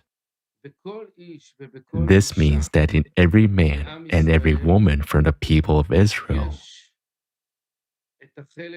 there is Israeli divine part, and there is part that is not Israeli. This means that the other part is the desire to receive, meaning this part is selfishness. The people of Israel are distinguished not only by national characteristics, but also by spiritual ones. Also, in other nations of the world, in all the peoples, it is possible to discern both the divine and non-divine characteristics in every man and every woman, because this pair of love of others and self-love, creator and creature, is like light and vessel. It is found everywhere, those in the people of Israel. The Israeli trait is stronger, and it is also found in the nations of the world. When we say, "You have chosen us out of all the peoples," we're referring to the divine part within us. But we also have selfish traits, and that is not what the Creator chose. He chose only the divine part. And if there's a divine part in other nations as well, then He chose it in them. Because wherever there's a characteristic called Israel, this word Israel is made up of two words, Yashar, which means straight, and El, God, meaning I live my life in the direction straight to God. What does that mean? It means that just as He created the entire universe and influences the universe and gives to the universe, I want to connect to this characteristic, and that is called straight to God. And if this trait is found among the peoples of the world, they are also close to God. The role of the people of Israel and the state of Israel is to create a social model of love for God and man.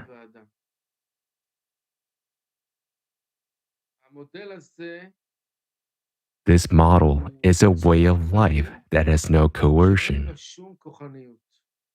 no police, no prisons, no courts, no armies, or any form of power.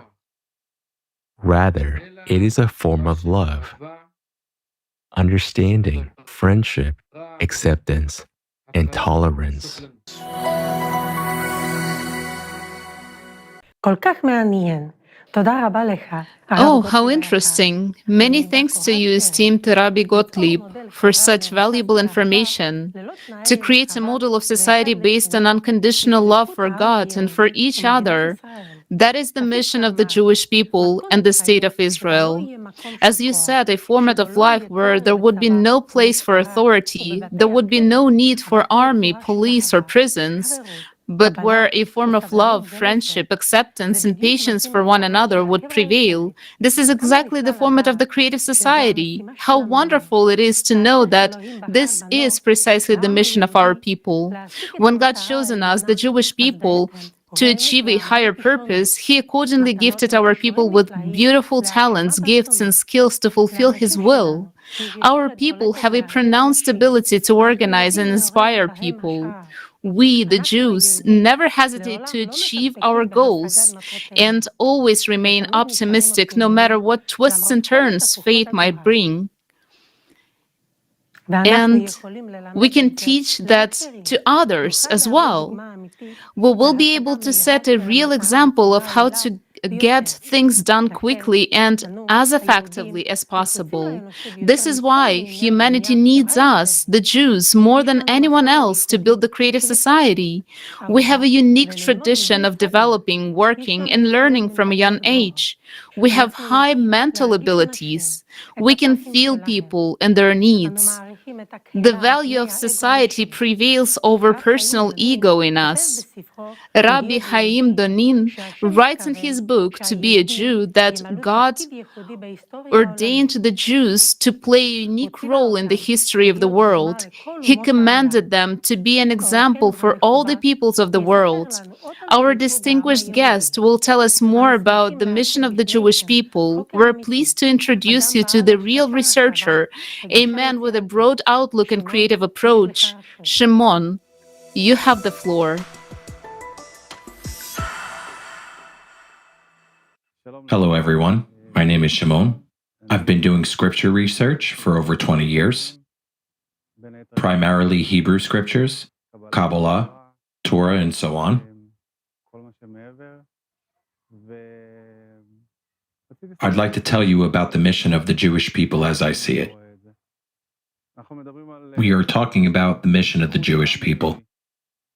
The mission means the purpose. I've always said that the religion of the Jewish people is not a religion, it is a mission.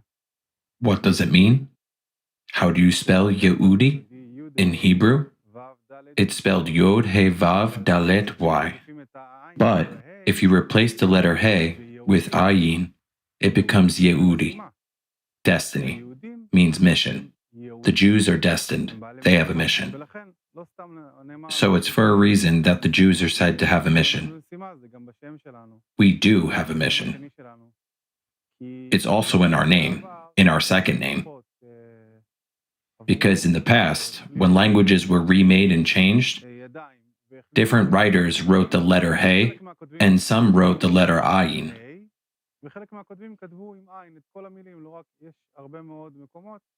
There are also many places where He was replaced by Aleph. In other words, this is the result of letter substitutions.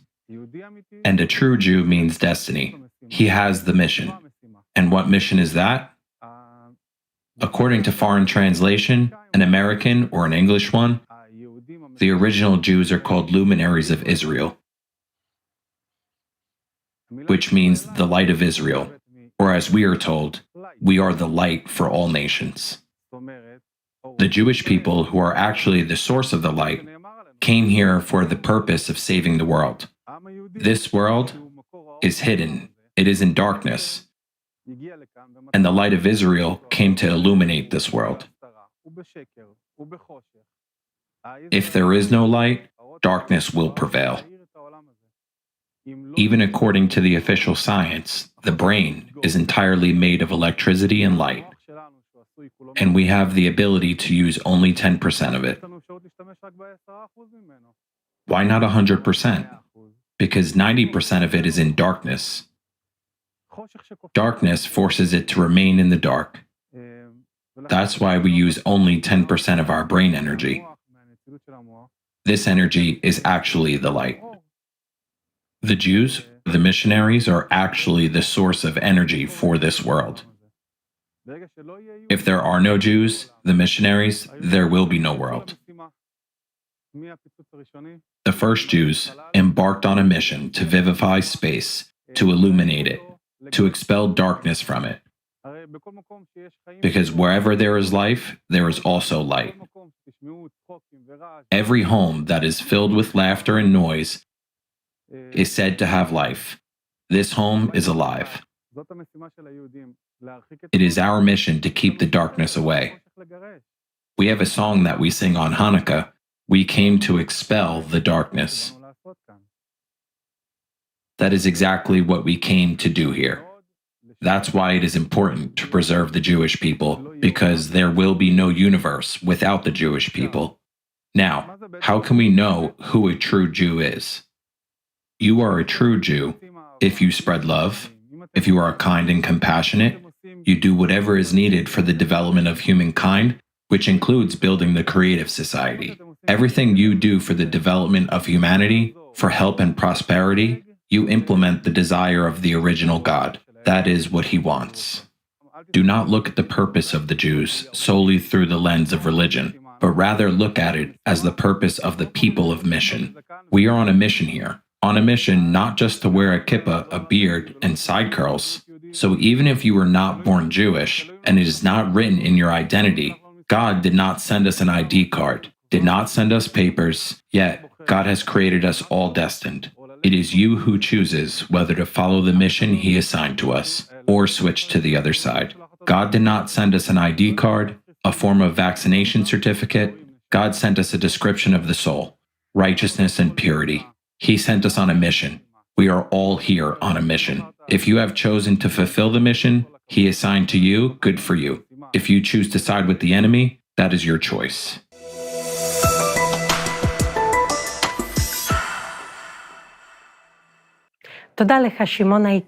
Thank you, esteemed Shimon.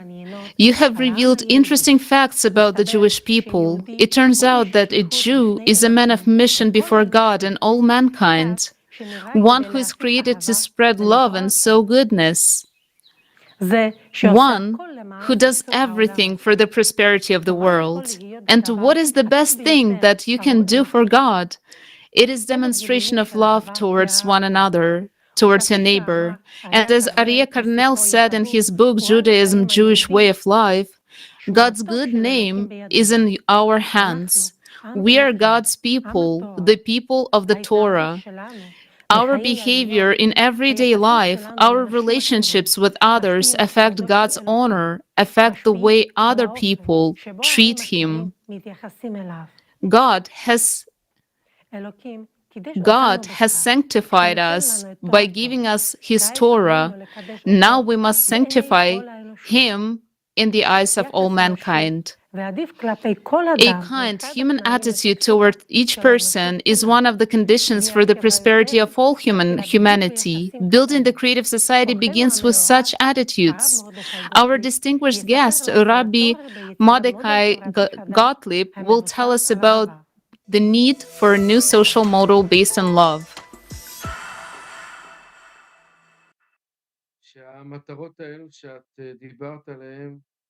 These goals that you talked about integrate and align with the path of the Torah.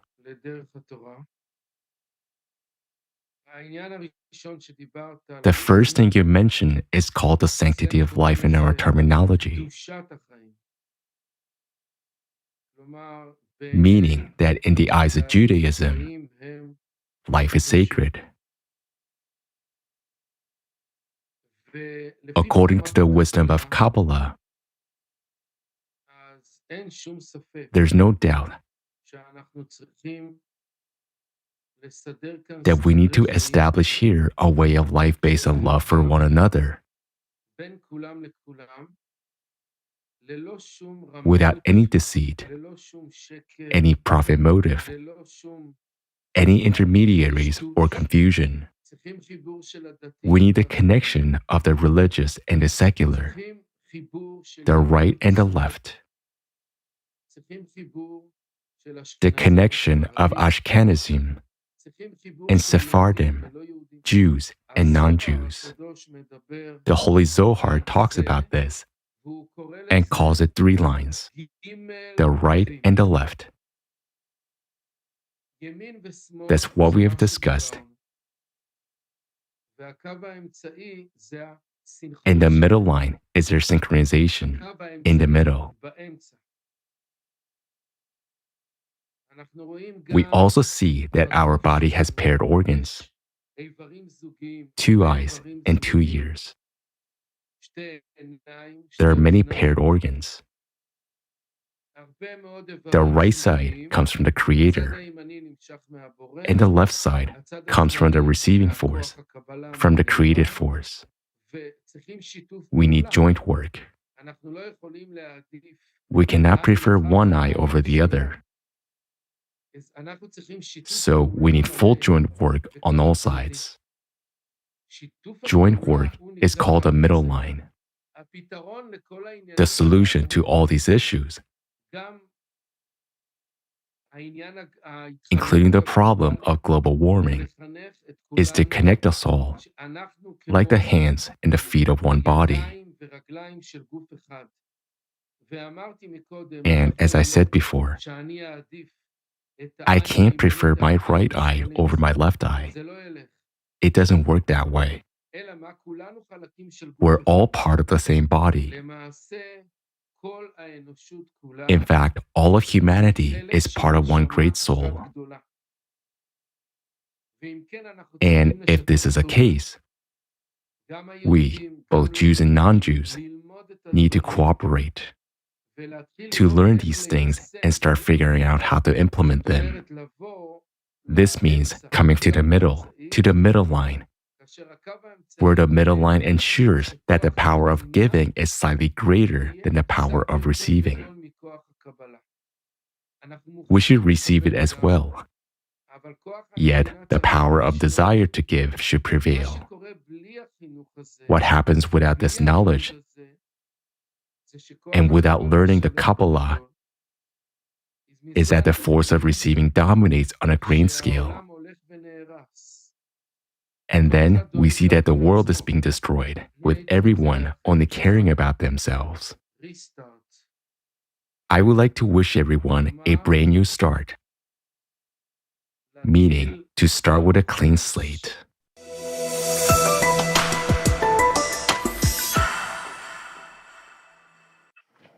Thank you, esteemed Rabbi Gottlieb. It was very well said that the way to solve the multiple problems and crises in our society is to unite people in one goal. This is so inspiring. In our sacred Zorah, it is said about the importance of cooperation between people regardless of their nationality and religion, that we are all different and that we complement each other. In his commentary on the Torah, the chief rabbi of the British Empire, Dr. Yosef Hertz, wrote that on the one hand, the Jews as the chosen people can be regarded as kind of a tool necessary to achieve a certain higher goal. On the other hand, revealing the magnificent qualities of this tool in the process of achieving is a goal of itself. The people of Israel has been chosen to be a light for all generations and blessing for all humankind. The chosenness of the Jewish people is not connected with the establishment of power, honor, or privilege, but with a commitment to selfless, up to self-sacrifice service to the Almighty. נוכל להפוך לאור לכל העמים. אם נמלא את המשימה שלנו, נבנה חברה words. We can become a light for other nations if we build a creative society. Creative society, which was told by our prophets, and creative society will save everyone on the planet Earth. And this is the highest purpose of our nation. Inner need for service every person experiences, and everyone has it in their own way. המשורר, הזמר, המלחין, הרב איציק סנדרוי ישתף בחוויותיו מהחיפוש הזה.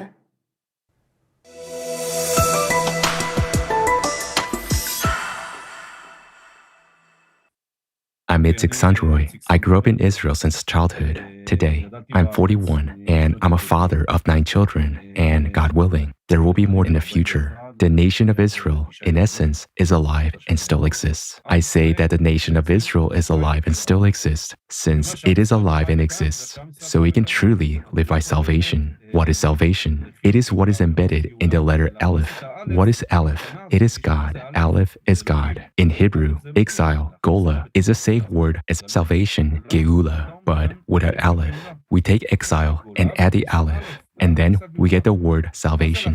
What does it mean to add the Aleph? Exactly to bring in this seed, God. This seed is our eyes and the way we look at reality. If I look positively at every Jew in the world, at every non-Jew in the world, at every human being in the world, no matter who they are, if I look at them in a positive way, I bring salvation. So, first of all, it starts with ourselves. We need to see the good in others. And when we see it ourselves and help others to see the good, we create salvation in the whole world. That is actually the process of salvation. So, Maimonides, Rambam, was actually saying that it is thanks to the angels. The children of Israel, meaning the people of Israel, are the chosen people. The Holy One, blessed be He, chose them not so that the chosen people would be occupied with their own existence, as I said at the beginning, but rather live to change the whole world. In other words, the goal of the people of Israel is ultimately to turn the whole world into a different reality. And our role, our mission in the world consists of the mission of each of us. Our mission, as they say in Hasidic, is to discover the sparks that exist everywhere. Actually, what you're saying in the Creative Society project is a beautiful thing, is to know how to look at everyone, at all human beings in the world, because they're human beings. First and foremost, let's look at them as human beings, not judge them by their actions, by what they do, first and foremost, as human beings. When we look at a person as a human being, that is where we can start to fix everything. There's nothing that cannot be fixed. And the role of the people of Israel is not in the sense of segregation. Or we can say that the people of Israel are chosen because they truly have a great mission in this positive perspective to bring the whole world to this place. And the Holy One, blessed be He, chose the people of Israel as He made a great choice, precisely because their souls comes from the highest place that exists. Every Jew, let's take a trough as an example. You take a big trough and put many vials in it, and you pour out a bucket of water, and initially, the water fills everything all together. But then, when you pour all the water into the vials, each vial now separates the water from the rest of it. That means all the water that was initially together is now separated into many vials. What does this mean? It means that initially, the souls were together, but the Holy One, blessed be He, took the souls and divided them into many bodies, into our bodies, each one. I have my own soul, you have your soul, another person has got their soul. Now, we cannot connect together. What separates us? This glass, meaning our body, separates us. One loves this and the other loves that. One believes in this and the other in that. But what can unite us? The soul. Yes, our souls are connected. So how can we connect the souls? By destroying the body? That's not our mission in the world. Break the glass? That's not our mission. So what is our mission then? It is to elevate the soul above the body. After all, the soul is primary and the body is secondary. First of all, I would like to wish everyone, all the viewers, in general the entire people of Israel and the whole world, I want to wish you that with God's help, we will achieve salvation. We don't want to wait for tomorrow. That each and every one of us will experience personal salvation as well as universal salvation.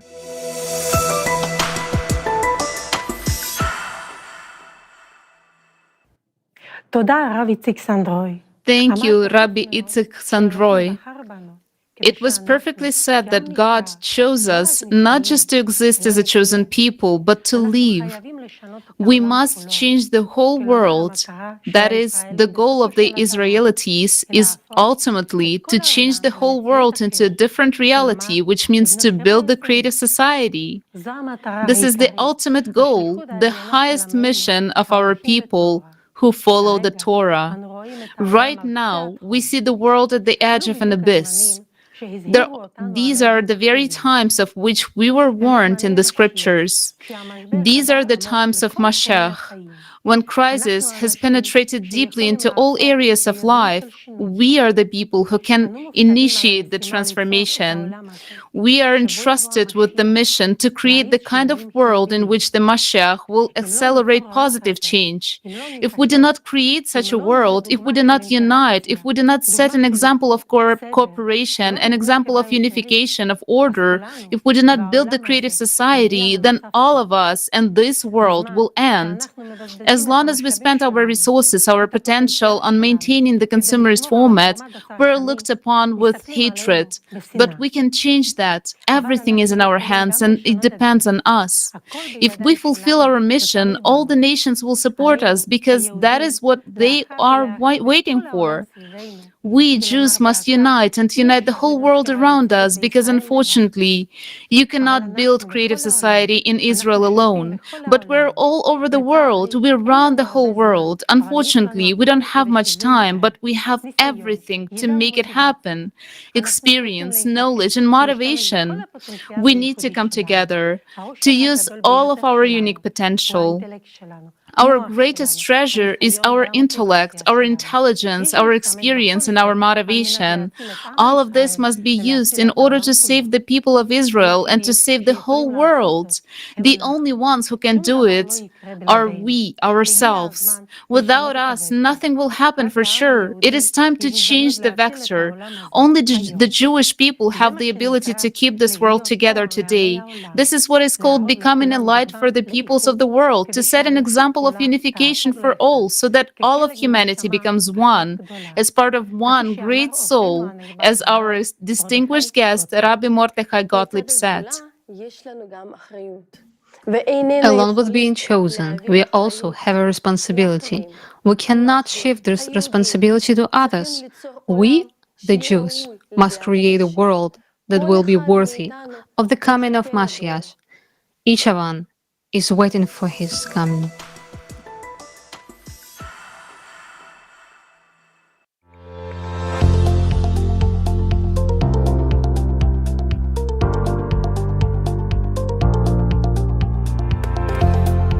It is clear that all these years we have been waiting for him, and today we're waiting for him too. Not that we know exactly what will happen next, but we know it will be good. What are we supposed to do for the Mashiach to come? To be better, each person in their own place. We must be better than we are. Are you waiting for the Mashiach? Of course, I believe in his coming. Do you think people are supposed to do something for him to come? Of course. First and foremost, it is to love your neighbor as yourself. This is the most important thing. Help the poor, then he himself will come. But for this to happen, we should believe that he will come. I think that first of all, we should be kind to each other, live a peaceful life, help and support. And then the Mashiach will come as a result of our behavior. We will always be waiting for him. No one knows if anything needs to be done for him to come. We're just trying to be the best we can be. What do you know about the coming of the Mashiach? We pray every day. We hope that the Mashiach will come. We wait for him every day, and every day we hope he will come. This is what we say in our prayers at the end of the prayer. We believe that he will come, and eventually he will come. But apparently, we are not yet worthy so that he will come in this generation. Are there any signs? There are all kinds of signs. The Zohar says that there are several signs that the Mashiach is coming. Are you waiting for the Mashiach? Of course I'm waiting. What are people supposed to do for the Mashiach to come? Repent, of course. We need to repent in order for the Mashiach to come. We have a lot of problems in the land of Israel. Unfortunately, there are many problems. Of course, I'm waiting for the Messiah every day and every moment. What should be done for the Messiah to come? Treat each other better, but the most important thing is unconditional love. I am waiting for the Messiah to come. Do people have to do anything to make it happen? I think no. I think it is a special feature of the Mashiach to come unexpectedly when people really need him at the most difficult time. We have been waiting for him, and we have been waiting for a very long time. When we really need him, we will feel it. The times will be very difficult, but I think we are already in such a difficult situation that he will come maybe in a year or two. Are you waiting for the Mashiach? Of course. Do people have to do anything to make it happen? Only unconditional love. Love one another. If we observe the Sabbath today and love one another, the Mashiach is already here. Tell me, what are people supposed to do for him to come? Observe the commandments and practice unconditional love. Everything that is happening now, all those who died in the terrorist attacks, they are all our brothers and sisters. All the rabbis point to unconditional love. You need to practice unconditional love regardless of what is happening in the country, regardless of whether you are right or left. You need to love one another, and then, of course, he will come. The Mashiach is already here with God's help. Tell me, are you waiting for the Mashiach? Of course, sure. What does it mean, are you waiting? The Mashiach is already here. He just has to reveal himself.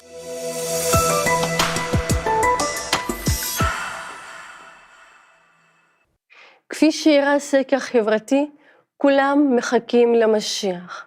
האמונה בביאתו As היא... our social survey showed, everyone is awaiting for Mashiach.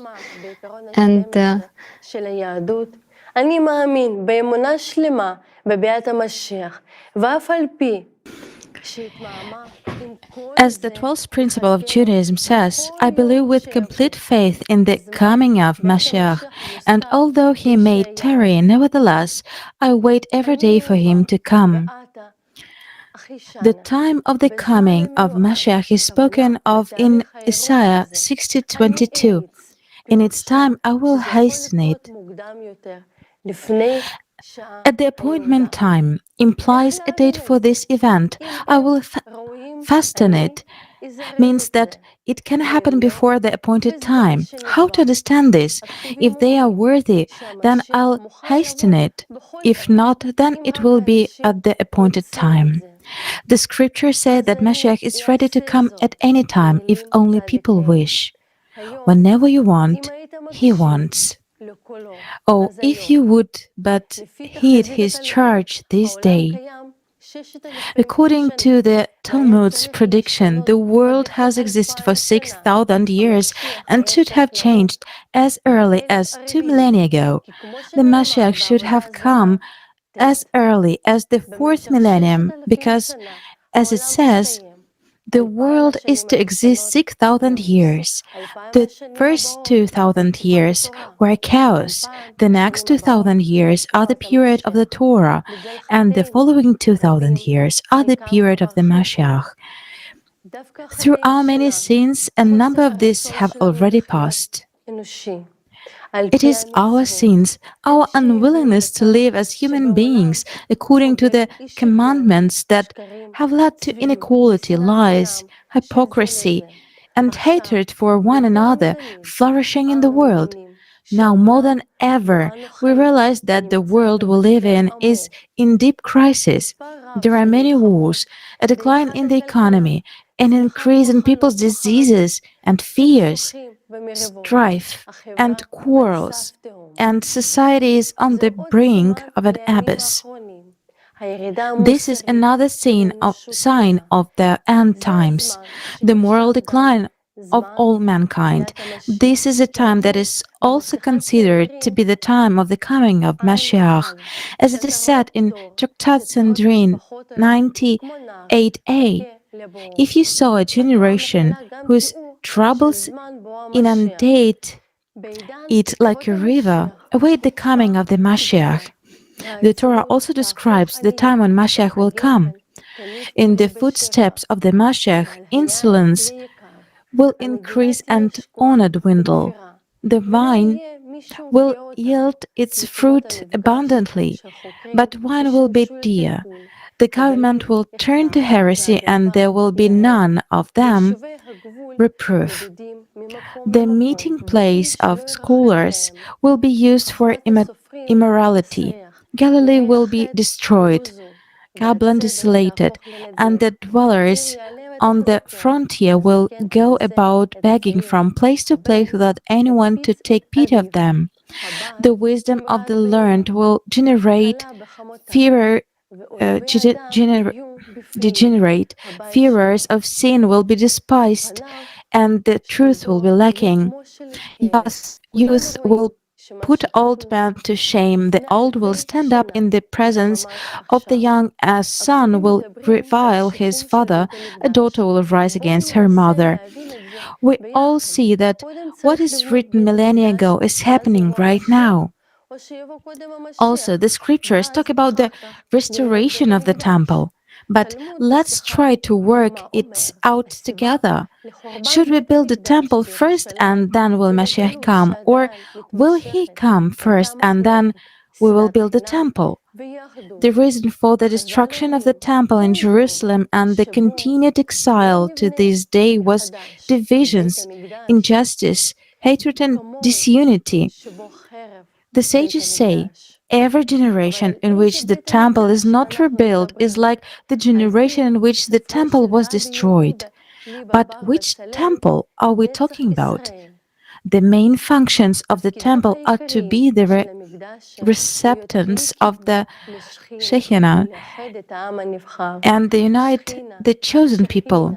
According to the book of Rabbi Judah Loem ben Bezalel Netzach, the main functions of the temple are to be the receptacle of the Shekhinah and to unite the chosen people. The religious philosopher, theologian Nahman Krochmal referred to the Shekhinah as a pure spiritual force. In the earliest work of the Kabbalah, Sefer Bahar, translated as Book of Bright Light, the Shekhinah or Malkut is described as a princess, a daughter, a feminine principle. In Jewish encyclopedias, one can also find similar information. The Shekhinah is the female divine principle, the source of the created world and the power that sustains it. She is the guide of the divine light that preserves the entire created world. Meaning, in the original understanding, the temple is the receptacle of God, the receptacle of the source of divine light, His pure spiritual power, which both creates the world and sustains them. What should this temple be like? In Judaism, there is a view that the temple will be rebuilt by Mashiach in a miraculous way, and this temple will not be a material place, but an invisible abode of this pure creative spiritual power. It is a temple built in the heart of every person, and this is the main condition for the manifestation of the Mashiach in the world. What does it mean to have a temple in your heart? It is to live with God in love and in harmony with all people. People shouldn't fight. They should live in peace. And this is also what the scriptures say, that we should always be together and listen to the voice of God. The radiance of the Shekhinah strengthens the angels in heaven and the writers in Olam Haba. By the way, Olam Haba is the name of the world to come, which is to come after the transitional period, the Messianic era, Yemei Mashiach.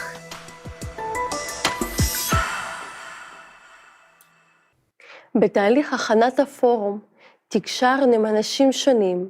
ביניהם היו אלה During our preparation for the forum, we were talking to different people. Some of them said that the Mashiach has already come. That is, these people feel that the Mashiach is in the world, but he cannot reveal himself because the conditions for him are not created. For Mashiach to reveal himself, we have to put our own house in order. All nations have to stop the enmity. Then he will rejoice and make our world even better, for he will come to all nations. It is also mentioned in the scriptures. For my house shall be called a house for prayer, of prayer for all peoples. People will bless themselves with him, he, Mashiach, and he shall speak peace to the nations. The value of human life, peace, kindness, security, freedom, and the absence of any authority are the conditions we must create in our society for Mashiach to reveal himself. This will be the era of the coming of Mashiach, when everyone on the planet will find happiness, joy, prosperity in their soul. Then no one of us will wish any harm to himself or to others. In other words, when all people will have hearts and souls filled with love, gratitude, benevolence, that will be the manifestation of Mashiach in the world. The Mashiach is to come to everyone's heart, to awaken within everyone.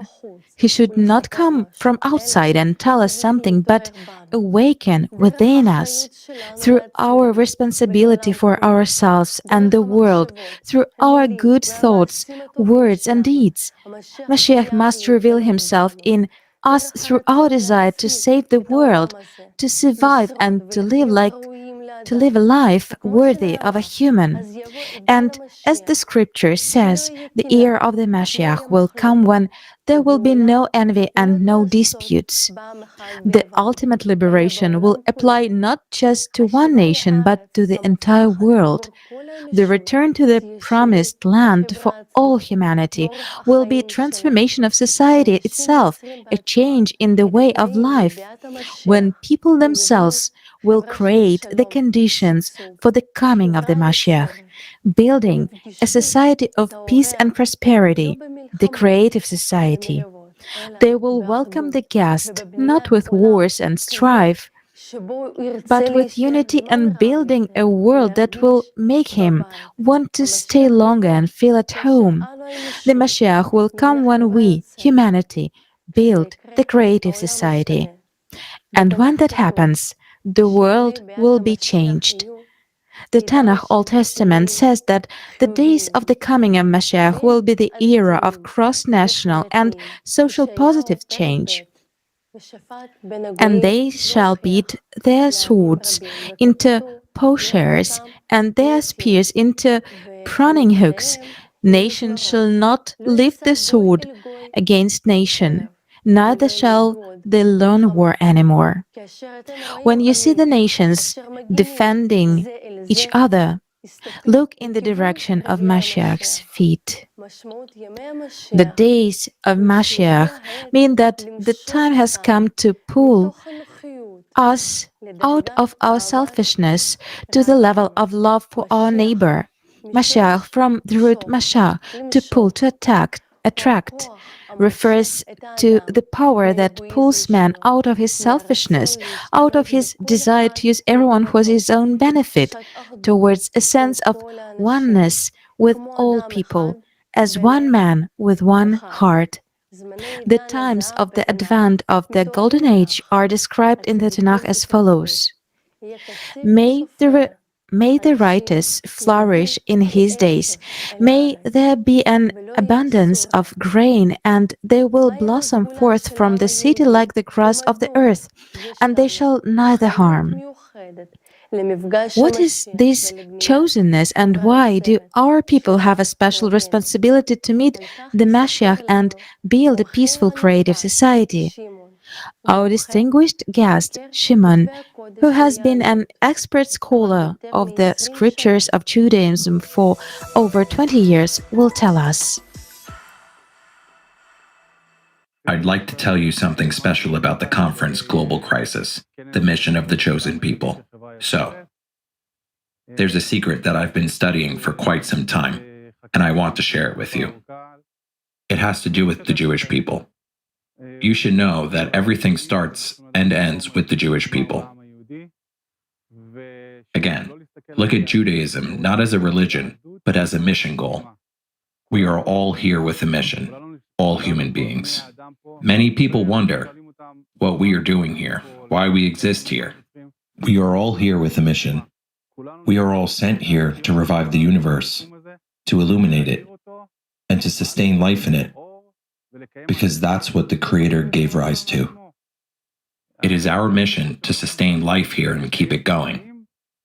We are in a very difficult period right now, a period that has seen a lot of turmoil, a lot of hardship.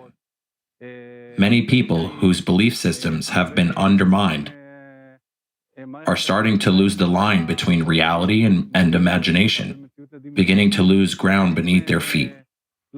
What happened?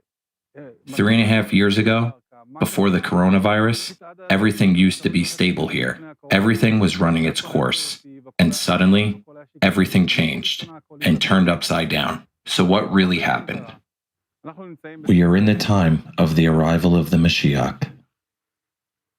The period of the manifestation of the Mashiach spans over several years. I don't know exactly how many, but from the information I have, it is 7 years. And during that time, the whole world, and especially the Jewish people, will go through upheaval and move from place to place. We will literally turn around 180 degrees. Whatever we think is good will seem bad to us, and vice versa. As the verse says, Woe to those who put darkness for light and call good evil. Everything has turned 180 degrees. Our belief system is changing. We no longer know what is true and what is not. Many people ask questions and have no answers. They live in anxiety, the level of which has risen. Pressure has risen. Nerves are frayed. Things are getting worse. We don't know where we are going. Everything is in the hands of the Mashiach. It's going to be a period of upheaval for 7 years. And we can easily understand this since our ancestors already told us about the unfolding events. The symbol of the Mashiach is the crown, La Corona in Spanish. It's already been 3.5 years of the Corona, meaning we have already lived 3.5 years of the Corona and of the times of the Mashiach, and we still have another 3.5 years to go.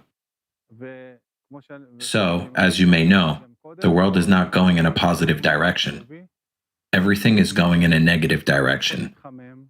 Everything is intensifying. Everything is aggravating and gaining momentum. Everything is getting worse. And it is time for the creative society to stop these confrontations, to stop this darkness, to unite and connect the light between everybody. Otherwise, this world will cease to exist. I would say that now, if not yesterday, is the right time to unite. And I believe that the Creative Society Project is establishing the exact conditions to do so. Another very important thing for the Creative Society is the unification of the Jewish people. And as you may have noticed, the abbreviation of the Creative Society is Chet and Yod, equaling High. High is a symbol of the Jewish people and one of the names of God, which means the way of the Creative Society is right and pure, and has one goal, to bring everyone together. Unite everyone and the Jewish people, which is really everyone. Everyone is called. I repeat, everyone is called. Judaism is not a religion. It is a mission. We are all here with a mission. Every living thing, every human being is important. So it is forbidden to commit suicide. It is forbidden to take away life. God doesn't create for no reason. And the further we distance ourselves from Him, the more we serve the darkness. What father would want his children to separate, much less kill each other? Every father and mother would want their children to be united and together. We also learned during the pandemic that estrangement brings about bad, negative things. It's time to unite. So, you ask yourself, okay, we got it, but what do? We have understood that there is an original creator. We have understood that it's time for darkness to go away. We have understood that we need to unite. So what do? There is a saying in Judaism that says, turn away from evil and do good. This sentence consists of 2 tasks. One task is, first and foremost, turn away from evil. Do no evil, harm no one, curse no one, even at the level of energy. Start with turning away from evil. Don't do evil. Be honest with the light. But that's not enough. You also have to do good. You have to do good deeds. It's not enough to sit on the sidelines and think that if I don't do bad things, then all is well. Because as soon as you don't move, you let the darkness integrate and take over. And at some point, it will come to you as well. Whether you want it or not, you can't be idle. You have to be active in doing good. That's our goal as the Creative Society. This is what we begin to do, getting involved and increasing the light. And that is how we will move forward.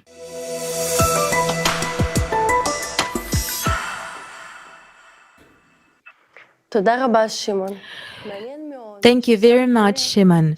It is very interesting to know that the acronym CO, in Russian meaning Creative Society, is an important word for our people and has many meanings. It is one of the names of God, life, living community, and the 8 pillars. And this is very symbolic. You also said important words, We are all here with a mission. Every living being, every human being is important, and that mission is to sustain life here and keep it going. And for that, we need to unite and act. Now is the time to do that, and the Jewish people must be an example of such unity. They are to help Mashiach change the rest of the world at the end of days, to be an example to all the other nations. And this is what the ancient sages said. So, for example, in Isaiah 49 book 6, the Lord says, I will make you a light of nations, so that my salvation shall be until the end of the earth. We are now living in very difficult times, times of crossroads. And at the same time, these times are blessed because we are the ones who are honored to meet Mashiach.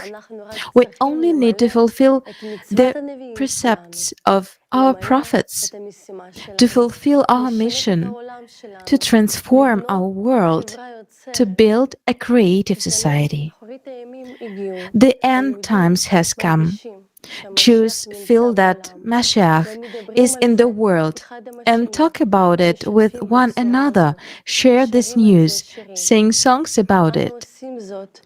We do this because we know that with the coming of Mashiach, we have a chance for a new age and a new world. And if we build this world, the world of love, unity, and creation, we will pave the way for Mashiach, and he will reveal himself. Our distinguished guest, Rabbi Itzik Sandroy, gave us an invaluable gift. He gave us a song about Mashiach and our responsibility to him. Music is something that exists in every human being in the world. We just need to know how to listen to the strings and sounds in our environment.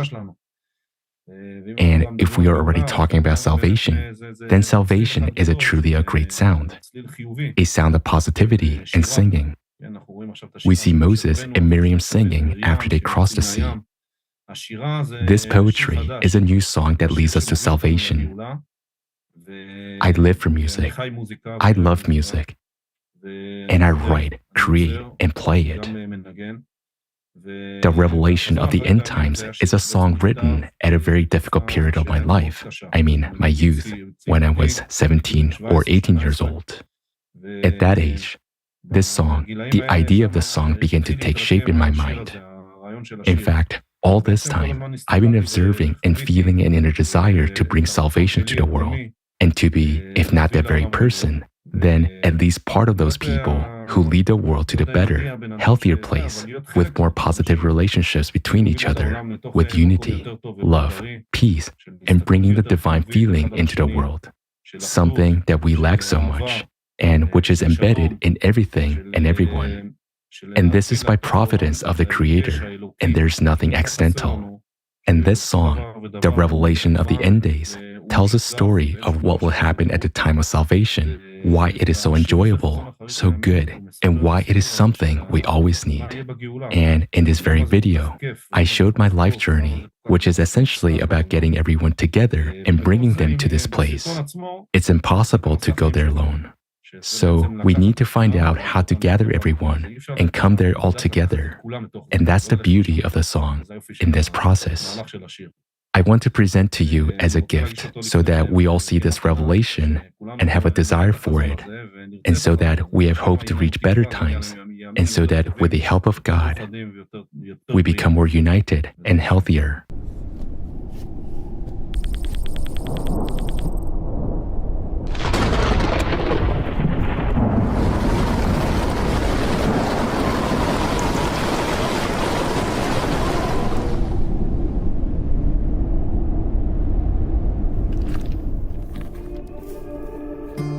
ילד משתובב צחוק על פניו, אמא עומדת בצד ושומרת עליו, ירוק פורח לפתוח מרחבים של שמחה, מרחבים של אור, של התחלה חדשה.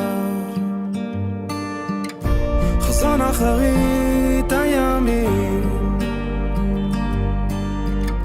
שלום ואהבת חינם בין כל העמים. כך ייראה בעזרת שוכן מרומים, חזון אחרית הימים. גוי אל גוי לא יישא עוד חרב, גוי אל גוי לא מלמד עוד מלחמה. אין איבה, אין שנאה, יש רק שמחה ואהבה, כי הנה משיח בא. חזון אחרית הימים, שלום ואהבת חינם בין כל העמים. כך ייראה בעזרת שוכן מרומים, חזון אחרית הימים. חזון אחרית הימים.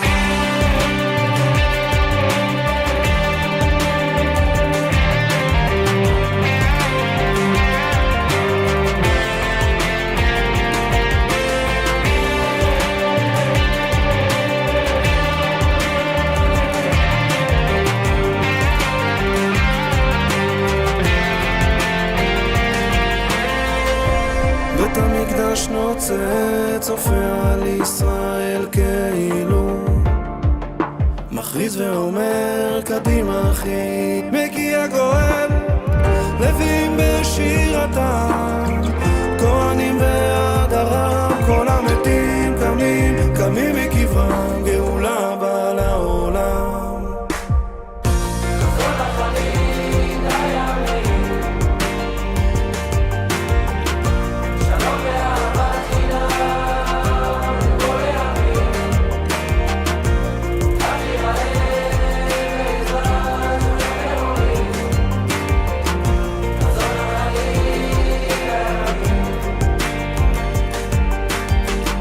חזון אחרית הימים, שלום ואהבת חינם בין כל העמים. העמים כך ייראה בעזרת שוכן מרומים, חזון אחרית הימים. חזון אחרית הימים.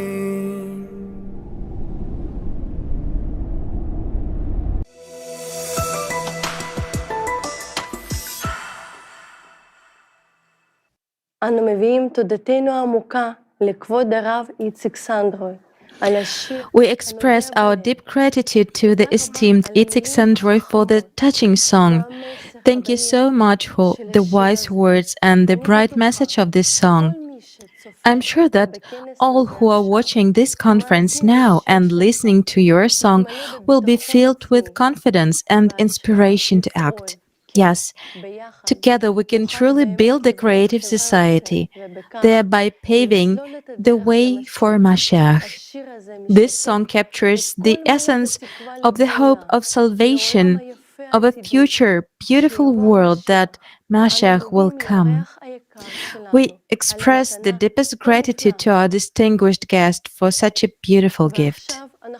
And now we want to present to you the eye-opening message of a man who wanted to voice the truth.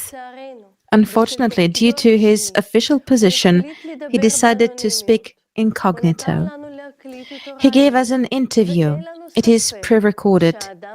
We have no doubts that this man is telling the truth, because in a conversation before the interview, he hinted at the structures where he works and shared what only a person who works there can know. His words deserve your attention.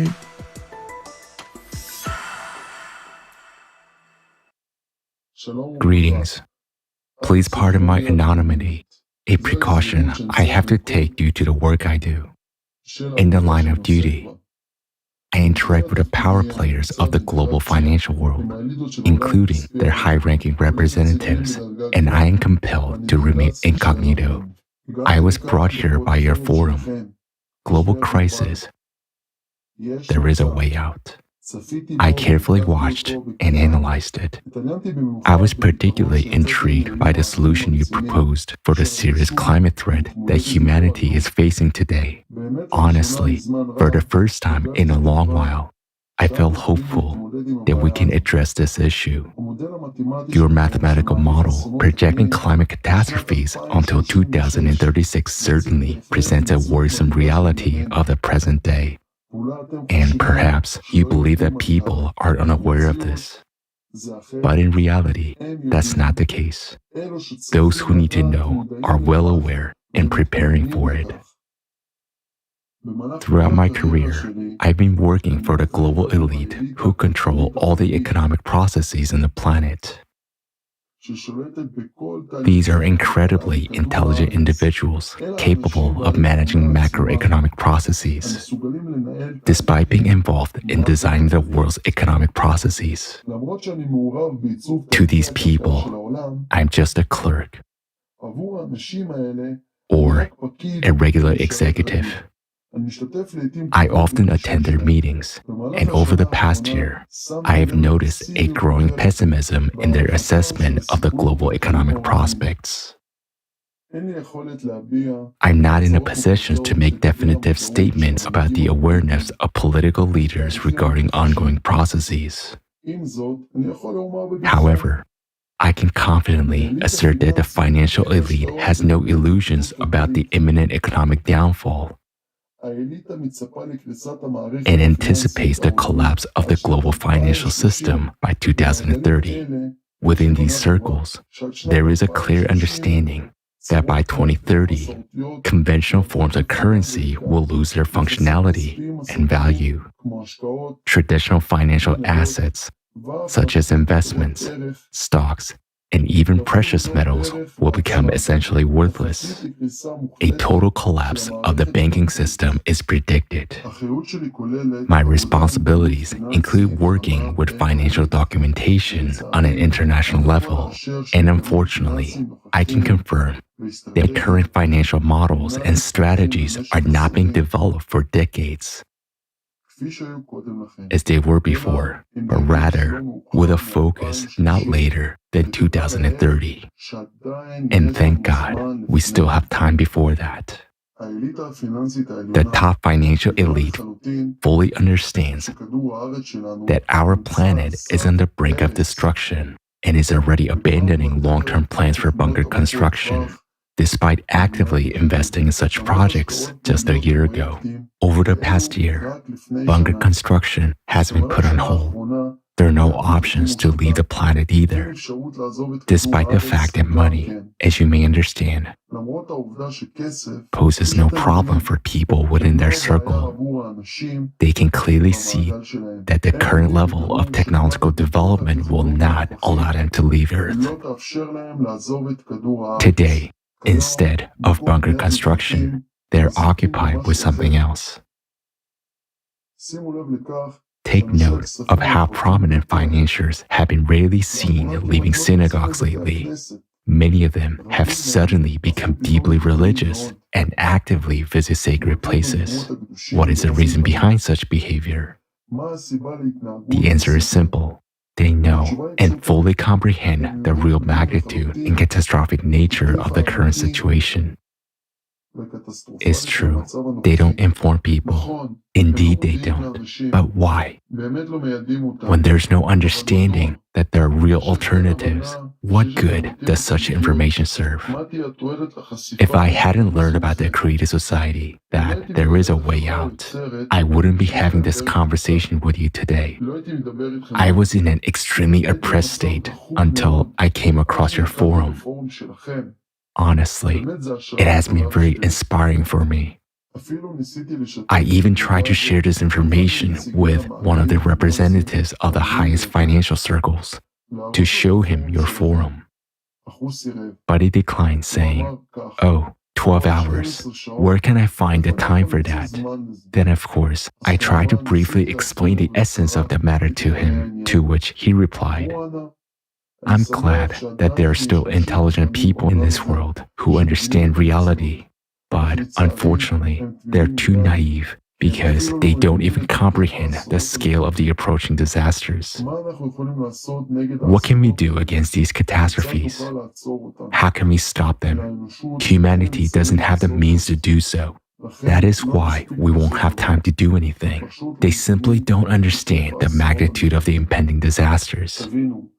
You see, they're not particularly interested in listening. They're not interested in other people's opinions. Moreover, their mentality shapes an approach where they rely solely on themselves without expecting help or counting on others. Other people simply don't fit into their frame of reference. Nevertheless, I'm confident that we still have a chance to succeed. With God's help, we can overcome the challenges ahead, but we can only do it together as united humanity. The question is not about who or what is hindering us. The question lies within ourselves, within people.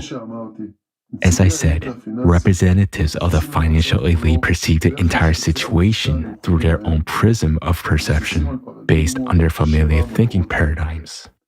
They overlook the potential that each of us as individuals possesses.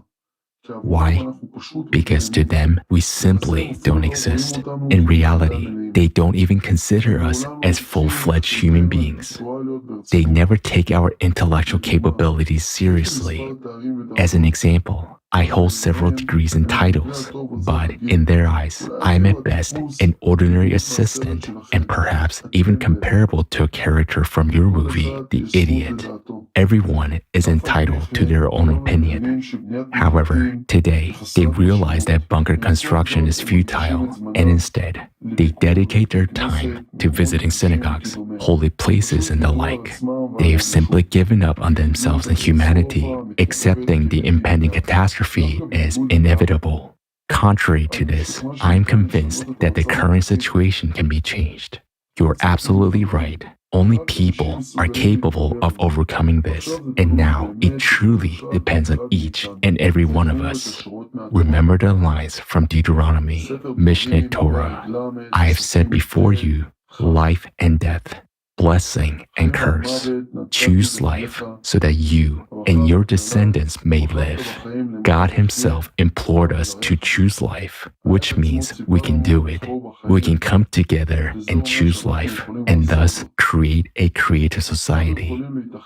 Let us recall what was said in the Holy Scripture, that peace and salvation can only come through the Jewish people. Therefore, all my hope lies in my people and our ability to unite. Of course, to the best of my abilities, I also try to inform my acquaintances.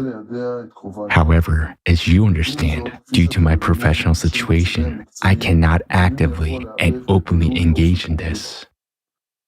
I am aware of the seriousness and importance of the situation, but providing for my family remains a priority, which limits my ability to speak openly about it. Nonetheless, I do everything within my power to spread the word and inform people. I sincerely believe that building a creative society is possible and attainable. May we have even more strength. Best of luck.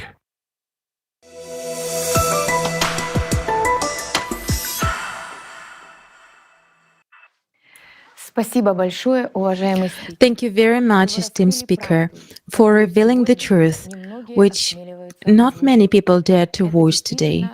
This is truly shocking information.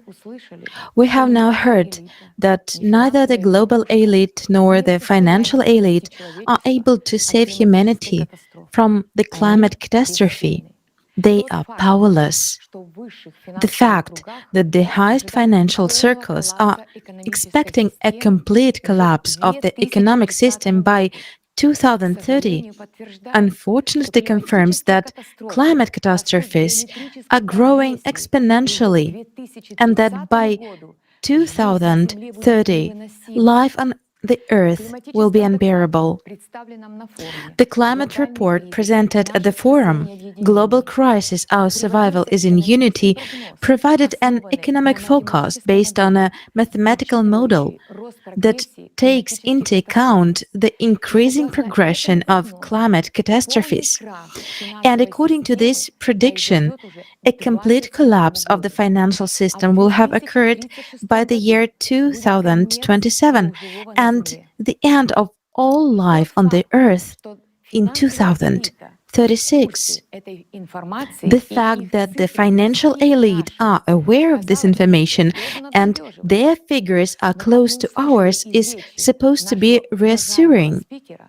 But as we heard from the speech of our esteemed speaker, the situation is unfortunately the opposite. They receive only pessimistic forecasts, which do not include any variance of solution. And how can they know about the solutions if they hear reports from those who cannot do anything themselves?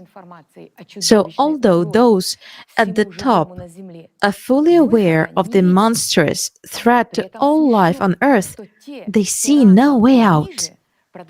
It is ridiculous that those of lower rank continue to build bunkers, discussing financial prospects and hoping for some kind of rescue, not realizing the real scale of the upcoming disaster, while their masters have already frozen all shelter and bunker projects.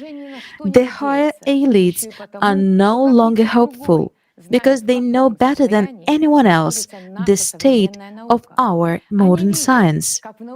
They see how science is divided. There is no unified potential, there is no motivation, and under such conditions, it is impossible to achieve a scientific breakthrough that we now need to address the climate threat. So those representatives of the upper echelons believe that they, like the rest of humanity, are doomed. And the worst thing is they do not believe in ordinary people and their abilities, and do not know about the way there is a way out.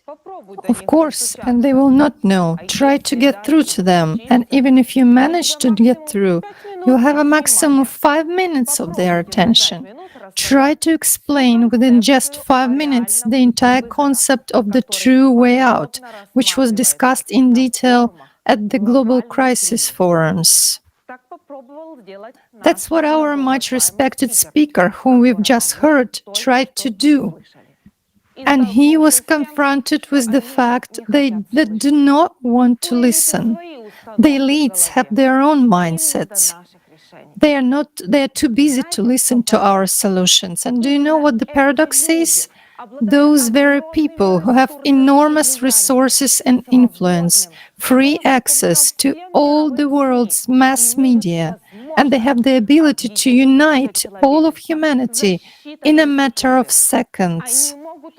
They can accelerate construction of the creative society and thus unfold the scientific potential that will help eliminate this threat looming over our planet and over our lives. However, they show no desire to do that. Although it is difficult for us people to unite on our own. Why? Because we simply do not want to hear and listen to each other, to understand and accept each other, because we have been divided for 6,000 years. As a result, we are losing precious time. And it turns out that if we leave things as they are, the entire world will cease to exist. There will be no future, either for us or for our children. Just think about it. Why are we not uniting? Simply because someone at the top is not familiar with this information and doesn't want to get acquainted with it, because it requires 12 hours to watch the forum and then spend time analyzing and thinking over the information. You see, it is too long for them. It turns out it is easier for them to lose their lives and hundreds of years of potential life in a young body than to watch a 12-hour forum and that talks about the real way out. After all, in the creative society, thanks to the regeneration capsule technology, everyone will be able to rejuvenate their bodies and extend their lives up to at least 1,500 years. 1,500 years. It is realistic. It is not a fantasy. It is possible with the new technologies that will be available in the creative society. And today, in the consumer's format, even this elite doesn't have access to the technology of true rejuvenation. No matter how much money they have now, they cannot extend their lives up to 1,500 years or make their bodies perfectly beautiful and young, no matter how much they desire it. While in the creative society, it will be possible. And most importantly, we will have the opportunity to save our lives, the lives of our loved ones, and the life of all humanity. Think about it. What we are choosing between a beautiful world of creation which provides us with everything and a world of devastation where everyone will fight for themselves until the bitter end.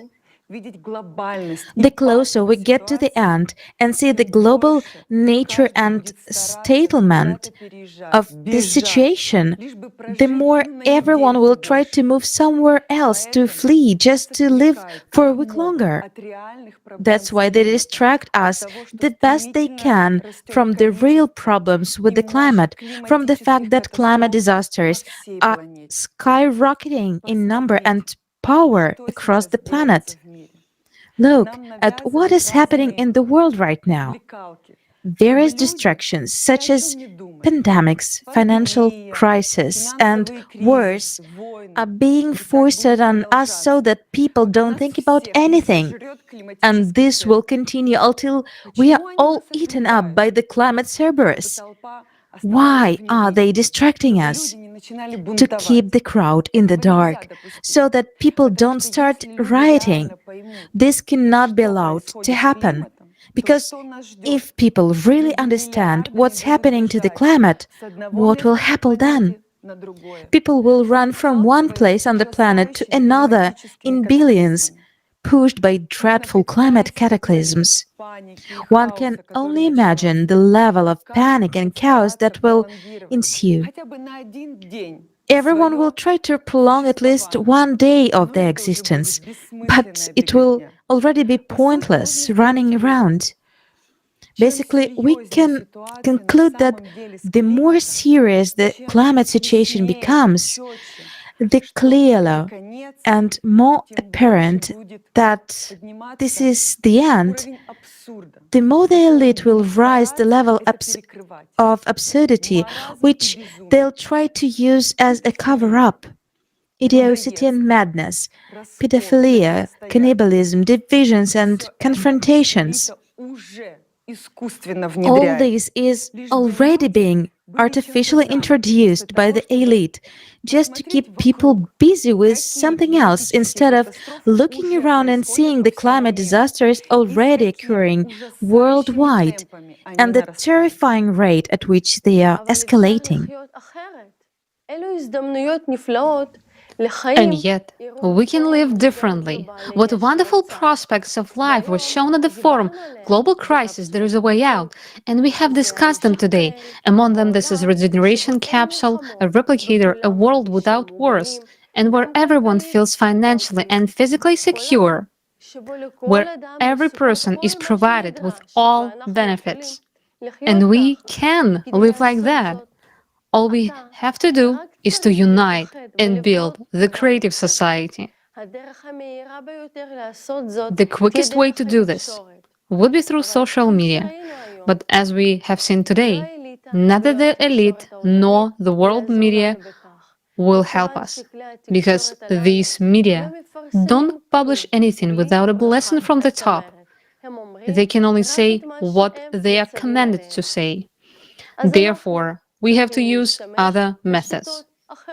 Since we cannot rely on those at the top, the only ones we can rely on, are ourselves, are clever and brilliant people. This is our way out. It is us. Our people are the way out. And it is paradoxical that we don't see it.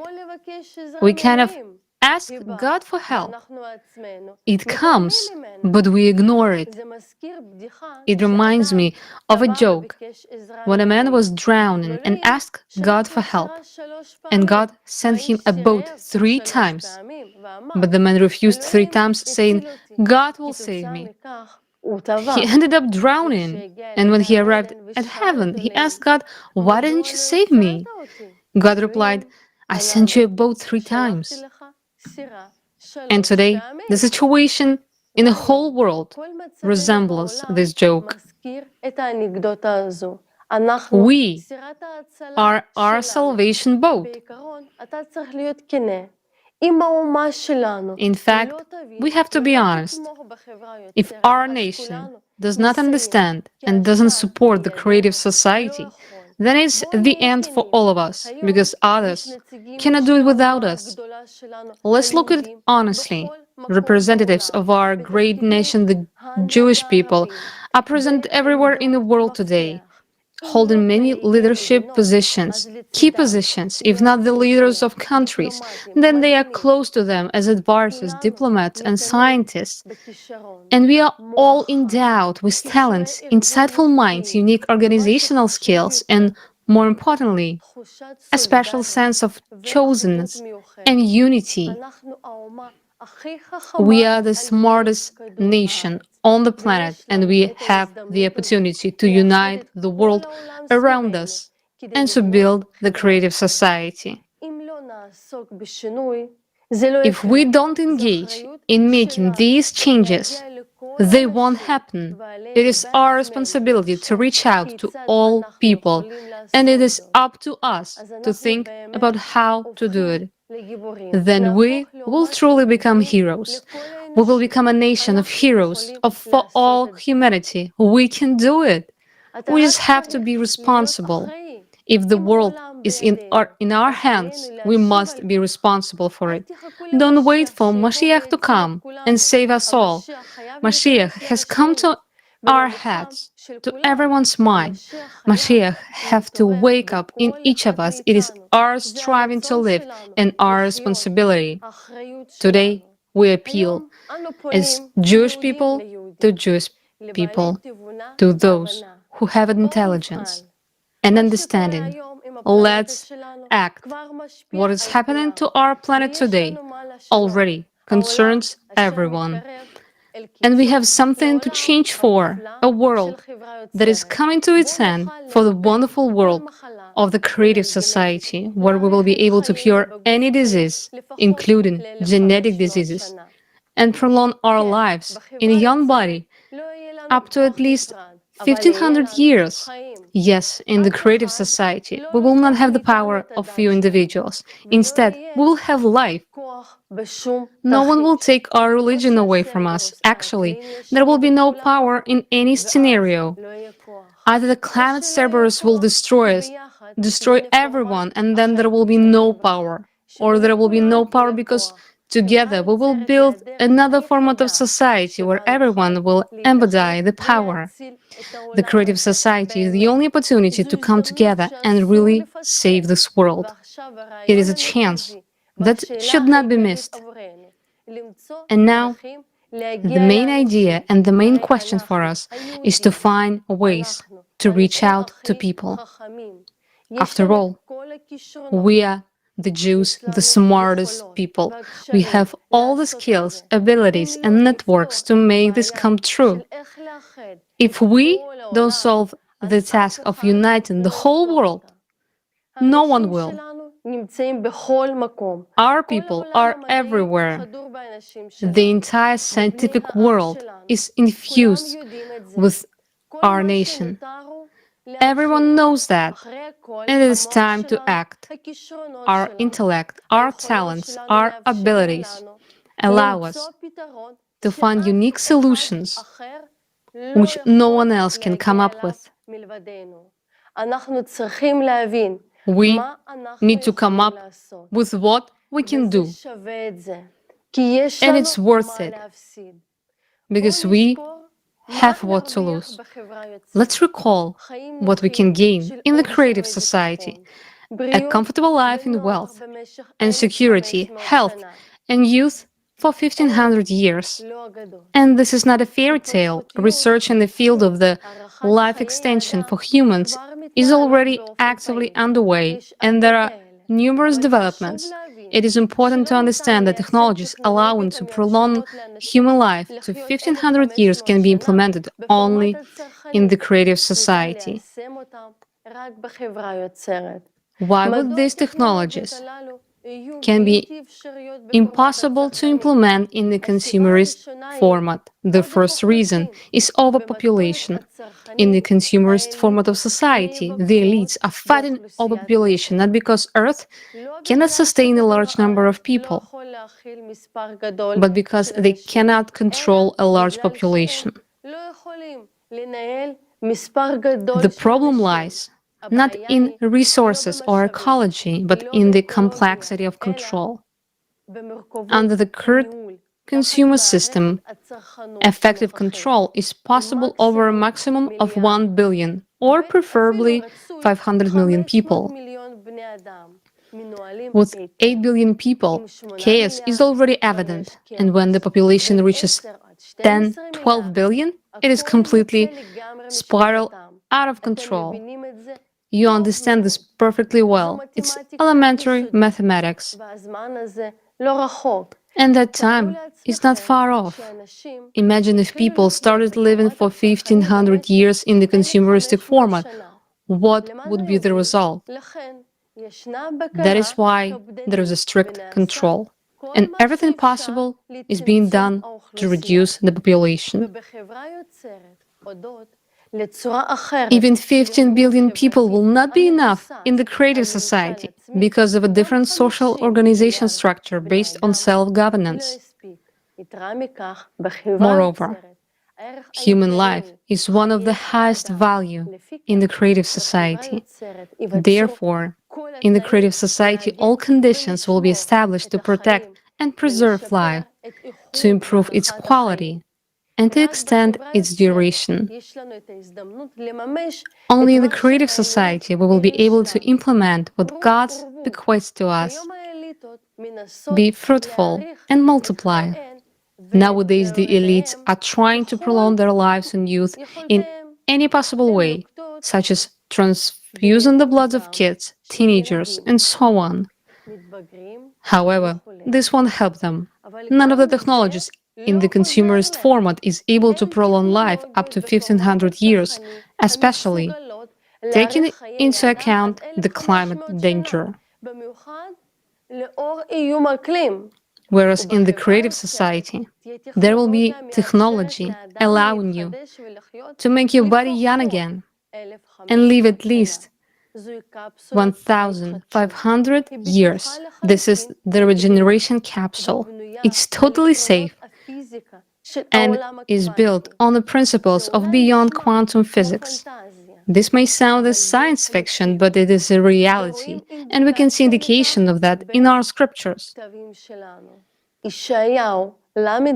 In the book of Isaiah, 35th chapter, then the eyes of the blind shall be opened, and the ears of the deaf shall be unstopped.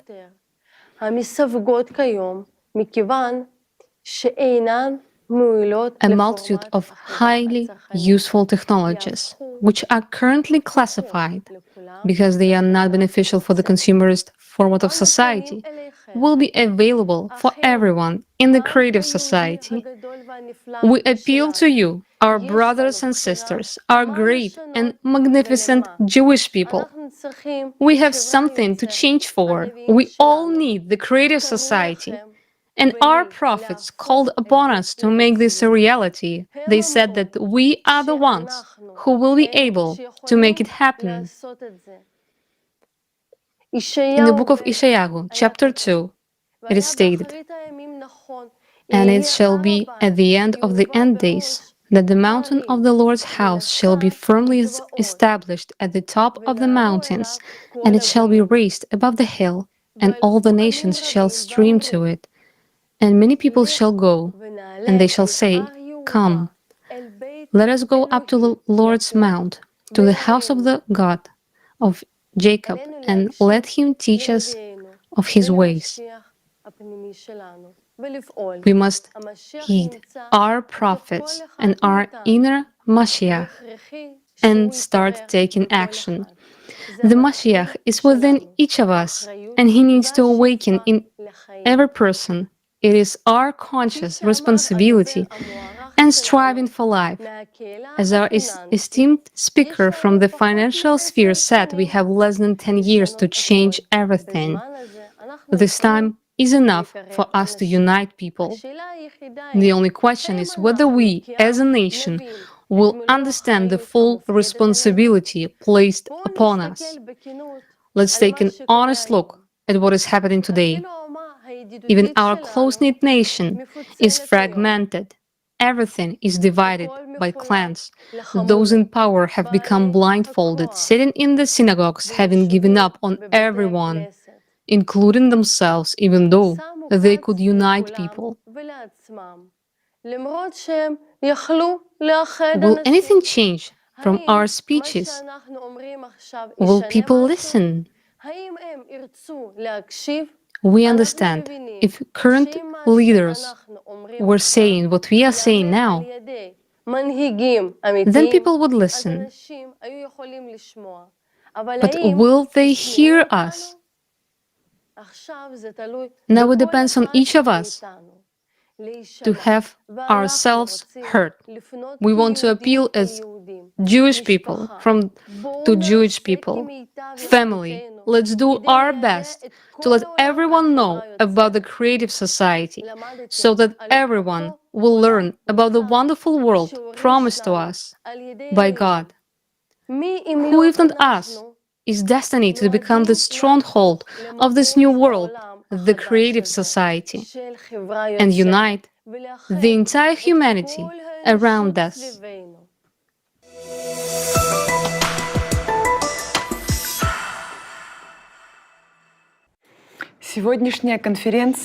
Today's conference is dedicated to the mission of the Jewish people, their wisdom and talents.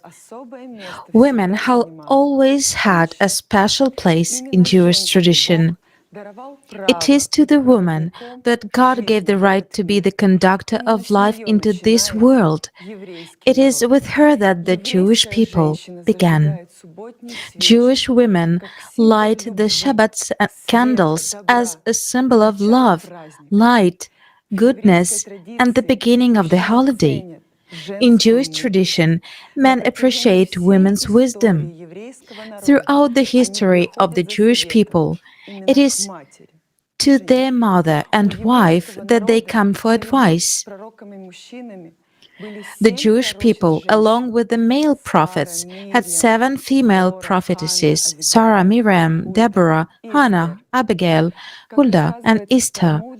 As told in the Talmud, Tractate Megillah 14a, and Mordecai ordered to reply to Esther, "Do not imagine to yourself that you will escape in the king's house from among all the Jews. For if you remain silent at this time, relief and rescue will arise for the Jews from elsewhere, and you and your father's household will perish. And who knows whether at a time like this you will attain the kingdom."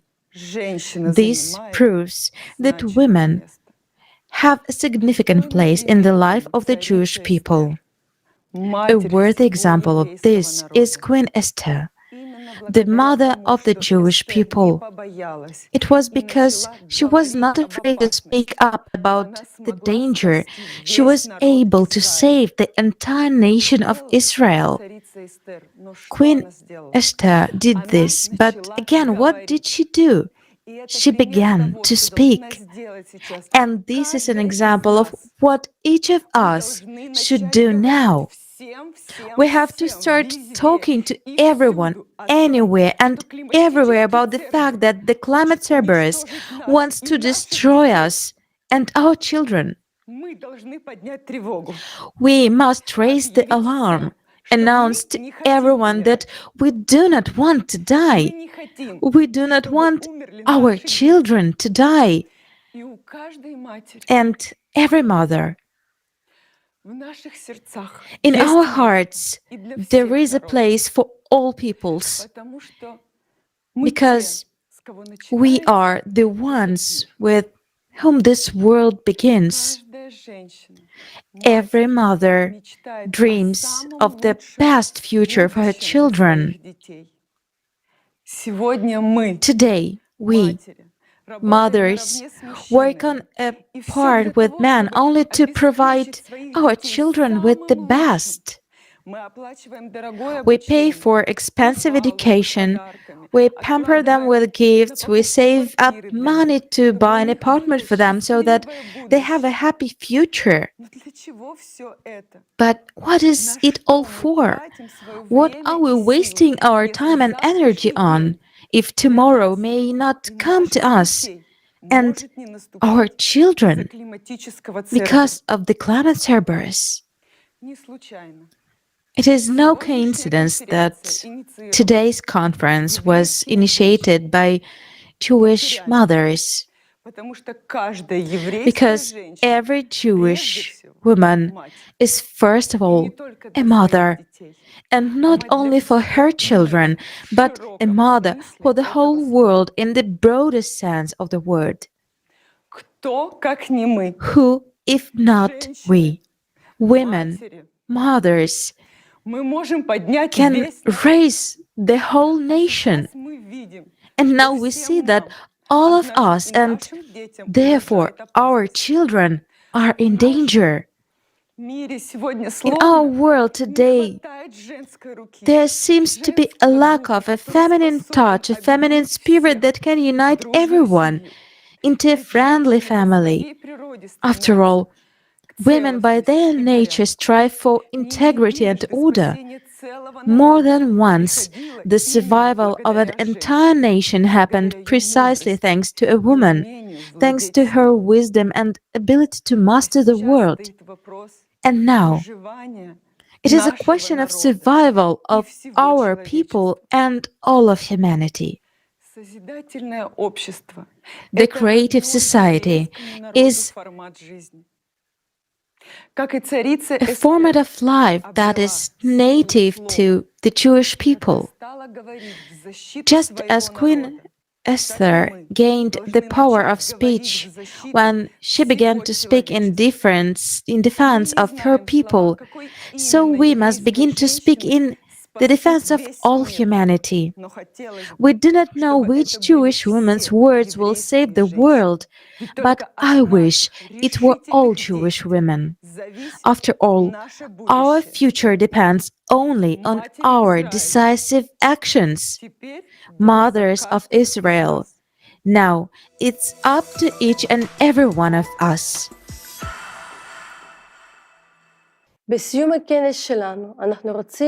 At the conclusion of our conference, we would like to say that what people have dreamed of has long ago been reflected in all the scriptures of the world. In all religions, there have remained grains of knowledge that the creative society is the only way to save ourselves and all of humanity.